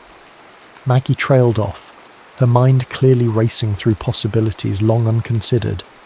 Claire pushed a slip of paper across the table. This is his number. You don't have to use it, but it's yours if you want it. Maggie stared at the sequence of digits as if they formed an incantation with unpredictable consequences. What would I even say? Hello, it's Maggie. I just got your letters from 66 years ago. How have you been? Despite the gravity of the moment, Claire smiled. Actually, that sounds like a pretty good opening. Maggie's laugh was fragile but genuine. Let me finish the letters first, she said, touching the small stack that remained. I need to know everything he wanted to tell me before I decide. The final letter arrived on a Friday afternoon. Unlike the others, this one came without an archival sleeve, accompanied by a note from Eli Turner explaining that this particular letter had been discovered separately, misfiled in a different section of the archives. Maggie recognised immediately that something was different. The handwriting was less steady, the paper of lower quality. She took it to the porch swing, her private reading spot, and unfolded the brittle pages with care. August 10th, 1945. My Maggie, the war is nearly over. The newspapers say Japan can't hold out much longer after the atomic bombs. I don't know what to make of such a weapon, but I'm grateful if it means no more young men will die on either side. I'm writing from a military hospital in England. Don't worry, I'm one of the lucky ones. Shrapnel in my leg from a German artillery shell during the final push into Germany. It's healing well, though the doctors say I'll always have a slight limp. A small price to pay for coming home alive when so many didn't. You haven't replied to any of my letters, and I've tried not to let dark thoughts take root. War changes people. I understand that better than most. If your feelings have changed, I will accept it, though it would be a wound deeper than any I've sustained in combat. But I choose to believe in us, Maggie. In 2 weeks, they're putting me on a hospital ship back to the States. Another month of rehabilitation, and then I'm coming to find you. I don't care if you've moved or if your parents still disapprove of me. I promised I would come back to you, and I keep my promises. I've had a lot of time to think in this hospital bed, about what matters, about the life I want to build. I still see the same future I described in my first letter. A small house near enough to the lake to hear the loons at night. Children with your eyes and stubborn spirit growing old together on a porch swing. Wait for me, Maggie, just a little longer. All my love, Always Jamie. Maggie folded the letter, pressing it against her chest as if to absorb the words directly into her heart. She sat motionless as the afternoon light shifted around her, casting longer shadows across the porch. When Claire found her an hour later, Maggie's eyes were dry but resolute. "I'd like to make that call now," she said quietly. The phone rang 4 times before a male voice answered, deeper than Maggie remembered, weathered by age but with the same distinctive New Hampshire cadence. "Hello?" Maggie's carefully rehearsed opening evaporated, her throat constricted around unsaid words. Beside her, Claire squeezed her hand encouragingly. "Hello?" the voice repeated, a touch of impatience colouring the word. "Jamie?" Maggie finally managed, her own voice sounding foreign to her ears. "Jamie Whittaker." A pause, then cautiously, "Yes, this is James Whittaker." "It's Margaret." Another beat of silence, followed by a clarification. "Margaret Evans." The silence that followed stretched so long that Maggie wondered if the connection had been lost. Then came a sound, something between a gasp and a sob. "Maggie? My Maggie?" The possessive pronoun, unchanged by 66 years of separation, brought tears to her eyes. "Yes," she whispered. "How?" His voice faltered. "After all this time, how did you find me?" "Your letters," she replied simply. "They've been delivering your letters, Jamie. All of them, from 1942 to 1945. They were misplaced in a military archive all these years." Another long pause, this one filled with the weight of understanding. "You never received them. Not a single one." "Number I waited, Jamie. For 2 years after the war, I waited for word from you." "I came looking," he said, his voice stronger now, urgent with the need to explain. "When I was discharged, I went straight to your house. A different family was living there. They said the Evans family had moved away during the war. I tried to find your father's store." "We moved to Portland," Maggie interrupted gently. "Dad's health was failing. The doctor recommended the city, closer to medical care. I asked everyone in town who might remember you. Some said you'd moved on, maybe even married." His voice grew softer. "Eventually, I believed them." Maggie closed her eyes, imagining the young man with the injured leg searching for her, encountering dead ends at every turn. "I married in 1949, she admitted. "Harold Foster. He passed 3 years ago." "I'm sorry for your loss," Jamie said, the genuine empathy in his tone bringing fresh tears to Maggie's eyes. "Were you happy at least? Did he treat you well?" The question, selfless in its concern, cemented what Maggie already knew. This was still her Jamie, the boy who had written those beautiful letters, whose heart had remained true even across an ocean and through the horror of war. "He was a good man," she answered honestly. "We raised 2 children. I have 4 grandchildren." She smiled at Claire, who was pretending not to eavesdrop. "My granddaughter Claire was the one who found you." "Then I owe Claire my gratitude," Jamie replied, a smile evident in his voice. "Maggie, would it be too forward, after all this time, to ask if I might see you?" The question hung between them, simple in its phrasing but monumental in its implications. Maggie found herself nodding before remembering he couldn't see her. "I'd like that very much," she said. The journey to Saratoga Springs took 5 hours, with Claire insisting on driving. Maggie spent most of the trip gazing out the window, occasionally touching the small stack of letters she'd brought along. "Nervous?" Claire asked as they crossed the state line into New York. Maggie smiled faintly. "Terrified," she admitted. 66 years is a long time, Claire. We're not the same people who wrote and waited for those letters." "Maybe not," Claire conceded, changing lanes smoothly. "But from what I read in those letters, what you and Jamie had was rare. Some connections transcend time." Jamie's home proved to be a modest craftsman-style house on a quiet street lined with mature maples. The front garden showed signs of careful tending. Late-season roses climbed a trellis, and chrysanthemums provided splashes of autumn colour. Claire parked at the curb, then turned to her grandmother. "Ready?" Maggie smoothed her blouse, a soft blue that her daughter always said brought out her eyes, and nodded. "As I'll ever be." They were halfway up the front walk when the door opened. The man who stood on the threshold was tall, despite a slight stoop to his shoulders, his white hair still thick, his face lined but handsome. He leaned lightly on a cane, a permanent reminder of that long-ago German shell. For a moment, both Maggie and Jamie remained frozen, separated by 10 feet of concrete walkway and 66 years of divergent lives. Then Jamie smiled, the same smile that had once made 17-year-old Maggie Evans forget her own name, and the decades seemed to compress. "You still have those freckles," he said, his voice thick with emotion. Maggie laughed softly, tears threatening. "And you still notice them." Claire, suddenly feeling like an intruder in a deeply private moment, touched her grandmother's arm. "I'll wait in the car for a bit," she murmured. Maggie nodded absently, her attention fixed on the man carefully navigating the 3 steps down from his porch. When Jamie finally stood before her, she allowed herself to really look at him, to reconcile the boy from her memories with the elderly man who had lived an entire lifetime without her. "I brought your letters," she said, holding out the small bundle. Jamie's eyes, still the same remarkable shade of hazel, though now surrounded by a network of fine wrinkles, filled with tears. "I never stopped wondering if they reached you." Without conscious thought, Maggie stepped forward into his embrace. His arms came around her, tentative at first, then with the certainty of recognition.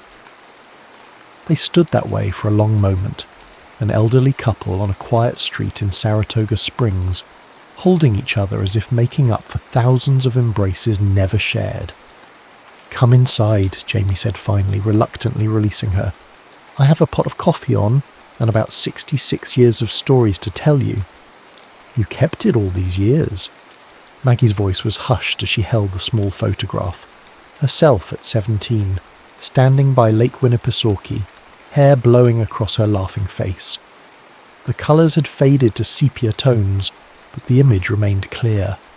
On the back, written in faded pencil, "Maggie, July 1941. Jamie nodded, the movement causing sunlight from the window to shift across his features. They sat in his small living room, surrounded by bookshelves that testified to a lifetime of literary appreciation. "It was in my wallet throughout the war," he explained. "I had it laminated in the 70s when it started to wear thin from handling." Claire, who had joined them after a discreet interval, studied the interactions between her grandmother and Jamie with fascination. There was an ease between them that defied their long separation, a comfortable shorthand that suggested their connection had somehow persisted despite decades without contact. "Would you like to see the garden?" Jamie asked, reaching for his cane. "The afternoon light is particularly nice this time of year." As the elderly couple moved toward the back door, Claire hung back. "I think I'll make some calls," she said. "Take your time." The garden proved to be larger than the front yard had suggested. A thoughtfully designed space with winding paths, a small pond with water lilies, and several comfortable seating areas. Jamie guided Maggie to a wooden bench beneath a maple tree beginning its autumn transformation. "I started gardening after I retired," he explained. "Needed something to fill the days." A self-deprecating smile crossed his face. The literature teacher in me appreciated the metaphors: growth, renewal, patience. Maggie touched a late-blooming rose with gentle fingers. "It's beautiful, Jamie." They sat in companionable silence, the afternoon sun casting dappled shadows through the maple leaves. A slight breeze carried the scent of earth and approaching autumn. "Did you ever marry?" Maggie asked finally, the question she'd been holding since learning he still lived alone. Jamie shook his head. "Came close once in the 50s, a fellow teacher named Eleanor. She was witty, kind." He looked at Maggie directly. "But she wasn't you. Eventually she realised I was still in love with a ghost." The simple admission hung in the air between them. "I don't regret the life I built," Maggie said carefully. "Harold was a devoted husband. My children brought me immeasurable joy. But—" She hesitated, then forged ahead with characteristic directness. "But there was always a Jamie-shaped void in my heart, a space no one else could quite fill." Jamie reached for her hand, his fingers, like hers, mapped with veins and marked by age but still strong. "I used to imagine, all the possible lives we might have had. Sometimes I'd see a young mother with children who had your smile, and I'd wonder." "We can't reclaim those years," Maggie said gently. "No," Jamie agreed, "but perhaps we're being offered something rare, a chance to write a different ending." As the sun began its descent, casting longer shadows across the garden, they shared stories of their separate journeys, of Jamie's years teaching literature to generations of students, of Maggie's work as a piano teacher and later as a volunteer with the Portland Symphony's youth programme, of illnesses overcome, of friendships treasured, of the complex joys and sorrows that constitute a fully lived life. "Will you stay in Saratoga Springs tonight?" Jamie asked as they walked slowly back toward the house. "There's a nice hotel downtown. Or—" He hesitated, suddenly seeming younger, almost boyish in his uncertainty. "My guest room is always prepared." Maggie smiled, squeezing his hand. "Claire checked us into the hotel already, but we're not leaving until tomorrow afternoon." Inside, they found Claire curled in an armchair with one of Jamie's first edition poetry collections, looking completely at home. She glanced up as they entered, noting their linked hands with a barely concealed smile. "Everything okay out there?" Maggie nodded, a new lightness in her expression that Claire hadn't seen before.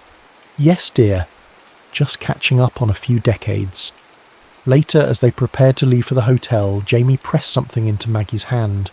A small envelope sealed. "What's this?" she asked. "The letter I never sent," he replied simply. "Written 10 years after the war, when I'd finally accepted you weren't coming back into my life. Read it tonight." Maggie tucked the envelope carefully into her purse. "I will." In the quiet of her hotel room, after Claire had retired to the adjoining room, Maggie opened Jamie's final letter with careful fingers. April 17th, 1955. "My dearest Maggie, you will never read these words. I've accepted that our paths, which once seemed so inevitably entwined, have diverged beyond reconnection. Yet on my 33rd birthday, I find myself needing to write to you one last time. I imagine you married now, perhaps with children. I hope he appreciates the way your eyes crinkle when you're trying not to laugh, or how you unconsciously hum Bach when you're concentrating. I hope he knows how fortunate he is to build a life alongside your particular brightness. As for me, I continue teaching literature to students who largely prefer baseball to Browning. Occasionally, a student will ask why I never married. I simply tell them I haven't found the right person, a half-truth that satisfies their curiosity without revealing that I found her at 17 and lost her to war and circumstance. I don't write this from a place of bitterness or regret. The war taught me that life is too precious for such indulgences. Rather, I write from a place of enduring gratitude. Loving you made me a better man than I might otherwise have become. Even in your absence, you have shaped me. Keats wrote that beauty is truth, truth beauty. That is all you know on earth, and all you need to know. Perhaps he was right. The truth and beauty of what we shared, however briefly, has been sufficient to illuminate my path forward. Be well, Maggie. Be joyful. Know that somewhere in this wide world you're remembered with perfect clarity and endless affection. Always, Jamie." Maggie wiped tears from her cheeks, carefully refolded the letter and returned it to its envelope. Then she reached for the hotel phone and dialed the number Jamie had given her. He answered on the first ring, as if he had been waiting beside the phone. "I read it," she said simply. "And—" Maggie took a deep breath, feeling not like an 84-year-old widow but like the girl who had once promised to wait for a soldier's return.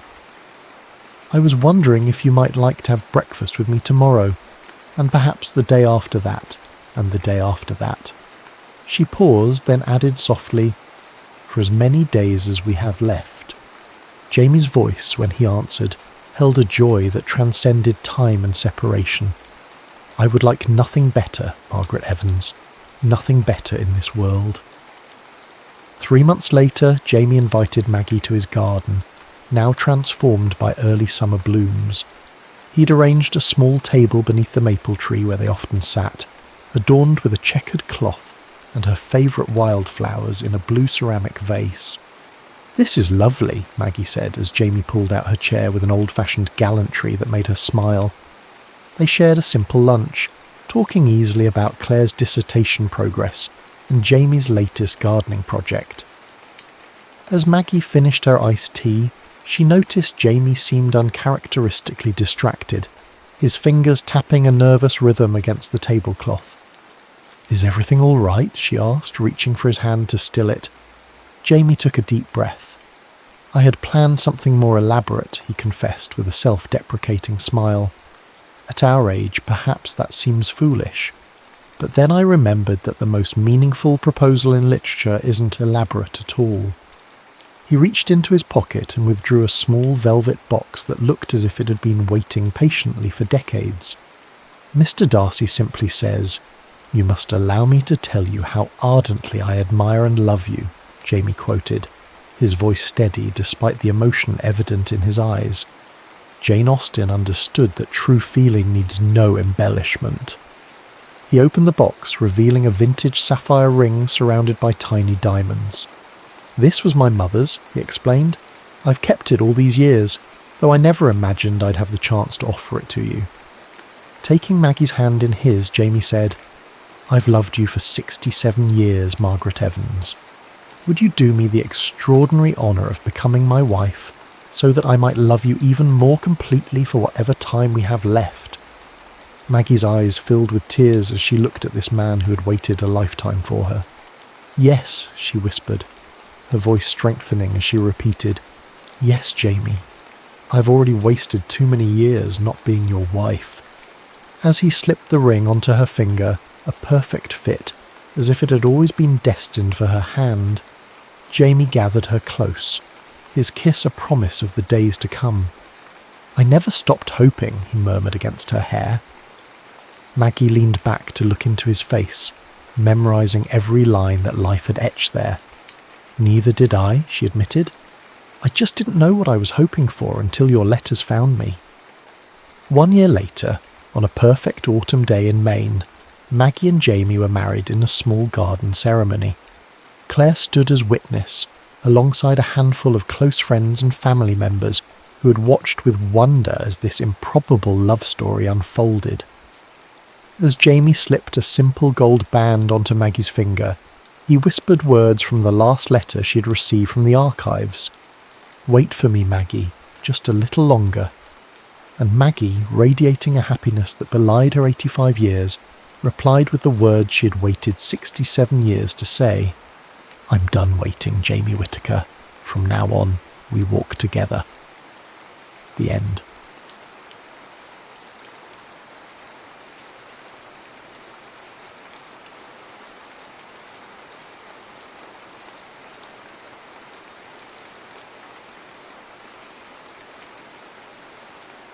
The violin case was heavier than Chiara remembered.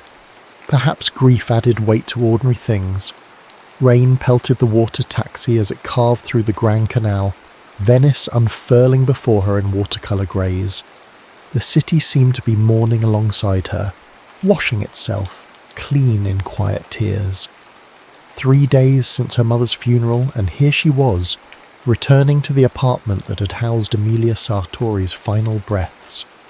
"Just here, Signora," the driver said, guiding the boat to a weathered dock. Chiara paid him and stepped into the drizzle, her mother's vintage umbrella spreading above her like a black flower. The key to the apartment felt foreign in her hand. When she'd last visited, her mother had been the one to open the door, frail but standing, a ghost of the woman who once commanded symphony halls. Now, only stunts greeted her. Emilia Sartori had been precise about her exit from this world, just as she had been about her entrances onto stages across continents. The will was clear: cremation, no memorial concert, though 3 orchestras had already announced tribute performances, and instructions for Chiara to retrieve personal items from the Venice apartment before it was sold. "There's nothing of value," her mother had written, "only memories, and you may keep or discard those as you wish." Their relationship had been like a complex musical arrangement, beautiful in theory, difficult in execution.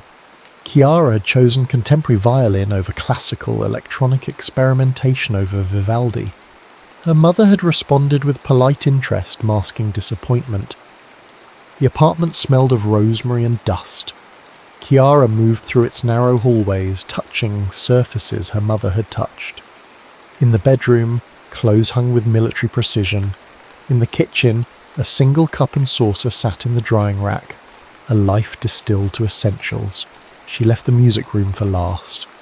When she finally pushed open the door, the late afternoon light was streaming through tall windows, catching dust motes in golden suspension. Her mother's Guarneri violin rested in its open case on a small table, looking orphaned. Chiara approached it with the reverence one might approach a sleeping child. The instrument, worth more than most Venetian apartments, had been her mother's voice for 60 years. Now it would go to a museum, per the will.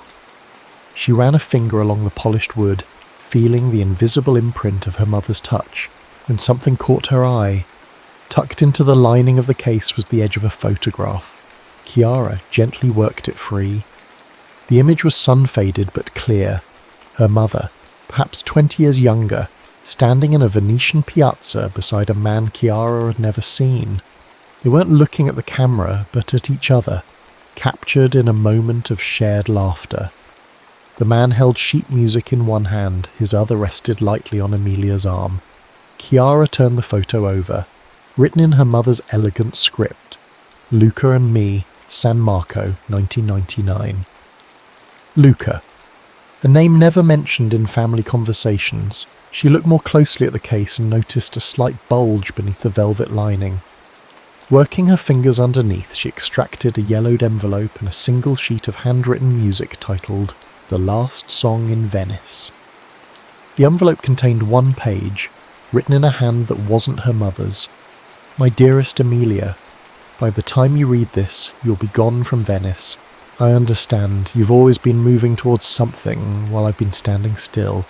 Perhaps that's why the universe allowed our melodies to intertwine, if only briefly, to teach us both something about time. I've enclosed our song. Play it when you're ready to remember, not before. Some music isn't meant to be heard too often. Like us, it exists in a moment." With love that doesn't require forever to be real, Luca Chiara sat on the faded velvet bench, holding the letter to her chest. Who was this man? Why had her mother, so forthcoming about her achievements, so reticent about her heart, kept him hidden? A knock at the door startled her. She wasn't expecting anyone. She opened it to find an elderly woman with sharp eyes and a cane. "You must be Chiara," the woman said. Her English carried on in an Italian accent. "I'm Sophia Ricci. I lived across from your mother for 15 years. I saw the lights on and thought I should introduce myself." "Please come in." Sophia moved slowly into the apartment, her cane tapping a gentle rhythm. "Your mother was a private woman, but I think she would want you to understand her life here." "Did you know her well?" "Well enough to bring you this." Sophia reached into her bag and extracted a leather-bound journal. "She asked me to give it to you if you came. She said you might have questions." Chiara accepted the journal, her throat tightening. "Did you ever hear her mention someone named Luca?" she asked. Sophia's expression softened. "Ah, so you found him. Who was he?" The old woman smiled sadly. "That's not my story to tell, but it's all there." She gestured to the journal. "Just promise me you'll read it where they played. At the Piazza della Musica Persa, the Square of Lost Music. It's not on tourist maps, but any local can point the way." After Sophia left, Chiara sat by the window, watching Venice slip into evening, the journal unopened beside her. Outside, a church bell tolled 7 times. She thought of her mother hearing those same bells year after year, keeping whatever secrets this journal held. As darkness fell, she opened to the first page and began to read. Venice, May 12th, 99. Tonight I heard jazz in the piazza. I followed the sound like a woman possessed and found him there. Fingers dancing over keys, creating worlds I've never allowed myself to enter. He plays like a man without fear. How strange it must be to make music without the certainty of notes on a page. Venice, May 99. Emilia Sartori stood on her small balcony watching evening descend on the canals. Her 51st birthday had passed uncelebrated the day before. What was there to mark after all? Another year of borrowed time. Dos Rinaldi's words echoed. 2 years, maybe 3, before the tremors make public performance impossible. She'd sought second and third opinions, but the diagnosis remained. Early onset Parkinson's disease, progressing faster than they'd hoped. Already she could feel the betrayal in her fingers, slight hesitations, moments when her legendary precision faltered. No one in the orchestra had noticed yet, but she could hear it, that microscopic space between intention and execution. For someone else, perhaps it wouldn't matter. For Emilia Sartori, first chair violinist with the Rome Philharmonic for 22 years, it was the beginning of the end. This European tour would be her last. She'd decided but told no one, not even her daughter. Especially not her daughter, who had chosen her own musical path, electronic and experimental, a rejection of everything Emilia had built. The sounds came to her on the night breeze, piano notes, scattered like coins across the evening air. Not classical, something looser. Jazz. She didn't care for jazz, with its improvisation and lack of structure. But tonight the melody pulled at her. Emilia found herself walking, following the music through narrow alleys and over footbridges, until she emerged into a small piazza she'd never noticed before. A modest fountain burbled at its centre, and beside it sat a weathered grand piano. A man played, his fingers moving with casual mastery, his eyes closed. The audience was sparse, a few tourists, some locals nursing espressos at outdoor cafe tables. The music didn't seem to care. It spilled out, filling the space between buildings, climbing towards stars just beginning to appear. Emilia stood in shadow, listening. The man played like he was having a conversation with the night itself, asking questions, receiving answers, sometimes arguing, sometimes making love. She found herself holding her breath between phrases. When he finished, people applauded politely and dropped euros into a hat on the piano. Most drifted away. Emilia remained, unable to explain to herself why she stayed. The pianist noticed her. He was older than she had first thought, perhaps 50, with silver threading through dark hair and lines etched beside eyes that caught the lamplight.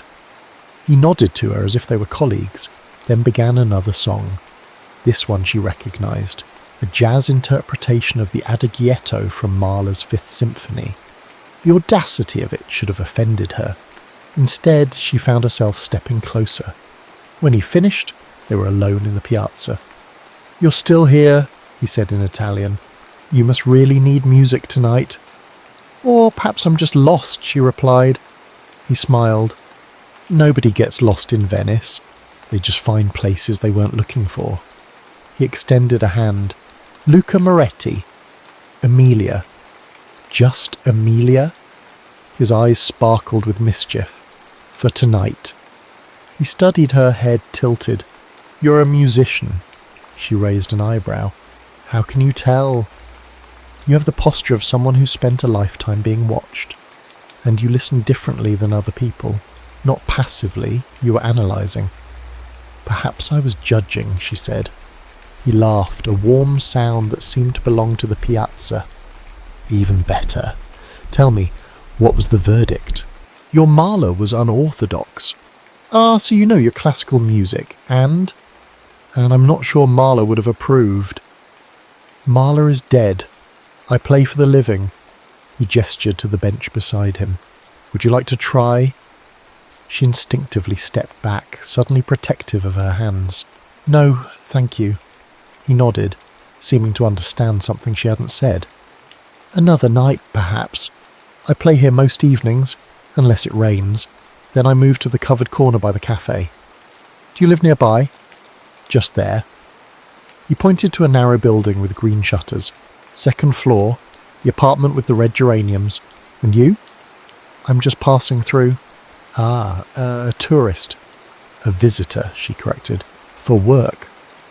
And what work brings you to Venice in May? She hesitated, then decided there was no harm in truth to a stranger. I'm performing with the Rome Philharmonic. We have 3 concerts at La Fenice. His eyes widened, then narrowed in recognition. You're not just Emilia. You're Emilia Sartori. She inclined her head, neither confirming nor denying. I saw you perform in Milan years ago. Sibelius. You made the violin sound like it was breaking apart and reforming with each note. Something inside her warmed at the description, not the usual platitudes about technical precision or emotional control. Will you come back? He asked as she turned to leave. Tomorrow night? She should have said no. She had rehearsal in the morning, a strict regimen of rest and practice that had governed her days for decades.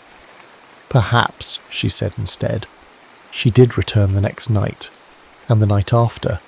They talked about music, about Venice, about the quality of light on water. He never asked why she wouldn't play, and she never offered. Instead, she watched his hands and wondered what it would be like to live so openly in music, without the armour of perfection she'd forged around herself. On the 4th night, he wasn't at the piano. Disappointed beyond reason, she turned to leave when a voice called her name.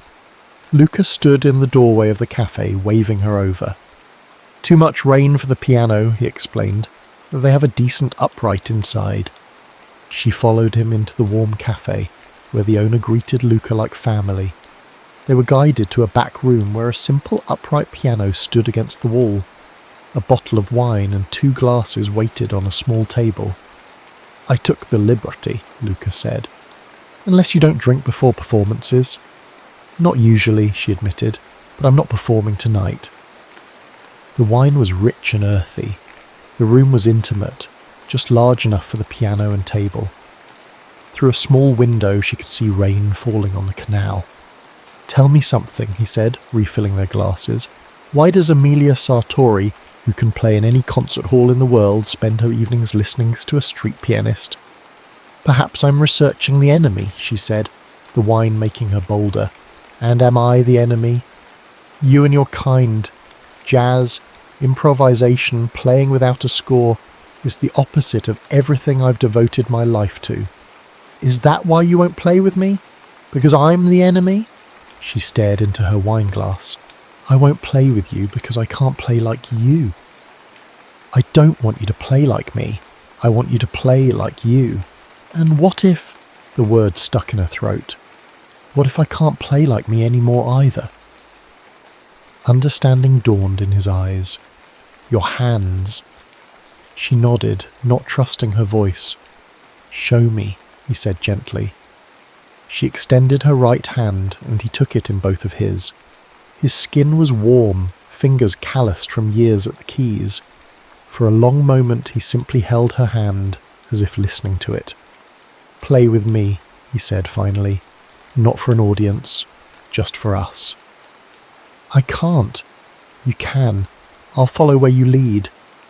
And if I falter? Then we'll call it jazz, he said with a smile that reached his eyes. She found herself at the piano bench, Luca beside her, her violin case open, the Guarneri gleaming in the low light. For the first time in her professional life, Emilia Sartori played without a score, without rehearsal, without certainty. Her hands trembled, notes that should have been crisp blurred at the edges, but Luca followed, his piano weaving around her imperfections, transforming them into intentional deviations. They played for an hour, moving from classical fragments to jazz standards, to things that existed only in that room, on that night. When they finished, she was crying, not from shame or fear, but from something she couldn't name. "See," Luca said softly, "the music doesn't care if you're perfect, it just wants to be played." She looked at him then, really looked at him, and felt something calcified within her begin to crack. In her mother's journal, Chiara found a Venice she'd never known, a city of music-filled nights and sun-drenched mornings, of canal-side conversations and shared wine, of two musicians finding in each other what they'd lost in themselves. She read about their first kiss, on a gondola beneath the Bridge of Sighs, tourists above them completely unaware of the world shifting beneath. She read about their nights in his small apartment, how they would play music with the windows open, letting their impromptu duets spill into the piazza below. How crowds began to gather, night after night, to hear the famous violinist and the piazza pianist create something ephemeral and perfect. She read about her mother's hands, how the tremors would come and go, how some nights she couldn't play at all, and how Luca would simply hold her until the frustration passed. And she read about Luca's past, his promising career cut short when his wife fell ill, how he'd chosen love over ambition without regret, how he'd found peace in playing for the moment rather than posterity. By the time Chiara reached the final pages, dawn was breaking over Venice. She closed the journal and went to stand on the balcony, watching the city wake. The same view her mother must have had, 26 years ago when she wrote, "Venice, June 19th, 1999. I leave tomorrow. The tour ends, reality waits. Luca asked me to stay. We can play until the notes run out," he said. I almost said yes, but what would we become, his hand steady while mine fail? How long before resentment replaced love? How long before I couldn't bear to touch my violin at all? Better a perfect memory than an imperfect forever. At least this is what I tell myself as I pack my case. He doesn't know I'm leaving. Cowardice, perhaps, or mercy. For him or for me, I'm not sure anymore. As the sun climbed higher, Chiara made her decision. She would find the Piazza della Musica Persa. She would understand why her mother had kept this love story hidden for so long. Why she'd returned to Venice years later to live alone with only these memories for company. She bathed and dressed, tucking the journal and the sheet music into her bag. Outside, Venice was alive with morning light and the sounds of a city built on water. "Excuse me," she asked a passing fruit vendor. "Could you direct me to the Piazza della Musica Persa?" The man's weathered face softened. "Ah, the Square of Lost Music. For the American pianist and the violinist, yes. Follow the canal to the third bridge, then left through the narrow passage. You'll hear it before you see it." "What do you mean?" He smiled cryptically. Some say music never really leaves a place where it was played with love. Chiara followed his directions, moving through the labyrinth of Venice's back streets. The passage he'd mentioned was barely wide enough for one person, walls close enough to touch on both sides. It opened suddenly onto a small piazza with a central fountain. The square was empty, save for a sleeping cat and an old piano under a weathered tarp. She approached slowly, feeling as if she were walking into the pages of her mother's journal. This was where it happened. Where Emilia Sartori, renowned for her technical perfection, had learned to embrace imperfection. Where she had loved, briefly but completely. A voice startled her. "You must be Chiara." She turned to find an elderly man emerging from the cafe. He moved with the stiffness of age, but had keen eyes that studied her carefully. "Yes, how did you know?" "You look like her." He extended a gnarled hand. "I'm Marco. I own the cafe. I knew your mother. And Luca." "Luca Moretti. Is he still?" "No," Marco said gently. "He passed 5 years ago. Heart quick, they say." Chiara felt a strange grief for a man she'd never met. Did they ever see each other again after she left? Marco gestured to a small table outside the cafe. As they sat, he said, "Not until she moved back to Venice. 10 years ago it was. She came looking for him. By then his health was failing." Did they rekindle their relationship? The old man's smile was sad. They were different people by then, but the music, that was still the same. They played here together every Thursday evening for almost a year, until he couldn't anymore. And my mother, after he died, she came to the piazza often, just to sit, sometimes with her violin, though she rarely played in public by then. He studied Chiara's face. "She never told you about him?" "No, I only found out yesterday, after she died." Marco nodded, as if this made perfect sense. Some loves are too private to share, even with those closest to us.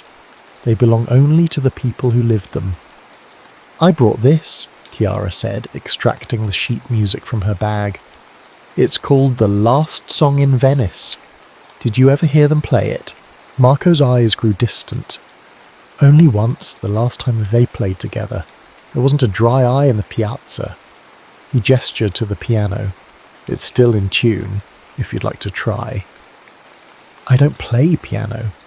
"But you play violin, yes? I can see it in your hands." "Yes, but I don't have—" "Your mother left her guanri to the museum, I know, but her first violin, the one she learned on, that's behind the bar. She left it for you," she said. Marco disappeared into the cafe and returned with a violin case, the leather cracked with age. Inside was a modestly crafted instrument, not valuable but well loved. She wanted you to have it, and to play here, if you ever came. Chiara lifted the violin, feeling its familiar weight. Different from her own modern instrument, with its aged wood and gentle curves. She tucked it under her chin and drew the bow across the strings. The sound was warm, surprisingly resonant. She placed the sheet music on the edge of the fountain and began to play The Last Song in Venice. The notes were simple at first, a delicate melody that spoke of tentative beginnings. As the piece progressed, it grew more complex, layering emotions like brushstrokes on canvas. Joy, passion, doubt, resignation. People began to gather, drawn by the music. Chiara played with her eyes closed, feeling her way through the story her mother and Luca had written together. When she reached the final notes, a haunting refrain that seemed to ask a question that couldn't be answered, there was complete silence in the piazza, then applause, gentle at first, then building. When she opened her eyes, the small square was filled with people, many of them wiping away tears. Marco approached, his own eyes glistening. "You play like her, but also like yourself." "Thank you for this," she said, gesturing to the violin, the piazza, the moment. "Don't thank me, thank her. She knew you'd come one day." As the crowd dispersed, Chiara remained, holding the violin that had belonged to her mother. She thought of Emilia Sartori, not as the formidable musician the world had known, but as the woman who had stood in this same spot, finding and losing love, choosing duty over desire, carrying the music of those nights through the rest of her life. In that moment, Chiara understood something about her mother that decades of strained conversations had never revealed, and she began to understand something about herself as well. Present day Venice. Chiara spent the next week immersed in her mother's Venice. She visited La Fenice, where Emilia had performed her final concert with the Rome Philharmonic. She found the gondola stop where, according to the journal, Luca had first told Emilia he loved her. Not despite your hands, but because of everything they've played and everything they still might. She spent evenings in the Piazza della Musica Persa, sometimes playing, sometimes just listening to the ambient sounds of Venice at night. Marco would bring her espresso and tell stories about the summer of '99, when locals and tourists alike would gather to hear the unexpected duets. They weren't just playing music, he told her, They were playing each other. On her 8th day in Venice, a letter arrived from the Conservatory Museum where her mother's Guarneri had been donated. They were organising a memorial concert and wanted Chiara to perform a piece that captures your mother's essence, the director had written. She knew immediately what she would play. But first, there was one more piece of the puzzle missing. According to Marco, after Luca died, his piano had been moved to the home of his nephew, a music teacher who lived on the island of Murano. If anyone had recordings of Luca and Emilia together, it would be him. The water taxi to Murano cut through the lagoon, spray occasionally misting Chiara's face. She watched Venice recede, its spires and domes compacting into a unified skyline. Her mother had made this same journey many times during that final year with Luca, according to Marco. Alessandro Moretti lived in a modest home near one of Murano's famous glass factories. When Chiara introduced herself, his face registered immediate recognition. "I've been expecting you," he said, ushering her inside. Marco called. "He said you've learned about your mother and my uncle." Alessandro was younger than Chiara had expected, perhaps 40, with Luca's dark eyes and expressive hands. His home was filled with music, instruments in various states of repair, shelves of vinyl records and CDs, framed sheet music on the walls. "I teach piano to the children of glassblowers," he explained.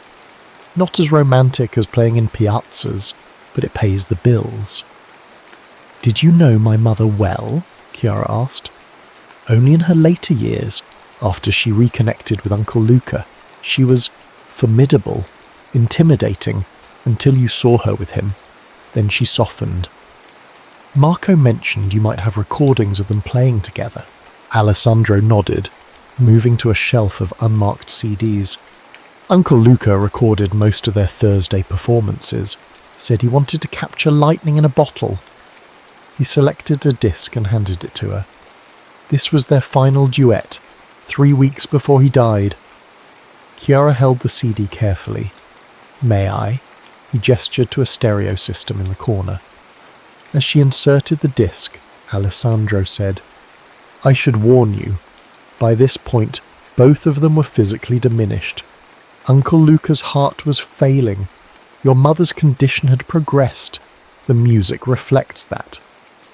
The recording began with ambient noise, conversations, the fountain bubbling, Venice being Venice, then a piano, hesitant at first, finding its way note by note. A violin joined, equally tentative. Chiara recognized the last song in Venice, but this version was different from the sheet music, more fragile, more human. She closed her eyes, listening to her mother and Luca navigate the piece. There were missed notes, moments when tempos didn't quite align. But there was also a conversation happening between the instruments, a tenderness that transcended technique. As the final notes faded, Chiara heard something unexpected. Applause, yes, but also her mother's voice captured by the microphone. That was for everyone who's ever loved something they couldn't keep. When the recording ended, Chiara opened her eyes to find Alessandro watching her intently. "Your mother was an extraordinary musician," he said, "but I think she was at her most extraordinary in her imperfections." "May I have a copy of this?" Chiara asked. "Uncle Luca would have wanted you to have the original." As she prepared to leave, Alessandro added, "There's one more thing." He retrieved a small wooden box from a bookshelf. "After he died, we found this among his effects. It has your mother's name on it." The box contained a single item, a fountain pen. "I don't understand," Chiara said. "Neither did we at first. Then we realised it was the pen she used to write in her journal the summer they met. She must have left it behind when she departed suddenly. He kept it all those years." Chiara held the pen, imagining her mother's hand gripping it as she recorded her innermost thoughts, her fears about her failing health, her unexpected love, her agonizing decision to leave. "Thank you," she said, emotion thickening her voice. On the water taxi back to Venice, Chiara reflected on all she'd learned. Her mother, always so controlled in life, had experienced a brief period of beautiful chaos with Luca. She'd walked away from it, returned to her ordered existence, raised a daughter alone, built a legendary career. But she'd kept the memory close, finally returning to Venice when her performing days were over. Had she regretted her choice? The journal offered no clear answer, but the fact that she'd sought Luca out decades later, that she'd played with him despite her progressed condition, suggested she'd carried him with her all along. Back at the apartment, Chiara sat at her mother's writing desk and began composing a piece to accompany The Last Song in Venice, a daughter's response to a mother's hidden heart. The memorial concert at the Conservatory Museum drew an international audience. Former colleagues, students, admirers of Emilia Sartori's perfectionist brilliance filled the intimate performance space. Chiara, waiting backstage with her mother's first violin, felt oddly calm. The museum director's introduction was brief. Tonight we honour not only a musical legacy, but the woman behind the music. Her daughter, Chiara Sartori, will perform a piece that captures something essential about Emilia that perhaps we never fully understood. Chiara walked onto the stage where behind her a large photograph of her mother in her prime was projected, Emilia in profile, violin raised, eyes closed in concentration. It was the image the world knew. "Good evening," Chiara began. "My mother was known for her technical precision, her unwavering commitment to the score as written. What many of you don't know is that there was another side to her musicality, one she kept private until the final years of her life." She explained about finding the journal, about discovering Luca Moretti, and the summer of improvised duets in a hidden piazza.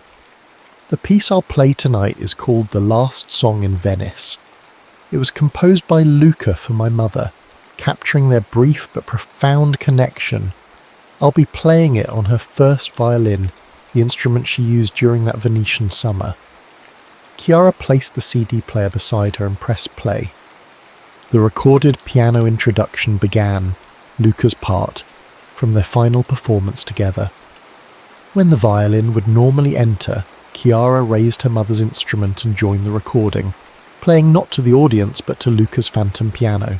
The piece unfurled like Venice itself, complex, layered with history, simultaneously melancholy and beautiful. Chiara followed the emotional arc that Luca had composed and that her mother had completed, adding her own interpretations where it felt right. When the final notes faded, there was silence, then gentle weeping from several corners of the hall, then applause, building into a standing ovation. Later, as attendees filtered out, the museum director approached Chiara. "That was unexpected," he said, "and perfect. We would like to include the sheet music and recording in the permanent exhibition alongside the Guarneri." "I think my mother would want that," Chiara said, "to be remembered not just for her perfection." The following morning, Chiara returned to the Piazza della Musica Persa one last time. She'd agreed to sell her mother's apartment, but not before making arrangements with Marco to establish a small music scholarship in Emilia and Luca's names. The piazza was empty except for Marco, who was supervising the installation of a small bronze plaque beside the fountain. "What does it say?" Chiara asked, approaching. Marco stepped back so she could read the inscription. "In this piazza from May to June 99, and again from 2019 to 2020, Emilia Sartori and Luca Moretti created music that exists now only in memory. Some songs are meant to be played just a few times. Some loves are meant to be lived just once, but both echo forever." "It's perfect," Chiara said, tears welling. "Your mother approved the text before she died," Marco revealed. "She knew she wouldn't live to see it installed." "She planned all of this," Chiara realized. "The journal, the violin, making sure I would find my way here. She wanted you to understand not just her story with Luca, but something about music itself, about life." "That perfection isn't the point," Chiara said softly. Marco nodded. That beauty exists in the attempt, not just the achievement. That sometimes the notes we don't play are as important as the ones we do. As Chiara prepared to leave Venice the next day, she tucked her mother's journal and Luca's fountain pen into her carry-on bag. She would return to her own life, her own music, carrying with her a new understanding of the woman who had raised her. Emilia Sartori had lived two lives, one of public perfection and private loneliness, and another, briefer one of messy, beautiful connection. She had chosen duty over desire, structure over improvisation, but she had also, in her final years, returned to the scene of her greatest vulnerability and found it again. Chiara thought about her own career, her own choices. The electronic compositions that had so disappointed her mother now seemed less like rebellion and more like continuation. Different instruments, but the same search for something transcendent in sound. On her final night in Venice, she returned once more to the balcony of her mother's apartment. The same moon that had watched over Emilia and Luca's brief romance now illuminated the city's ancient facades and rippling canals. Below, a solitary pianist played in a different piazza, the notes drifting up like prayers. Chiara closed her eyes and listened, not just to the music, but to everything that lay beneath and beyond it. The water lapping at stone foundations, distant conversations in multiple languages, the gentle creaking of a city perpetually in dialogue with the sea that both threatens and sustains it. She understood now what her mother had found in Luca's jazz, in his philosophy of musical improvisation. Life itself was improvisation, a constant navigation between structure and spontaneity, between what we plan and what simply happens.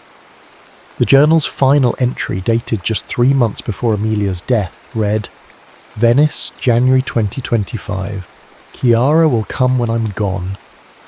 I've arranged everything. She'll find Luca, or at least his memory, and perhaps understand why I lived as I did, why I left him, why I returned, why I never spoke of him. Don't regret the life I chose. The concert halls, the recordings, the students who now lead orchestras across the world, these matter. But I regret not telling her sooner about those nights in the piazza, about music that existed only in the playing of it. I hope she'll forgive me for keeping this part of myself hidden. I hope she'll understand that some loves aren't meant to be explained or shared, only experienced. And I hope most of all that she finds her own piazza someday, a place where her music can simply be, without judgment, without fear. The tremors are worse now. Some days I cannot hold a pen, let alone a bow, but in my mind I still play our last song perfectly. Memory at least allows for flawless performance. Chiara closed the journal and held it to her chest. In the morning she would leave Venice, carrying with her both versions of her mother, the perfectionist and the improviser, the woman who chose duty and the woman who, however briefly, chose love. But tonight, under a Venetian moon that had witnessed centuries of partings and returns, she allowed herself to simply be her mother's daughter, listening to distant music fading into night, the end.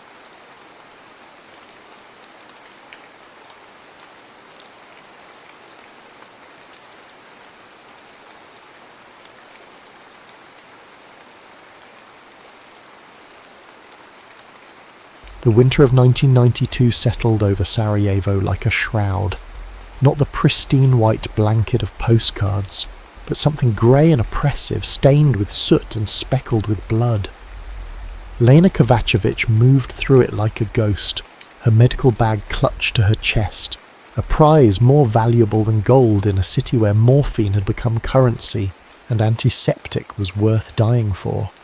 The makeshift hospital had once been a primary school, now children's drawings still clung stubbornly to walls that trembled with each distant explosion. Lena worked by candlelight, the electricity having failed 2 days prior. Her patients lay on classroom desks pushed together to form beds, their groans forming a terrible chorus that echoed down hallways once filled with laughter. Water! rasped the boy beneath her hands, no older than 12. A piece of shrapnel had torn through his abdomen while he stood in line for bread. His mother had carried him 3 kilometers under sniper fire to reach them. "Please, water." Lena reached for her canteen, half empty, reserved for patients, and held it to his cracked lips. She had learned to ration compassion as carefully as supplies. Too much, and you'd bleed yourself dry in a week. Too little, and you became something worse than the men in the hills with their guns. "What's your name?" she asked, checking his bandages.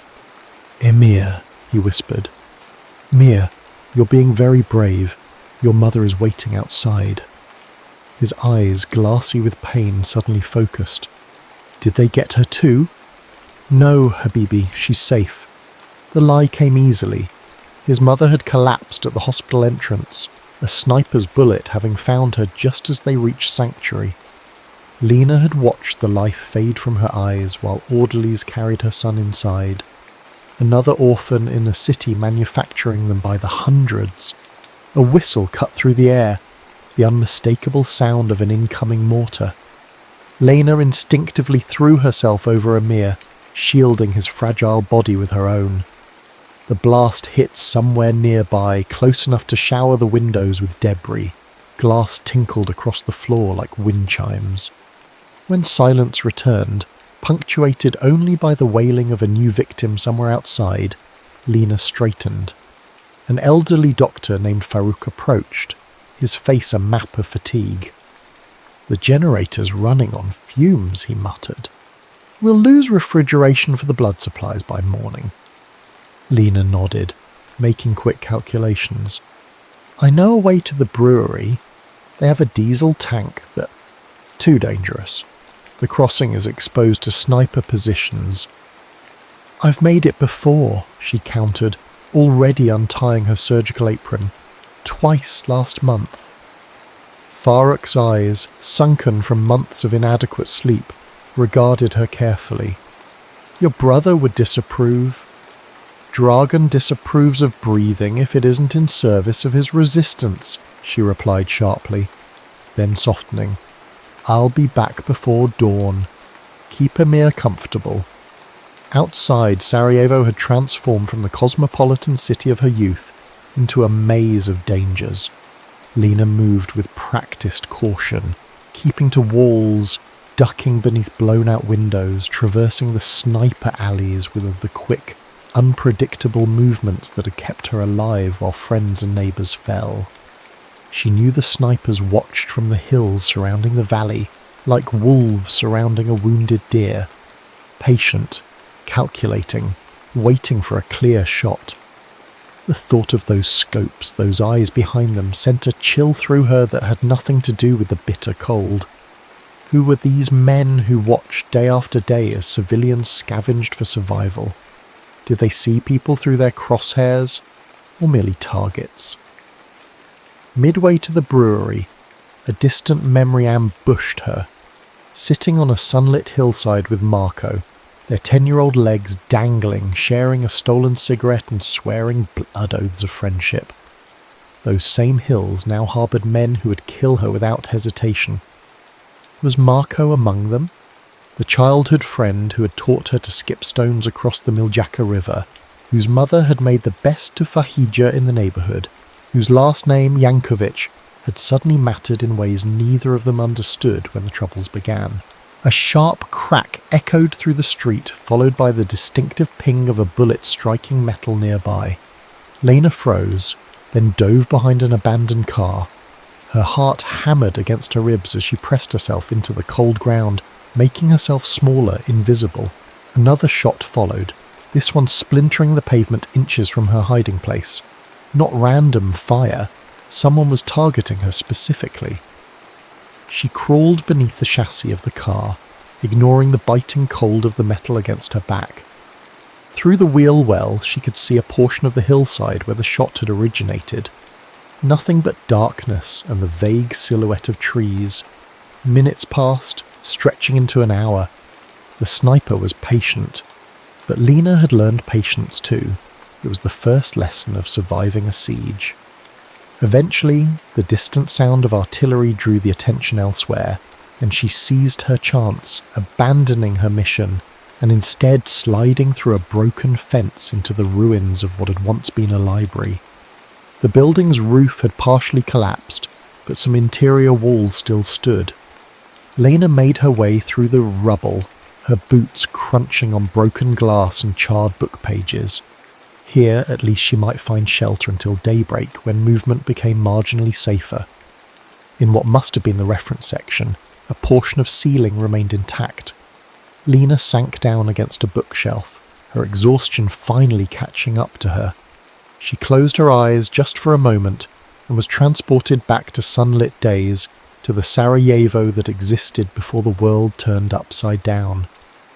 A sound startled her awake, the unmistakable click of a rifle's safety being disengaged. "Don't move," came a man's voice, low and controlled. Lena froze, her eyes adjusting to the darkness.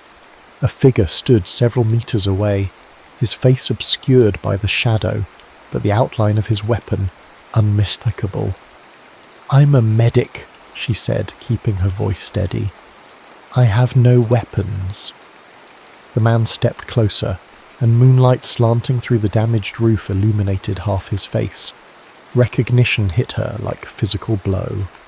"Marco?" she whispered, disbelief coating each syllable. The rifle's aim faltered, then lowered slightly. "Lena Kovacevic," he breathed, her name emerging like a prayer and a curse entwined. For a moment, they were just two ghosts from each other's past, surrounded by the ashes of a civilization that had once prided itself on tolerance. Then reality reasserted itself. He in a Serbian military uniform, she with the green armband marking her as a Bosniak medical worker. "Have you come to kill me then?" she asked quietly, finding strange courage in the absurdity of their reunion. Marco's face, harder than she remembered, but still unmistakably his, twisted with something unreadable. "If I wanted you dead," he said, "you would never have seen me." 3 weeks earlier, Marko Jankovic had watched Sarajevo burn through the crosshairs of his rifle. From his nest in the hills, the city resembled a wounded animal, smoke rising from its flanks, its streets empty save for the desperate souls who risked death for water or firewood. He had not fired a single kill shot in 4 days. Instead, he aimed at walls, at abandoned cars, at anything that would make his targets dive for cover without actually striking them. It was a dangerous game. Twice now, Commander Radovic had reviewed sniper footage, eyeing Marco with growing suspicion. "Your grandfather fought the Nazis without hesitation," Radovic had said that morning, cleaning his sidearm with methodical precision. Yet his grandson seems to have developed an inconvenient conscience. Marco had maintained eye contact, his face a practiced mask. "Conserving ammunition, sir. The supply lines are stretched." "Ammunition is meant to be used, Yankovic, especially on legitimate targets." There was nothing legitimate about children collecting snow to melt for drinking water, but Marco had merely nodded. "Understood, sir." Now, as evening descended, Marco scanned the ruined avenues below. His spotter, Nenad, dozed beside him, having consumed most of a flask of Slivovitz to ward off the cold. The radio crackled occasionally with encoded messages from other positions, but their sector had been quiet. A movement caught his eye, a figure darting between buildings with practiced stealth. Through his scope, Marco observed the feminine form, the medical bag, the determined set of the shoulders. Something about the woman's movements triggered a memory. He adjusted the focus, bringing her face into sharp relief. The recognition hit him like a physical blow. Lena, the girl from the apartment below his, the one who had taught him to dance before his first school formal, the one whose family had abruptly stopped speaking to his when the nationalist rhetoric began heating up. She paused at an intersection, checking for danger, unaware that she had already been seen. Marco's finger hovered near the trigger, not to shoot, but in acknowledgement of a terrible irony. Here she was, saving lives while he was assigned to end them. He tracked her movement, providing invisible protection. When another sniper's bullet struck near her position, Marco swiftly located the shooter 2 nests over and did something he'd promised himself he would never do. He fired at a countryman, sending a round close enough to the other sniper's position to make him duck and curse over the radio. "What the hell?" Nenad jerked awake beside him. "Did you fire?" "Thought I saw movement," Marco lied smoothly. "Just a dog." Later, after Nenad had fallen back into his drunken slumber, Marco watched Lena take shelter in the library. He knew he was crossing a line that could not be uncrossed, but after months of following orders that hollowed him out with each passing day, the sight of her had awakened something he thought long dead. He waited until full darkness before slipping away from his post, leaving Nenad snoring softly. The descent into the city was perilous. Serbian patrols were under orders to shoot deserters on sight, but Marco knew the blind spots, the gaps in coverage that resulted from months of comfortable superiority in the hills. The library's broken shell offered multiple entry points. He moved silently through the debris, guided by the moonlight and memory. When he found her, sleeping against a bookshelf, vulnerability etched across features hardened by war, he almost turned back. Almost. Instead, he deliberately made a sound to wake her, needing her to see him, to confront what they had both become. "Have you come to kill me then?" she had asked, and the question lacerated him. "If I wanted you dead, you would never have seen me." Now they stood facing each other across the ruins of literature, culture, knowledge, all the things that had once bound their city together. "You're with them," she said, her voice hollow, eyes fixed on his uniform. "I was conscripted," he replied, though it sounded hollow even to his ears. "My father was ill. They said they would provide medicine if I served." "And did they?" Marco's silence was answer enough. Lena's laugh held no humour. "So you shoot at us for nothing." "I don't shoot," he said, the confession dangerous even here. "Not at civilians, never." She studied him, looking for the lie. Finding none, she slowly rose to her feet, wincing slightly. "You're hurt," he observed. "The whole city is hurt, Marco." He stepped closer, rifle now slung across his back, hands visible and empty. "Let me see." Reluctantly, she showed him her side, where a fall during her hasty retreat had embedded a shard of glass. Without speaking, Marco removed a field medical kit from his pocket. Their fingers brushed as he handed her antiseptic wipes, and the contact sent electricity through him. Not desire, but the shock of human connection after months of isolation. "Why are you helping me?" she asked as she cleaned the wound. Marco considered the question. "'Cause I remember who I was before all this. Who we were. That Sarajevo's gone. Not all of it." He gestured between them. "We're still here." They talked through the night, voices low, sharing cigarettes and bitter truths. Lena told him of the hospital, of Emir and countless others. Of her brother Dragan, now a fierce fighter in the resistance. Of their parents killed by a mortar while queuing for bread last spring. Marco spoke of the commander's growing suspicions, of the way some men took pleasure in the killing, of his plan to desert when winter deepened and patrols thinned. As dawn approached, they both knew their time had ended. "I can help," he said suddenly. "Information, warnings about planned attacks." Lena's eyes widened. "You'd be shot for treason." "I'm dead either way," he replied, surprising himself with the certainty of it. "If not by a bullet, then by what this place is turning me into." She considered him carefully. "The east side of the central market. There's a damaged phone booth with resistance markings. Leave messages there." He nodded, memorizing the location. "Why take the risk?" she pressed. "Why now?" Marco looked at her, really looked, seeing both the girl she had been and the woman forged by suffering. because seeing you reminded me there are things worth dying for, and this war isn't one of them." As they parted at the edge of dawn, Lena hesitated, then pressed something into his palm, a small worn photograph. Him and her, aged 12, arms around each other's shoulders, squinting into summer sun. "In case you forget again," she whispered, and then she was gone, slipping between shadows back toward her broken city. Marco touched the photograph to his lips once before tucking it securely in an inner pocket close to his heart. Then he began the treacherous climb back to a position he could no longer stomach, to comrades who would kill him without hesitation if they knew what he now planned to do. For 3 weeks they existed in separate worlds that occasionally intersected through folded papers left in a rusted phone booth. Marco's intelligence saved lives. A warning about artillery targeting the central waterline allowed repair crews to evacuate before shells rained down. Information about sniper rotations created safer windows for civilian movement.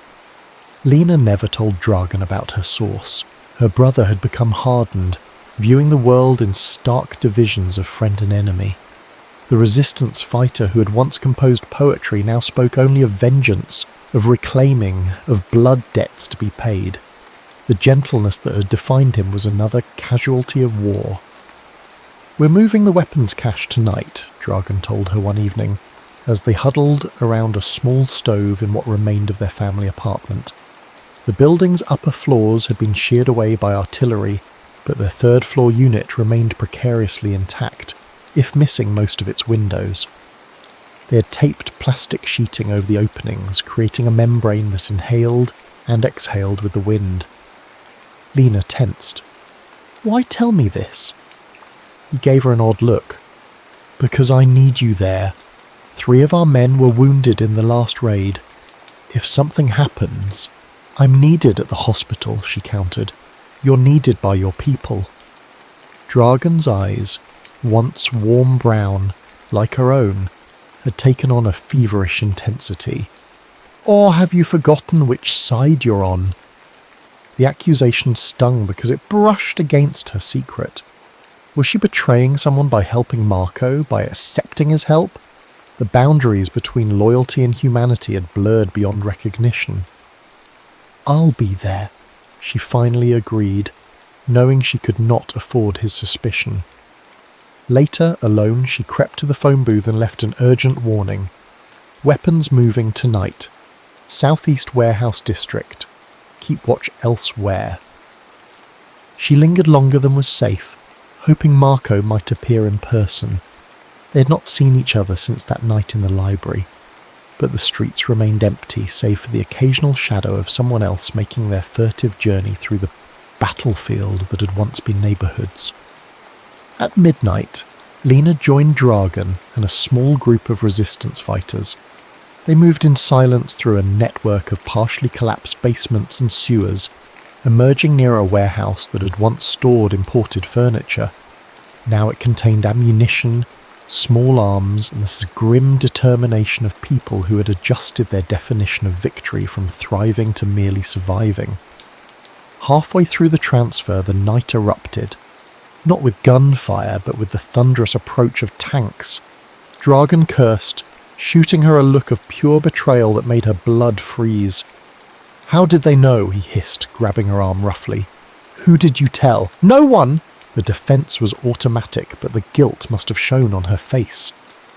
Before Dragan could press further, the warehouse's wooden doors splintered under the impact of a vehicle. Chaos erupted as fighters scattered, grabbing what weapons they could. Lena found herself pulled along by her brother's iron grip as they fled towards the river. "We were compromised!" he spat as they crouched behind an overturned kiosk. "Someone knew!" The accusation hung between them, unspoken but palpable. Lena's heart hammered against her ribs. Had Marco betrayed her? Had her message somehow been intercepted? Or was this raid planned regardless? Coincidental timing that now marked her as suspect. They made it back to relative safety, but the damage was done. 3 resistance fighters captured, a cache of precious ammunition lost, and Dragon's trust in his sister, already fragile, had fractured further. The next morning, Lena made her way to the phone booth, anger and confusion warring within her. To her shock, Marco was there, hunched inside the broken structure, waiting. "You betrayed us," she accused without preamble. His face, gaunt with exhaustion, registered surprise, then understanding. "The raid," he said. "It wasn't because of your message. I never received it." "Then how did you know what I was talking about?" "Because I've been demoted," he explained, voice low. "They caught me filing false reports about civilian sightings. I'm no longer in the intelligence loop. The raid was planned days ago by Commander Radovich himself." Lena wanted to believe him, needed to believe him. "Prove it." Marco unbuttoned his jacket enough to reveal angry purple bruising across his torso. "This is what happens to soldiers who show too much restraint," he said quietly. "I'm being watched now. Coming here was a risk, but I needed to warn you." "Warn me about what?" "They're executing prisoners tomorrow at dawn, public display in the central square." His eyes met hers, conveying the gravity. "Resistance fighters captured last night are among them." The blood drained from Lena's face. Dragan had told her which of their comrades had been taken. Young men she had treated for previous wounds. One was barely 19. "We have to stop it," she said automatically. "We can't. The area will be heavily guarded." "Then we need to break them out tonight, from wherever they're being held." Marco shook his head. "Suicide." "Then what?" Lena demanded, desperation rising. "We just let them die? Write it off as an acceptable loss in this godforsaken war?" "No," he replied, reaching for her hand. The contact was electric, dangerous. "We leave. Together. Tonight." The proposal hung between them, radical in its simplicity. "Leave," she echoed. "There's a supply convoy heading to the Croatian border. The driver owes me a favour. He'll take us if we can reach the checkpoints by midnight." "I can't leave," Lena protested, though a treacherous part of her heart leapt at the possibility. "The hospital, my patients. Dragan will die here," Marco said, the bluntness like a slap. "So will most of the people you're trying to save. So will I, eventually. This siege isn't ending, Lena. It's just grinding everyone down until there's nothing left." She pulled her hand away. "That's why I need to stay. And if I stay, I'll be forced to become something neither of us can live with." His voice dropped to a whisper. "Please, we can start again, somewhere else. Help in different ways." The possibility unfurled before her. Life beyond checkpoints and snipers, beyond the daily calculus of survival. It was tempting, seductively so. "I need time to think," she said finally. "We don't have time," he countered. "Meet me at the library at 10 tonight if your answer is yes. If not..."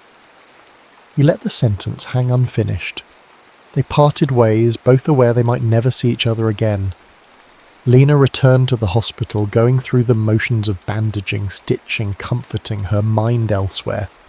That evening she approached Dragan as he cleaned his rifle. "If you could leave," she began carefully, "would you?" Her brother's hand stilled. "Leave what?" "Sarajevo. The fighting." He looked at her as though she had suggested growing wings to fly to the moon. "This is our home, our fight. But if there was a way out..." "There is no out," he cut her off, voice hardening. "There's only through. We fight or we die, or worse, we become refugees begging for scraps at the world's table." He set the rifle down. "Why are you asking this? Has someone offered you passage?" The direct question caught her off guard. "I was just thinking," she hedged, "about options." Dragan's eyes narrowed. "The only options are victory or death," he said, with the certainty of one who had simplified the world to make its horrors bearable. "Anyone suggesting otherwise is not your friend." By 9:30, Lena had made her decision. She packed a small bag, extra bandages, a few precious medicines pilfered from the hospital stores, a change of clothes, and a photograph of her family from before. She left a brief note for Dragan, explaining nothing, apologizing for everything. The streets were treacherous at night, but Lena had become adept at moving through shadows. She reached the library by 10, heart pounding with the magnitude of her choice. But the agreed-upon meeting place was empty. 10 minutes passed. 20. Doubt crept in. Had Marco changed his mind? Been caught? Was this all an elaborate trap? At 10:30 she heard footsteps. Not the measured tread she associated with Marco, but something more erratic. She pressed herself into the shadows, watching as a figure stumbled into the library's ruined atrium. Marco, but not as she expected. Blood soaked his left side. His face was battered almost beyond recognition, and he struggled to remain upright. "Lena?" he called softly, voice ragged. She rushed to his side, medical instincts taking over. "What happened?" "Radovich," he managed, leaning heavily against her. "He knew about us, the messages." "How?" "Someone saw you at the phone booth." Lena helped him to a relatively clean area, laying him down to examine the wound. A bullet had torn through his side, not immediately fatal but dangerous without proper treatment. "I need to get you to the hospital," she said. Marco grabbed her wrist with surprising strength. "No, they'll be watching hospitals." He coughed, a wet, alarming sound. "The convoy. We can still make it." "You can't travel like this." "I won't survive here." His eyes, feverish but determined, locked onto hers. "Please, Lena. I'd rather die trying to escape than waiting for Radovich to finish what he started." She knew he was right. Knew also that their window was closing with each passing minute. With swift efficiency, she cleaned and bandaged his wound as best she could with her limited supplies. "Can you walk?" she asked when finished. "With help." They moved slowly through the darkened city. Marco's arm draped across her shoulders, his weight increasingly heavy as blood loss weakened him. Twice they froze at the sound of patrols pressing into doorways, holding their breath until danger passed. The rendezvous point was an abandoned garage 3 blocks from the official checkpoint. The driver, a gruff man named Amir, took one look at Marco's condition and cursed. "You didn't say he was half—" hissed at Lena. "Will you still take us?" she demanded. Emir hesitated, calculating risks versus the payment Marco had promised. "He'll need to be hidden better than I planned. Under the cargo, not just behind it." They'd just begun transferring Marco to the truck when shouts erupted from the street. Flashlight beams cut through the darkness, accompanied by the unmistakable sound of rifles being readied. "Serbian patrol," Emir muttered, backing toward his cab. This wasn't part of the deal. Before Lena could protest, the driver had slipped into his truck and gunned the engine, roaring away and leaving them exposed in the empty garage. "Go," Marco urged, pushing her toward a rear exit. "I'll distract them." "I'm not leaving you." The voices drew closer. Among them, Lena recognized one with chilling clarity, her brother, Dragan. "The tracks lead here," he was saying. "Spread out and search everything." Lena and Marco exchanged a look of perfect understanding. There would be no escape, not tonight, perhaps not ever. "You shouldn't have come back for me," Marco whispered, as they crouched behind a stack of wooden pallets. His breathing had grown laboured, each inhalation a battle. "Quiet," Lena urged, though she knew it was futile. The pool of blood beneath him had grown alarmingly large. Even if they somehow escaped this immediate danger, Marco needed surgery and transfusions that she couldn't provide with a field kit. Footsteps approached their hiding place. A flashlight beam swept across the floor, stopping at the trail of blood Marco had left. Lena reached for the scalpel in her medical bag, a pathetic defense against rifles, but the only weapon she had. "Here!" called a voice, and the beam locked onto their position. Rough hands dragged them into the open. Lena found herself staring into Dragon's face, contorted with a mix of fury and betrayal. "So it's true," he said, voice eerily calm. "My sister and a Chetnik." "He's not," Lena began, but Dragon's open-handed slap silenced her. "Don't," he warned. "Don't defend him to me." Marco, barely conscious, was thrown to the ground by 2 resistance fighters. A third pressed a rifle barrel to the back of his head. "Wait," Lena cried.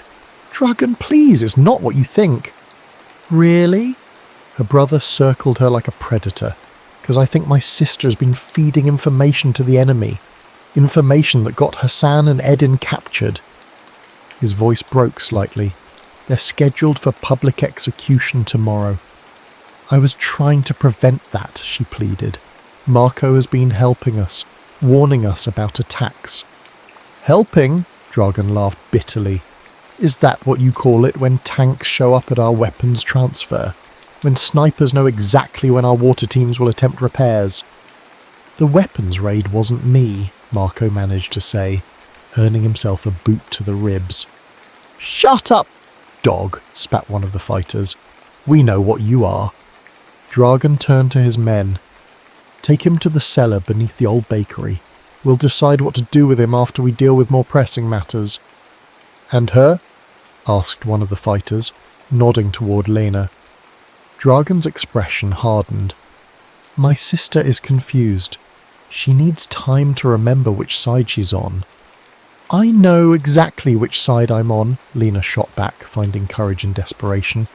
"The side of people who are suffering. All of them." She gestured around the devastated cityscape. "Look at what we've become, Dragon. Serb, Croat, Bosniak. We're all just starving and dying together while the world watches." "Pretty words," her brother replied. "Tell them to Edin's widow, to the parents of children killed by snipers from his side." He jabbed a finger toward Marco. As the fighters began dragging Marco away, he locked eyes with Lena one last time. "Don't give up," he mouthed silently. Dragon led Lena back to their apartment in silence, his grip on her arm bruising. Once inside, he secured the door and faced her. "What were you thinking?" he asked quietly, and the genuine confusion in his voice was somehow worse than anger. "I was thinking that not everyone in uniform is a monster," she replied, sinking onto their threadbare couch. Maybe there are people on both sides who want this madness to end." "Naive," he muttered. "Dangerously naive." "Is it naive to remember that Marco's family shared Eid meals with us? That his mother taught me to make baklava?" "That world is dead, Lena." Dragon ran a hand through his unkempt hair. "They killed it. What's left is just survival." "Survival isn't enough." He studied her, as though seeing a stranger. "You were going to leave with him, weren't you?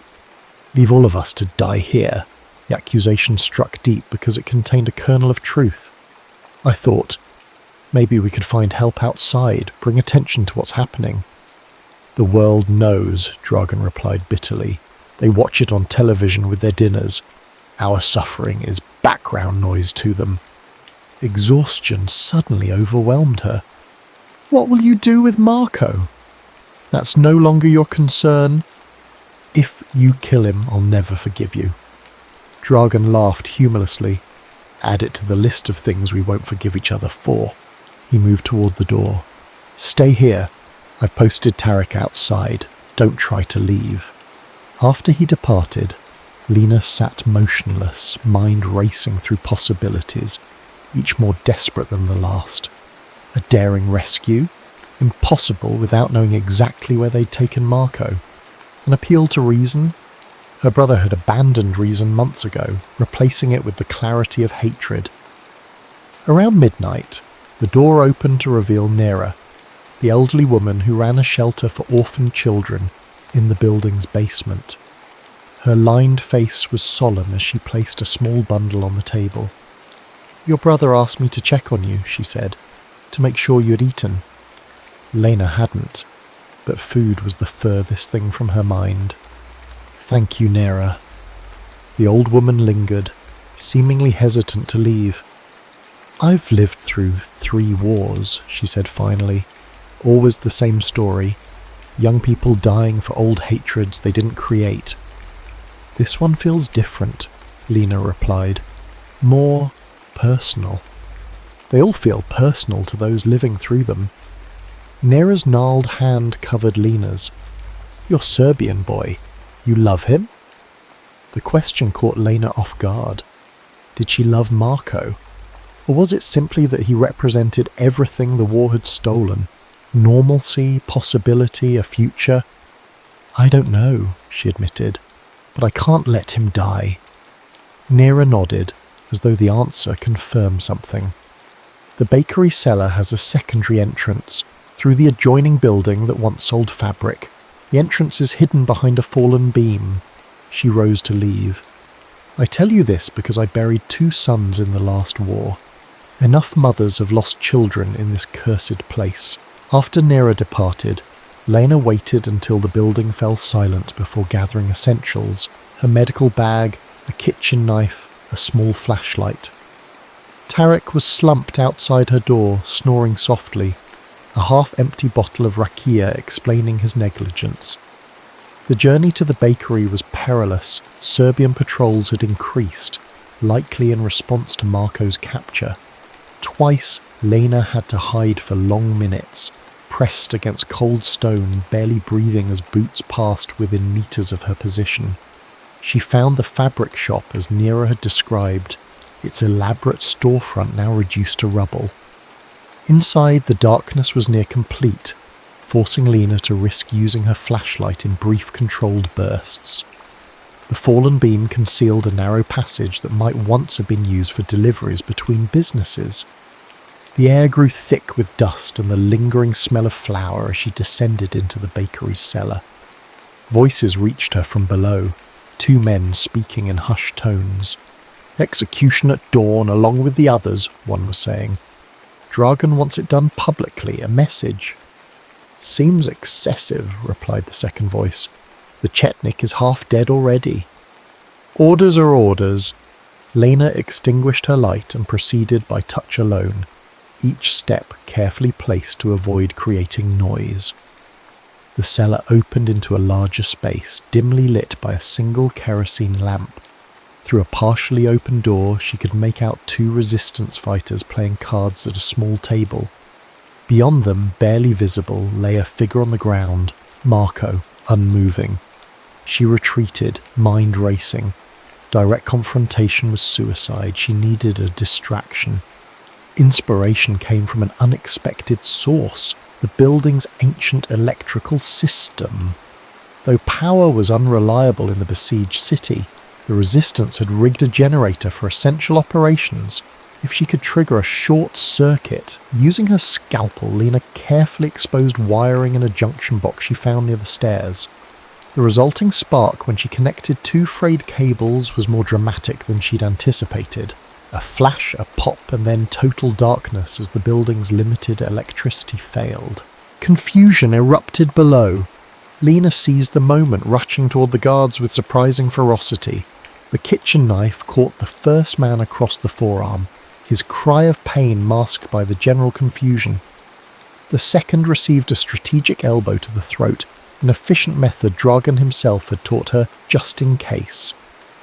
"Marco!" she hissed, kneeling beside his prone form. "Can you hear me?" A faint groan was her only answer.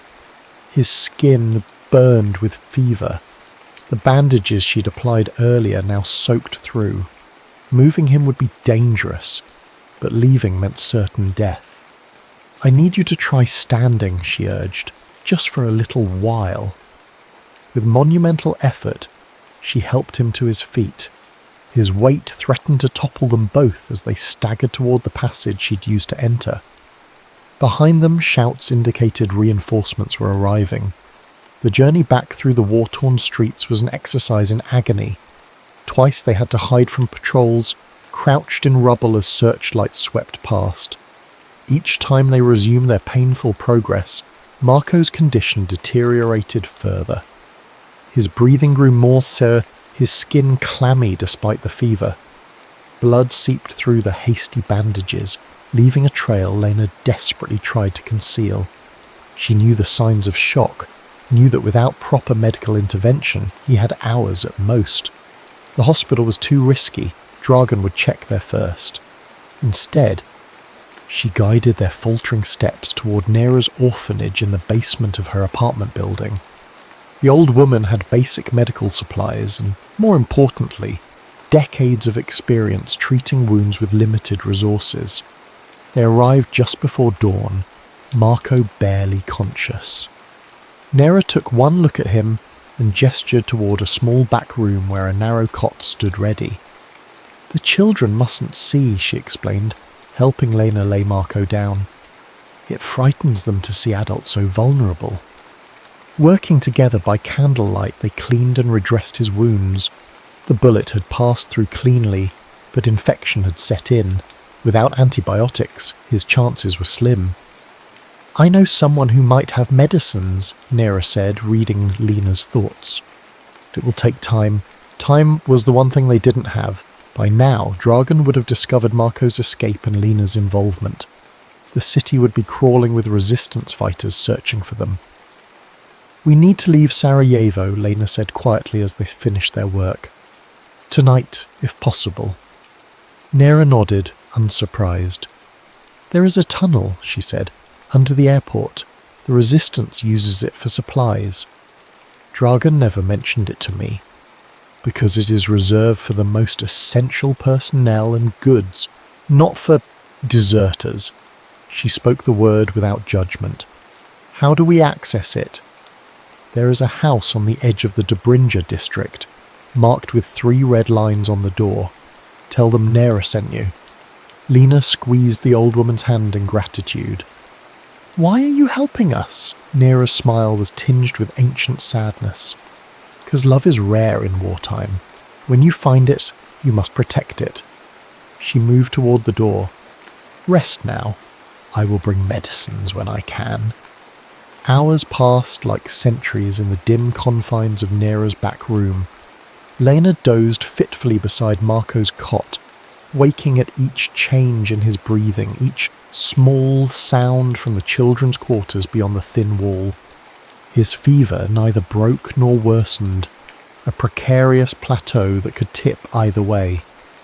Near noon, the door opened to reveal Nera accompanied by a stranger, a gaunt man with a doctor's careful movements. "Dr. Karachu," he breathed, recognizing a surgeon from the central hospital. "Your friend here has been quite insistent," he said, nodding toward Nera as he set down a small case of supplies. "Something about a patient who couldn't come to the hospital." He examined Marco with professional detachment, the kind necessary when practicing medicine in a war zone. Gunshot wound, infected, beginning stages of sepsis. He should be dead already.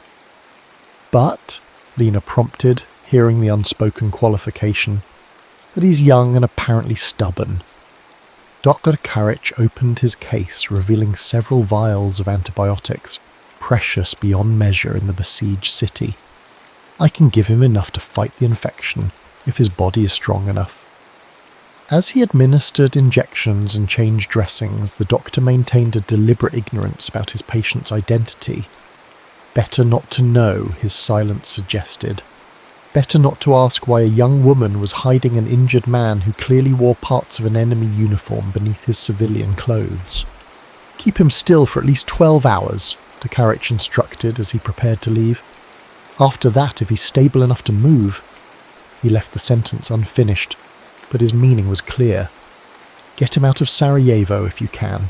Nera returned later with troubling news. "Your brother has men watching the hospital, the checkpoints, even the black market areas. They're showing Marco's photograph." "And mine?" Lena asked. "No.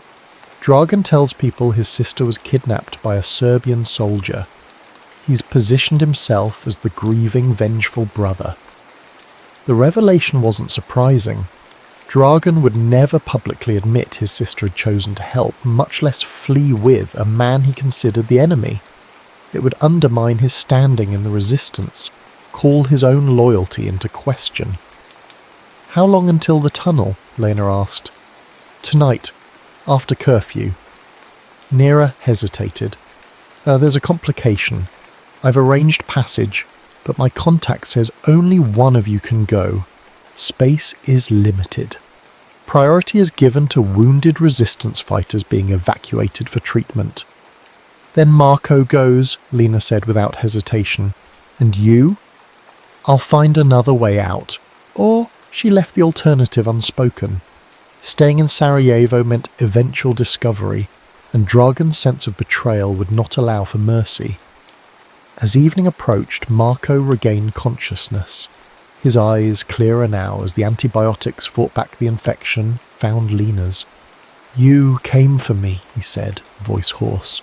Of course I did. He reached for her hand, his grip weak but determined. They'll kill you if they find you helped me escape. They'll have to find me first. She tried for a lightness she didn't feel. When Nera explained the plan, the tunnel, the single passage available, Marco's response was immediate. No, I won't go without her. You'll die here, Lena argued. I'm not leaving you behind to face your brother's wrath. His attempt to sit up ended in a grimace of pain. Stop being a hero, she snapped, frustration born of fear making her voice sharp. One of us needs to survive this. Otherwise, what was any of it for?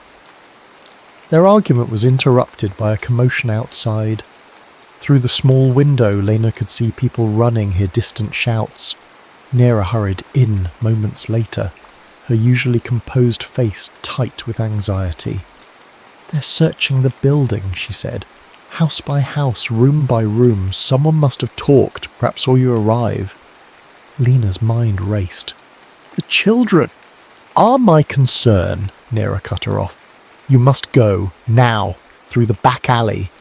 My contact will meet you behind the collapsed school, the one with the blue door. Marco can't walk that far yet. Then you must help him, or you both die here. The old woman's bluntness left no room for argument. With desperate efficiency, Lena gathered their meagre supplies. Marco insisted on trying to stand, his determination compensating somewhat for his weakness. Together they slipped out through a narrow door as the sounds of the search grew closer. The journey to the meeting point was excruciating. Marco leaned heavily on Lena, each step clearly agony. Twice they had to hide as patrols passed, crouched behind debris, his laboured breathing seeming impossibly loud to her terrified ears. Their guide, a thin boy who couldn't have been more than 15, appeared as promised, leading them through a bewildering series of passages that wound beneath and between bombed-out buildings. The route was clearly designed to avoid open areas where snipers might have clear shots. How much further? Lena whispered, as Marco's weight grew heavier against her shoulder. Almost there, the boy replied. There's a problem. The entrance area is guarded tonight. By whom?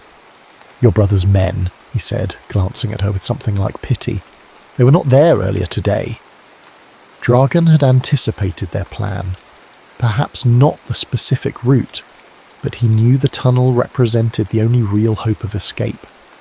The question was whether he had shared this suspicion with others or kept his own counsel, unwilling to admit publicly that his sister had betrayed him. Is there another way in? Marco asked, each word a visible effort. The boy hesitated. Yes, but it's exposed. You'd have to cross about 50 meters of open ground. The snipers would be on our side of the siege line, Lena finished. Serbian positions. Marco straightened slightly. That might work in our favour. How? She demanded. I'm still wearing parts of my uniform under these clothes. If they see me clearly enough, they might hesitate, Lena realised. But it's a desperate gamble. We're down to desperate gambles, he replied. The alternative entrance was through the cellar of a partially collapsed apartment building. From their vantage point in a neighbouring structure, Lena could see the two resistance fighters guarding it, men she recognised from Dragan's inner circle. I'll create a distraction, the boy offered unexpectedly. Draw them away for a few minutes. That's all I can give you," before they could protest. He was gone, slipping through the ruins with the agility of youth.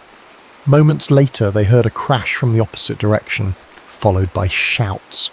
The guards, after a brief hesitation, moved to investigate. "Now," Lena urged, helping Marco to his feet. They crossed the open space as quickly as his condition allowed, painfully visible against the moonlit rubble. With each step, Lena expected gunfire, expected to feel the punch of a bullet, but only silence followed them to the cellar entrance. Inside, the passage narrowed to a crude tunnel barely wide enough for one person. The ceiling was so low they had to crouch, making their progress even more difficult. Water dripped from above, the ground beneath their feet a mess of mud and debris.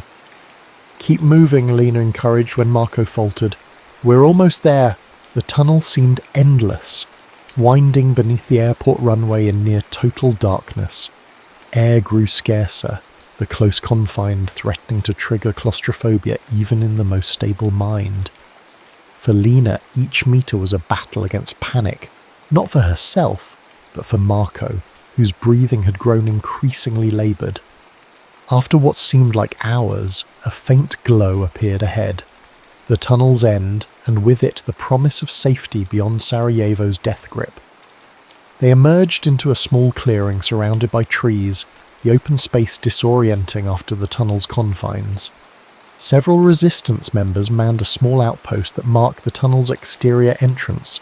They eyed the newcomers with suspicion that quickly turned to recognition. "That's him," one said, gesturing toward Marco. "The Serbian, the one we're supposed to watch for." "And her, Dragon's sister." Lena felt hope slipping away as hands reached for weapons. Then, unexpectedly, an authoritative voice cut through the tension. "Stand down." A tall figure emerged from the shadows, Commander Usich, the overall leader of this sector's resistance. His weathered face betrayed nothing as he approached them. "Dragan Kovacevic claims his sister was taken against her will," he said evenly, addressing Lena directly. "Yet here you are, supporting this man rather than fleeing from him." Lena lifted her chin. "My brother knows the truth. He simply can't accept it." "And what is the truth, Ms. Kovacevic?" "That I choose humanity over hatred. That this man risked everything to save lives on both sides." Usich's expression remained neutral. "You realize I could have you both shot as traitors?" "Yes," she replied simply. A long moment passed as the commander seemed to take their measure. Finally, he turned to his men. "I saw no one come through the tunnel tonight," he said. "Is that clear?" Confusion gave way to understanding as the fighters nodded their assent. "The supply truck leaves in 20 minutes, Usich continued, addressing Lena again. "It can take you as far as the UN checkpoint at Kisseljack. After that, you're on your own." He stepped closer, voice dropping. "This is not forgiveness. This is recognition that this war has stolen enough from all of us." 19 minutes later, hidden beneath tarps in the back of a battered truck, Lena felt the vehicle lurch into motion. Beside her, Marco's hand found hers in the darkness. "Why?" he whispered. "Why did Usich let us go?" Lena thought of the commander's final words to her, spoken privately as they boarded the truck. "He lost his son and daughter in the first months of the siege," she replied. "He said sometimes mercy is the only victory left." The truck wound its way through mountainous roads, each kilometre increasing the distance between them and the broken city they had once called home. Neither spoke of the future. Such planning seemed presumptuous when survival itself remained uncertain. Hours later, as dawn broke over unfamiliar hills, the truck slowed at a checkpoint manned by blue-helmeted UN peacekeepers.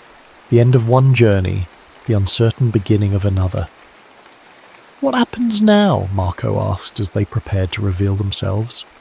Lena looked eastward, where the rising sun had begun to illuminate the landscape. Beyond their vision, Sarajevo continued its struggle, her brother continued his fight, and countless others faced another day of a siege that seemed without end. "Now we live," she said simply.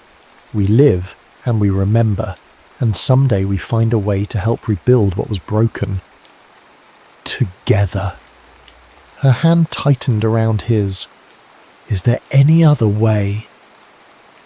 As they emerged from hiding, stepping onto ground free from the constant threat of snipers and shells, Lena felt the weight of guilt and grief that would always accompany their escape.